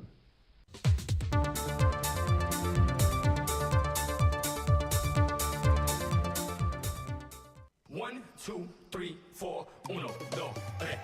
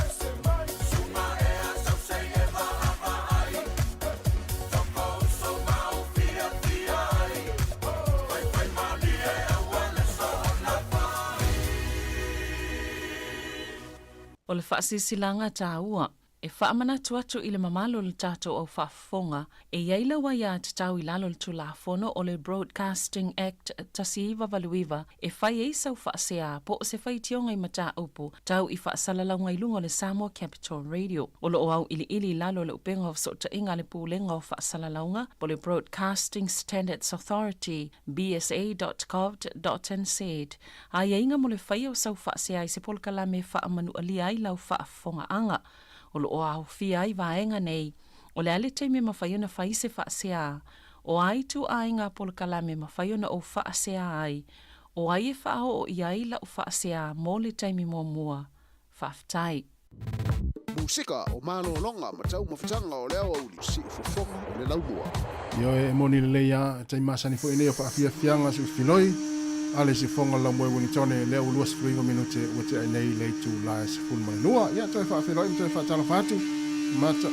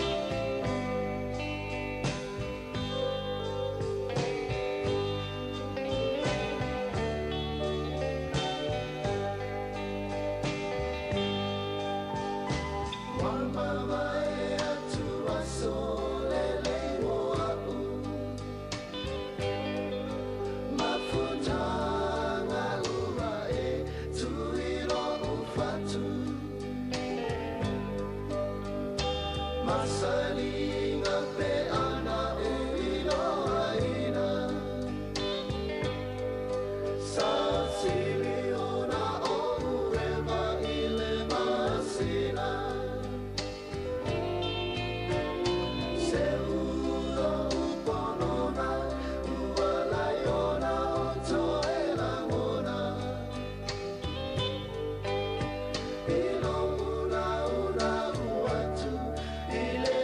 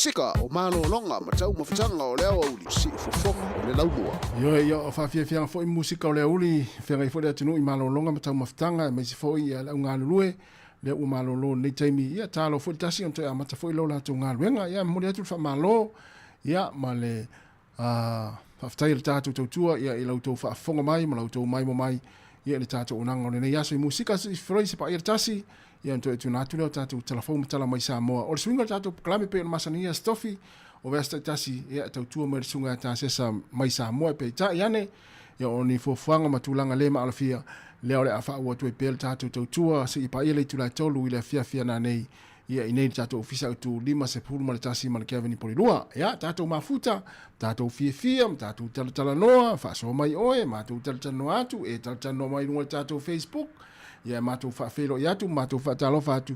Ia ona mātou iloa na ilofo i le tātou whainga luenga, ia o loo tau fia pe atou te mafuta mai, ia e tātou poklame mwhaafianga musika le tautua la wala leo. Le si whanga la mwe Wellingtone, le tasi ona tesi ma le tasi whamo, a pe fo le mai moanga lungo tātou pinga te whailangi le Facebook, ma le tātou YouTube le nei taimi, leo to e 2:05 minuti ona tā leo le tula tasi wha. O te whaafianga pepese, ia au whianga i fo i le atinu, ia i tau mawhitanga fo i le nei taimi o lea uli.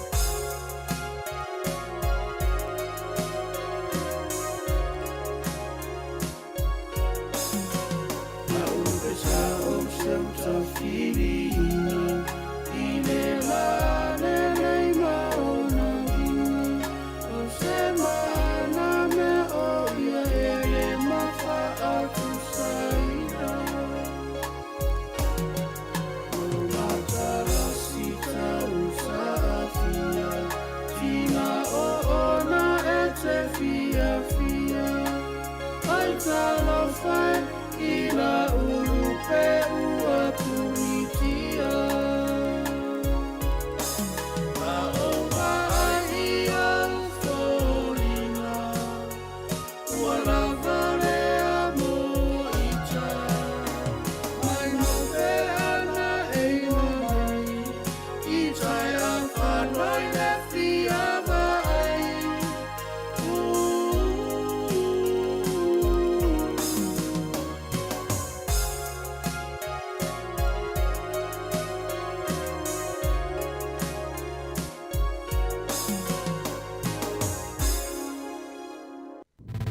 Musika o malo longa ma tau mawhitanga o leo au si ufofonga o le laumua.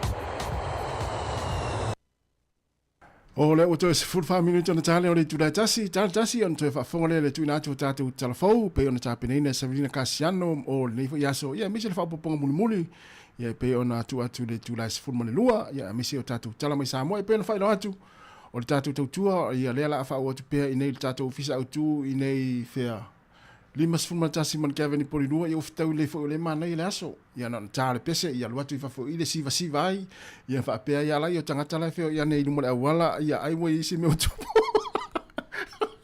ya ai ma lo lava fa te tele la fo ya ila tau fo lo na fa mana ma tua ma lo lava mo le tape nei na la tau tau maftanga le nei uli ya ai mai se fo ya tono mo tanga ngase o mo to tanga ma tua ya mai la tau lo nga lu ai ya o lo fa fonga wa fa o vanga nei i mo to tanga ma tua ya tele ina fa longo mai fa fonga mai fa tasi ya la fa nga luenga ya mana ma tua lo o yai tonu nano fonga ya melea ya mo le tole fa ma lo le tatu proklame ma le tau tua si fonga la mua e mana tua pe o tau ya so uma yo e le ma fai ona ma tau fa ngaloin na o tau e le ngata ina ma tua no fa fale tono ainga ya e mai se fo ina i ma tua tau si tono mo tanga ngase o mauta o tangata mātua. Ia ma so e lava fo isi no whanga. Ia o lo e mafuta mai ai. Ina i o tātou mātua. Ia me se fo i Samoa. Ia ina i mātua o lo whalongolongo mai. Ma tau warawala au ane le telefoni. E tālo whai sta mo tas. Ia le na. Nei mātua fo i ma matua tausi. Ia o lo o fo i lele. O lo tausia whaapitoa ina i mapu i whangalele. Whaata lo whaatu le tātou pakalame. A me se fo i le mapu aratai. I o i leo i longo i pulotu o i nale wei no whanga tangata mātua i nai mo tere sa la whai lona winga e mapu i whanga lele i whea i vai lele ai mapu atai i o i whea i o i longo i pulotu i nai uta i fusi sa fotu la whai i o i nalo i no whanga o nai tangata mātua fo i mo tere sa la whai ia alo whātu tātou paklame ia ma o to umana fo i o lo mafuta mai Samoa leo to is 40 minute ia ona talo leo le tula tasi fa o fa fia me pese ai malo la foi ma tu le pisi o numero tato ofisa fa sala lau ia ale ma na ia foi le tau de la ia tato ia le ala apo ne ai le fa ia tanga lava ave tau le waya ia ma na ia fa le termine ia po tonga la au o le ma na ia o le aso fa tonga la au ia pe te foi te savali lungo le maunga ia le to telefone au po rua le o savali lungo le maunga le temi ia ai malo lava fo nga lue ia tatou ia o si mea ota ma si mea tunu se tulu fa fonga mai le tunu la winga na upolitasi ia na fa fianga fo ie fa solo i ma fa fonga le uli ia e me sira le pesere na uma tu le heavy tama ia a over ai o folinga wala vale mo ita ia le pesere na e wila to fu ile na ngalo na avel tau maftanga ile uli ia le uto salamo tars fululua ia tango atu misi ato le sta maftanga ya a nai fa fianga se filoi ya wala fu ile fa fonga blang mai mo mai ye de tau tuo ni fo ya u de se fonga la mo Wellington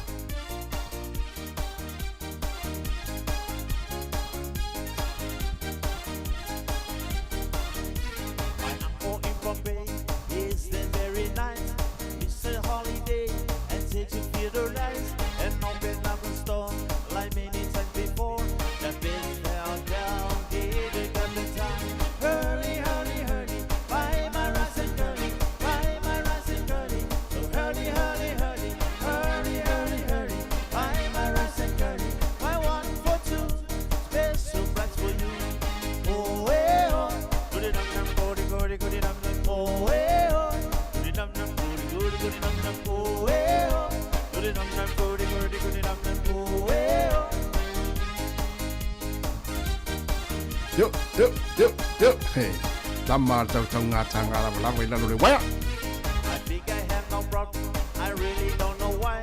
I never have a customer who want to come try. I don't think guarantee my secret liberty. The best and found it, they got me down. Hurly, hurly, hurly. Why my rats and curly? Why my rats and curly? No hurly, hurly, hurly. Hurly, hurly, hurly. Why my rats and curly? Buy 1 for 2. Special price for you. Oh, hey, oh. Do the dum dum, go the dum dum, go, hey, oh. Do the dum dum, go the dum dum, go, hey, oh. Do the dum dum, go the dum dum, go, hey, oh.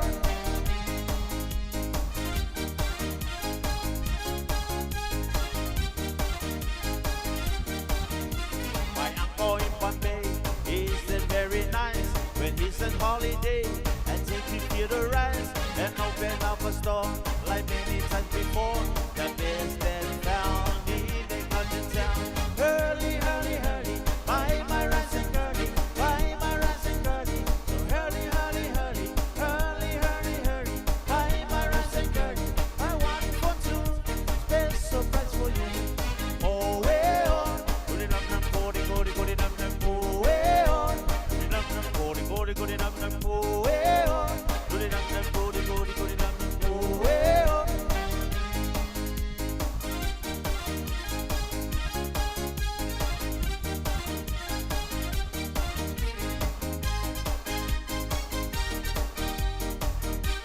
Come on, sing along.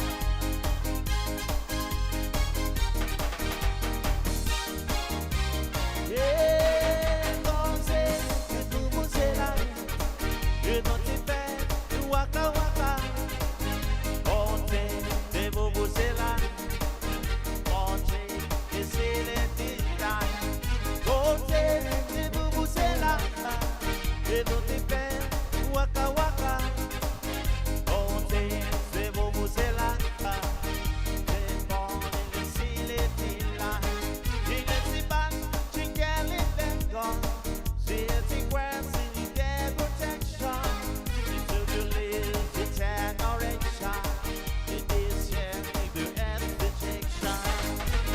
Waka, waka, waka, waka, hey, hey, waka, waka, waka, waka, hey, hey, waka, waka, waka, waka, hey, hey, waka, waka, waka, waka, hey.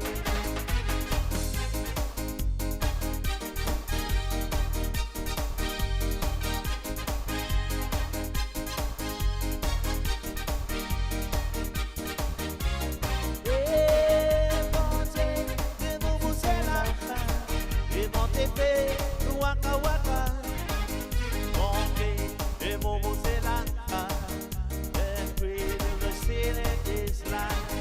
Don't say the bubusela, the motive, waka waka. Don't say the bubusela, don't say the ceiling. Waka waka waka waka, hey, hey, waka waka waka waka, hey. Waka waka waka waka hey, hey, waka waka waka waka hey.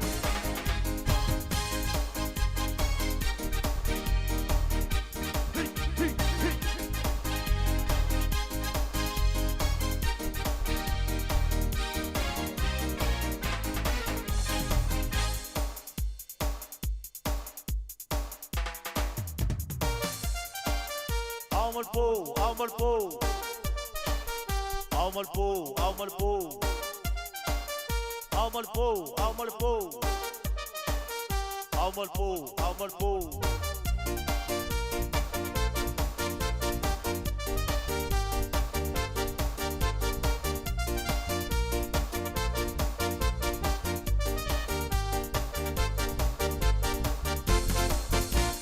Saula ia, silmaya se eu vá a fia.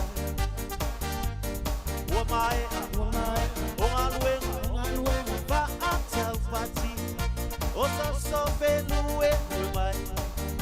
Ia whaawawa ni pēla usiva se whaiatu tātou whātou whā ia i la tau lo mafuta mai lungo le tātou ala leo le tasi o le tesi ma le tasi wha mō. Meise lau fo ina i mātua no whale ia o lo fa nga mai fa fo mai le tatu wala leo le yaso ia mai se fo tatu proklame mai lava le tulai fitu le tau nei lai mo le toile nga fa te tele la fo ina ma tu ma lo tapu ai ma lo fo talo le we mo le manuia fo le tatu tu i ngala la leo ale si fonga lo mua e mo le yaso ia manatu sa fa fi ina fa me ina la fa fo mai ia ala proklame fo i ma le tau tu ala fa nga luenga mai le tau le glasi pa ia mai le nei tu la o le taimi fa mai nei le tatu unanga ia fa malu lu fo ia wa sala fo i le ngana le fa nga luenga ia malu ave fa di finangalo fa malu atu ia fa mangalo so matu fa le tono ia manu la fo fa o le yaudi felo itaya o le taimi masani le tu la fitu si fonga la mo Wellington to fa so fu le malu tatu wa tunu ia a mai lo pese le so mtatu telefon mtana mai Samoa ia fa o fo tatu programa lungo ala o penga fa ilangi le Facebook mo le YouTube ia se pa ia le tu la tolu i le afia na nei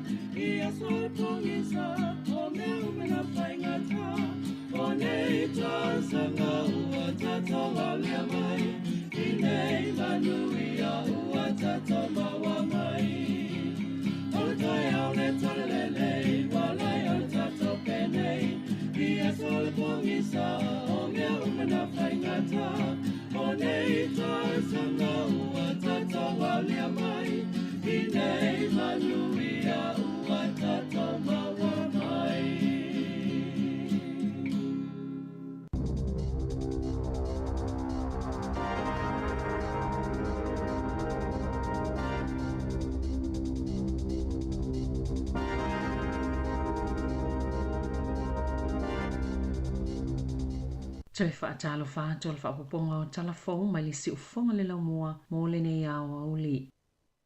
O la toi whaatulanga le waikaha le matanga luenga mō tangata i mana o ngā whaapitoa ma o le ali toi whaatinoina ma tawhaiu i whaatinoi au nanga langolango ma o tau fia mo le taimine se whainga fō sa fōfoina sa whaasilsila le mālo ye suinga ina ua mai ai se iloilonga tele ma whaali ai o le atu to tasi lava le matanga luenga. O au nanga langolango uma o le a whaaseanga i le MSD po le matanga luenga atina engo anga whiso o tai e tau fi mo le taimine i le fōfonga le enabling good lives. Ina ia mautino e tala whianga ia vanua e mawai whiso soani e fua ilungo mana onga ai le ono fuanga taitasi. O lo i le MSD le vainga matulanga mawhai o na pule ina le lei o ia vainga tupe ma o le a avea o se leo malo si whainga malo e whina umo tangata New Zealand e ei mana onga whaapitoa. To sai masauna anga le minister mo mta utau mana onga whaapitoa Louise Abston. E tu mauli tau maunga le malo e langolango ai tangata ei mana onga whaapitoa o le alale o whaanga ngai se tupetele e tasi tesimale tasi piliona tala e whaopopoi au nanga langolango mo e ei mana onga whaapitoa le tala whaatitau au tua le tupe o le nei tau sanga peona sauno ai le minister.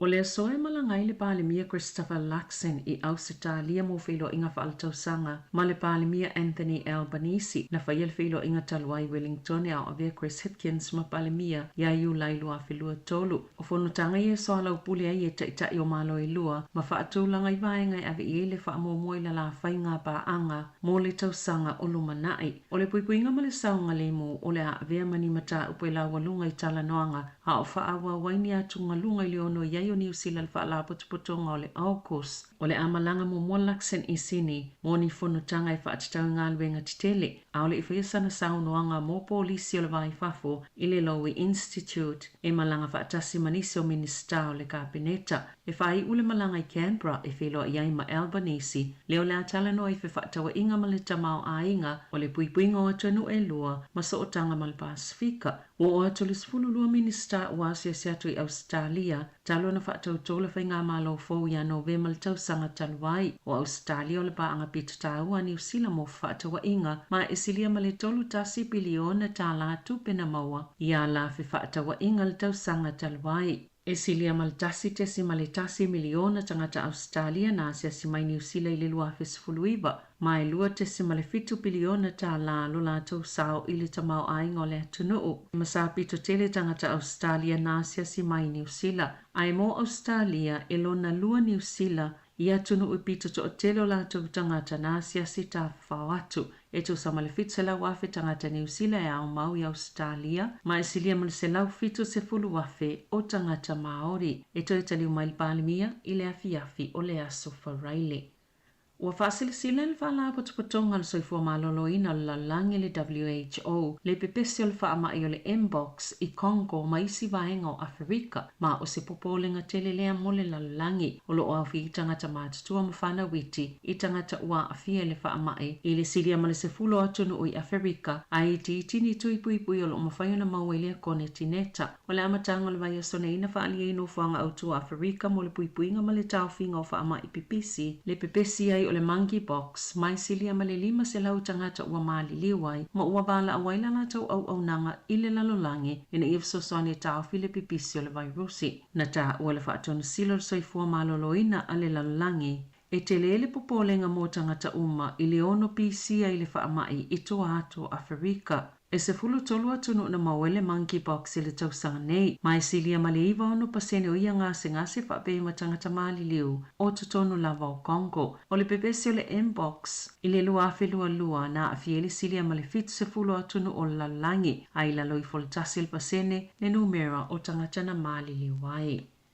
O le taulele alimas fultau sanga leana maliwa na se whaafitauli na tula i mai le lotoa o le palemene. Sa fete ina i male falitupel DSP. Sa tau mawhai e whaatau whaamalusi e se atu le falisano no whai malona tina i ngase pe o na ta ua e lona ainga. Na maliu dan hono o na oni manu anga o ngaonga. I le tai au le aso sape o na liboti ai e le post. Wai lima o le vaenga su o e tino mali leo le mata upo. O le tala lona tua fine ilungo le post. Sa tau sia dan lona tina sa a fie le ngase o le mafau Wellington. Pe tai na ta pena le DSP e whaatau tau e se atu le fale South Coast o no ai tā lafu e le i tutongi na o le fale ma ana whaatau watu wa le i se fale no fuai hone malona tina. O le tolu tau sanga taluaina whaatolu ina i le tele o le tupe e tutongi o le mokesi na tu ina atu se tusi mai lo i al DSP e whaamani ai wanga i le fale tupe whaatau whaamalo se e se atu le fale po le mokichi seyo. Malapata ina fo i le tau le lea o le a amata whaasala lau le fale whaatau watu. O le aso lima yu laina amata whaiai whaatau tui i le fale e sa mwhena mausina taimi pupu una toe whaaui e se le whaasalanga e ala i le tutongi le tau le o se tupe lima whita lai le fale tupe na ta ua fo i le to fine sa ngā lulu e malo se fofo le whaafita au li peitai sa le ini se fia whaatawina le fale ma sauni le fale tupe wa aia le fale. Na soso oe ma le tala fo ato le mauwhi autos tusia mai lona tuangani fia mau se feso soani e alu e sei ma Wellingtone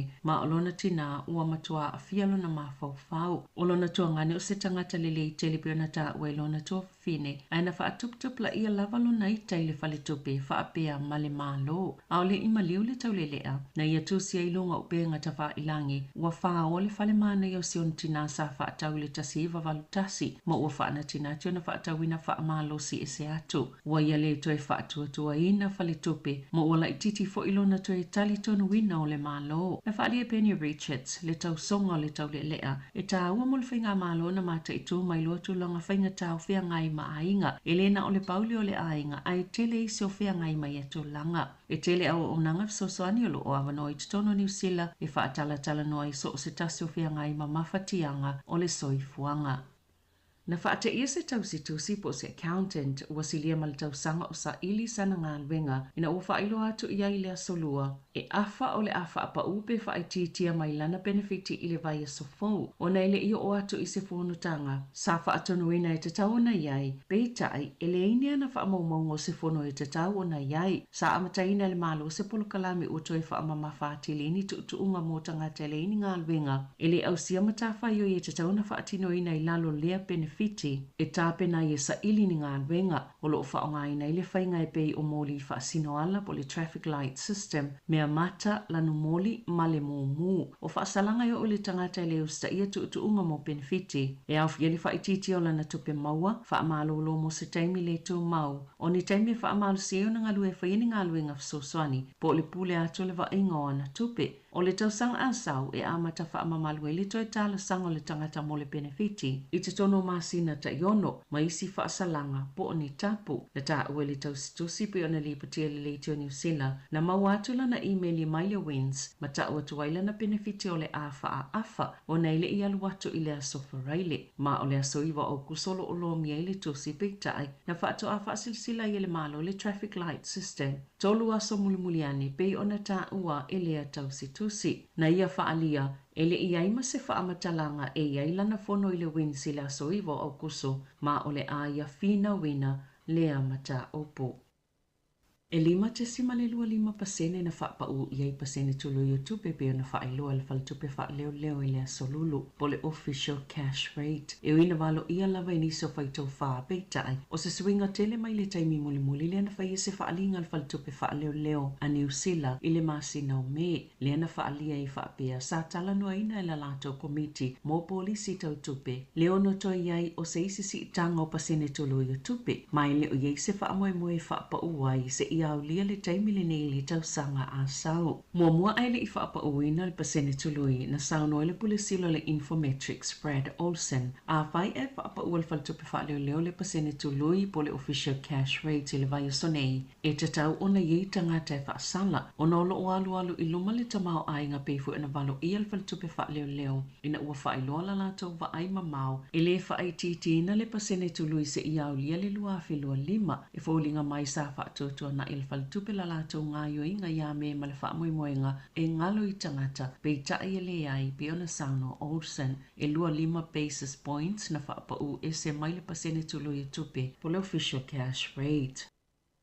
O le aso momo o ke topai whaamamaluina i tau fōngo visa New Zealand. E ua whaalia e sui o le komiti mo kampani waalele e ono toi a whaina tau mawhainga toi whaalele i au nanga New Zealand. Mo tangata tā whao mai whafo ona o le sitia o tau fōngo visa na whaitio ina le komiti o kampani waalele le matanga luenga o pisinisi whaafotunga o mai fōu mga luenga. Po o le MP ona o le le whaatala noa ina o kampani waalele le olo o umia ina whaamaumaunga tā ua o au nanga mo tangata tā whao mai fafo o le seitanga o tau visa o se ngai o ingai mawaile silia ma le 5.13 miliona tala. I le isi whātau sanga pio na sauna o le Minister Office of Malanga Inga Erica Stanford o le visa siasi o le asitia mai le 2.10 tala i le 3.10 tala New Zealand. Ai o le polkalame ta whao mai ai New Zealand ma whainga luenga o le asitia mai i le 2.10 tala i le 1.5 tala le tau o le visa. I pepo whaamaunga whaale malo lo ta wai. O le masina o matina whilo e le MP mani au whaisia te tele whaatala noa le si inga o tau o visa uma. Peita ina ta ua i le whaatan silo le komiti. A sui o company waalele Kath O'Brien. Na whaia whaalilo lilo whaatala noanga. Mai le iau whisi finangalo mai company waalele. O lo o iai ia i lato whaamaumong le numero o tangata. O lo o mai le atunu o. Mai mawhaiona lato tu ina atu se ato le tūlanga o le atupu. Maona a fianga. Pe ata si i tau o visa pe tai ele iau fia i lato ia whaatala noanga. Na whaali ei whaamaumaunga. E na o le 2% na whaapopo ina i le numero au nanga waalele sa fuafuaina mo le tau mawhanawhana lua whelua wha. Pe a foi le tau mawhanawhana o le lua whelua tolu.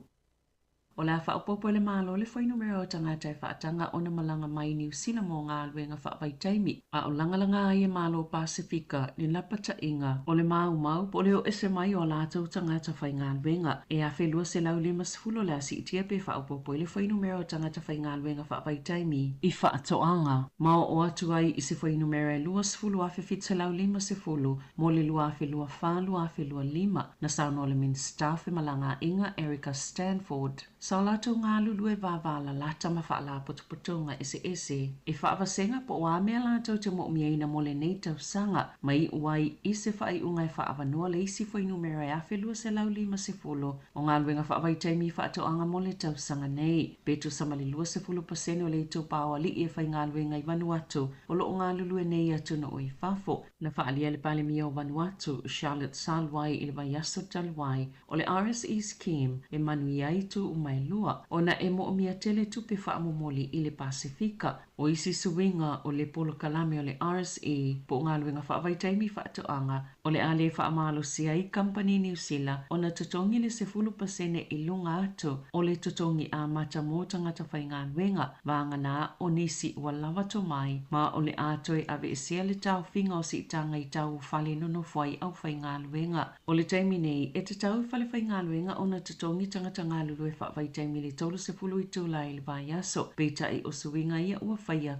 ia tele lava ina tolu se fulu i tūlai le Vaiaso le piliota o Vaiaso e whae te tauana ave i tangata whai ngā luenga. Ai e mawhai ona tasi le visa, ai tele taimi e mawhai ona ulu whale mai ele tangata i New Zealand i lalo lea polkalame e mawhai foi ona o oina i nisi to mai e le whaapitoa tonu i matata o ngā lulue ai i ngā luenga whaavai taimi.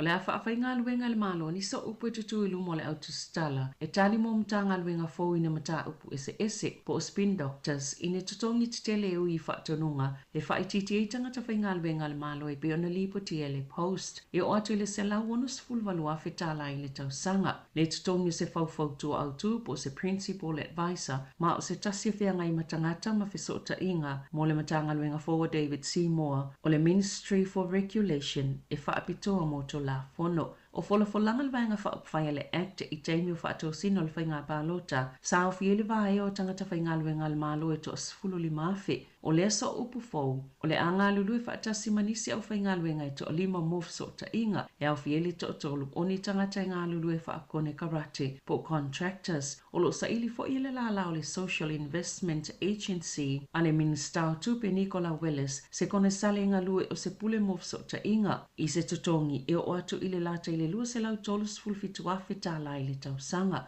O matina whaatuwina ai le matanga luenga mo tu la fono, e na te wa aia tu la fono fo ma tu la fono o iai, ma whaititia le tele o vaenga o whaatuwa iai au o nanga. E o mai le whaiunga iu lai, wala ta ile ono afe ngā luenga ua vaea mai matanga luenga le malo. Ina ia au sia se pasene na whaatulanga ina le malo e au na whaasawina, mai paketia matanga luenga ta itasi. E 5 miliona tala le paketia le Social Investment Agency, le uasuia le Social Wellbeing Agency, i le asomo mua iu lai.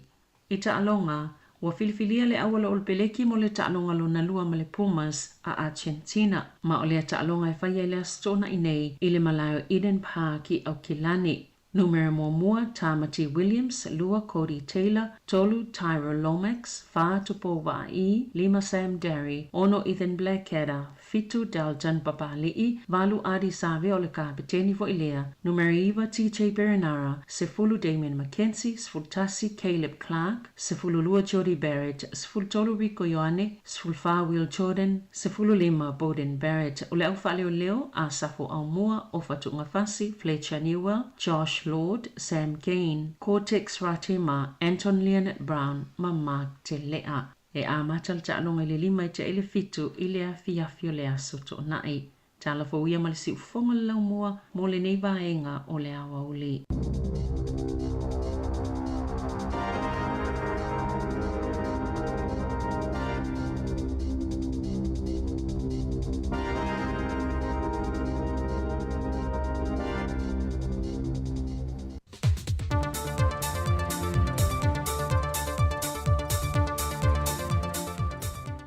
Sai fua manuia malalange malo tātua tanu nei fo ia so tofi, e usi meia lau whaafonga se whaapoponga o tala faume Samoa.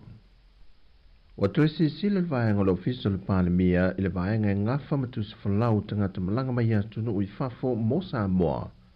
O lo alia i mei pia lava whaafi taule, i o tātu tangata e toe fo i mai Samoa e o lo umia tu se whalau isi atunu, lea ua sitseni ai. Wa toe whaamanino atili ai i le atunu le ese senga, vaenga e te tau o na malamalama atili ai o tātu tangata Samoa wau maui whafo.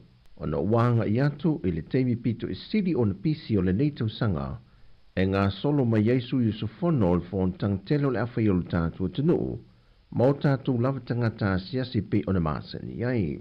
Sau no mai awa Jacob Pesamino o le sui o le ofiso le panemia. Whai e te malanga mai i lotus flau mai Australia ni usila po me po sisi lava tunu lo e au mau wai ma vei o e stanga sitse e lava ia fainga ma ia inga fatu la fon tau wai on na ausia tanga malanga ia to faile on ma tu fa tanga ina ia me mumo fai le te malanga mai o Samoa na e ola mai fa na via we malanga mai sa se passport se tu e tawana iai ia tulanga foile le iai so ele stamp ta o exemption stamp o le stamp na fa ona tu fa tu la fono ina di tonu tu flau le wa e malanga po le foreign passport le te fa malanga ni fa ona lo ia o e for tang Samoa no ringa e recognize o sing Samoa da fa iai stamp na o le stamp folina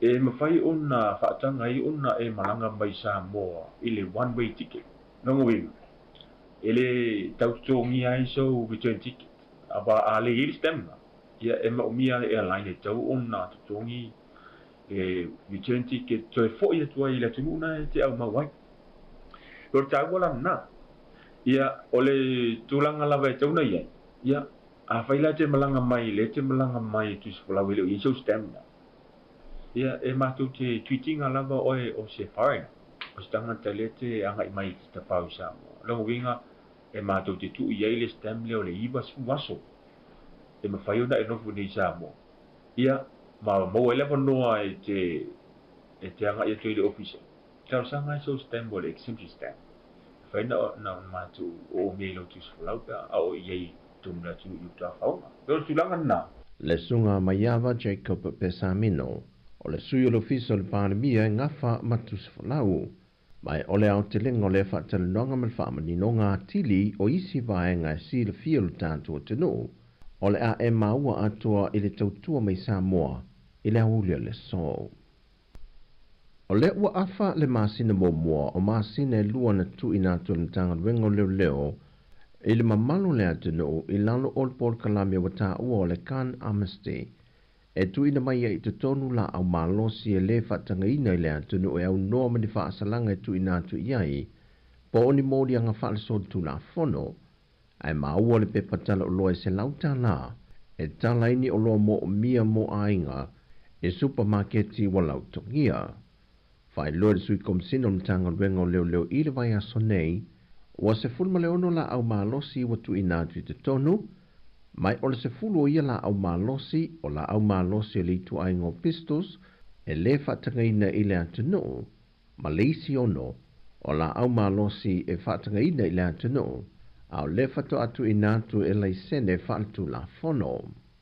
E te tonu le sui komisino mtanga rengo leo mali pulenga, e tele le la au malosi e le whatanga ina le atunu le o lo o iai, o lo talo sanga tu e pe lava i le mamalu le atunu, e au ina mai i tutonu.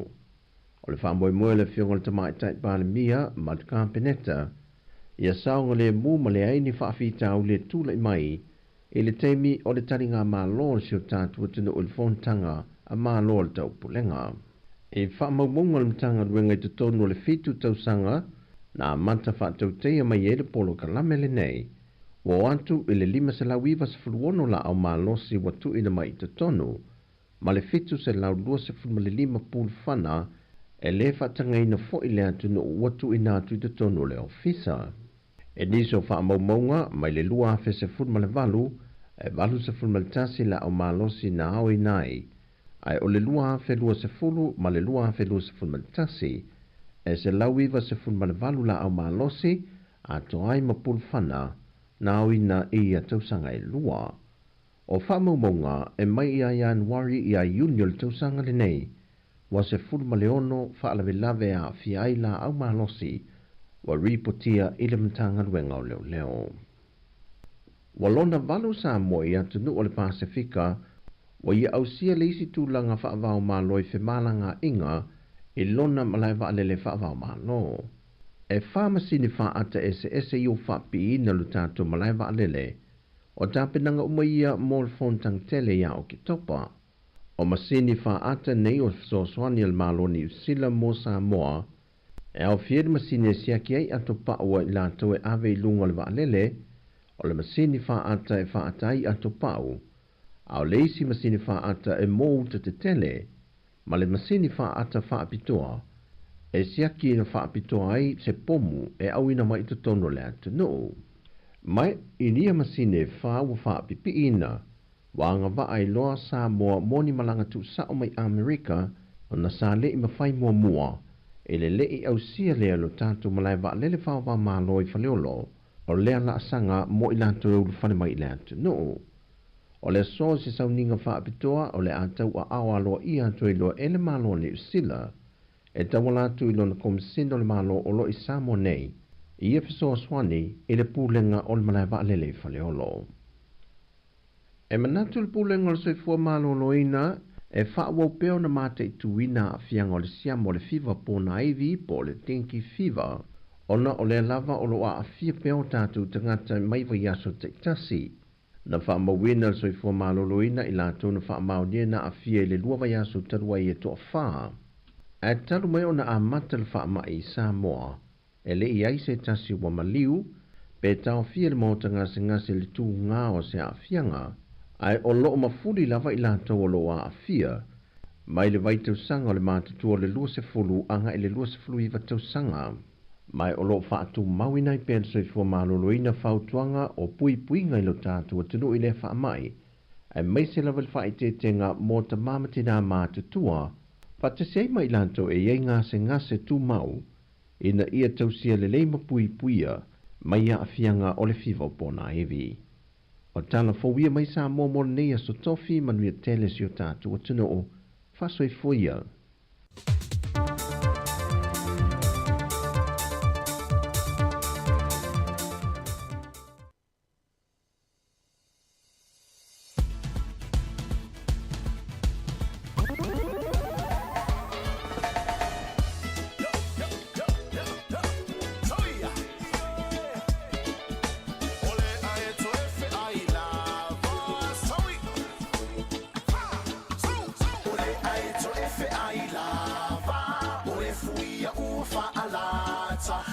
le sipula vea vea olo o i le whaatoanga.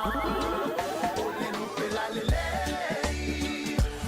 O lo e whawhonga mai le tautua si whonga le na mua nei teimi o le au uli mai a tātou telefou le ua te ale tasi minu te luas fulu mo le ono. E momona uwha maluru atu le atunu ui le nei tū la ia ona le tūlanga na ilfu o fuanga e wā tātou whaasala launga mai Samoa. Ona nusia o tūlanga le maalufia e o mafua iona le mwhaiona hawha ua ule tautua mai Samoa le sunga tase Salem Sam. E ai le la hawha ua ule tātou rei tio.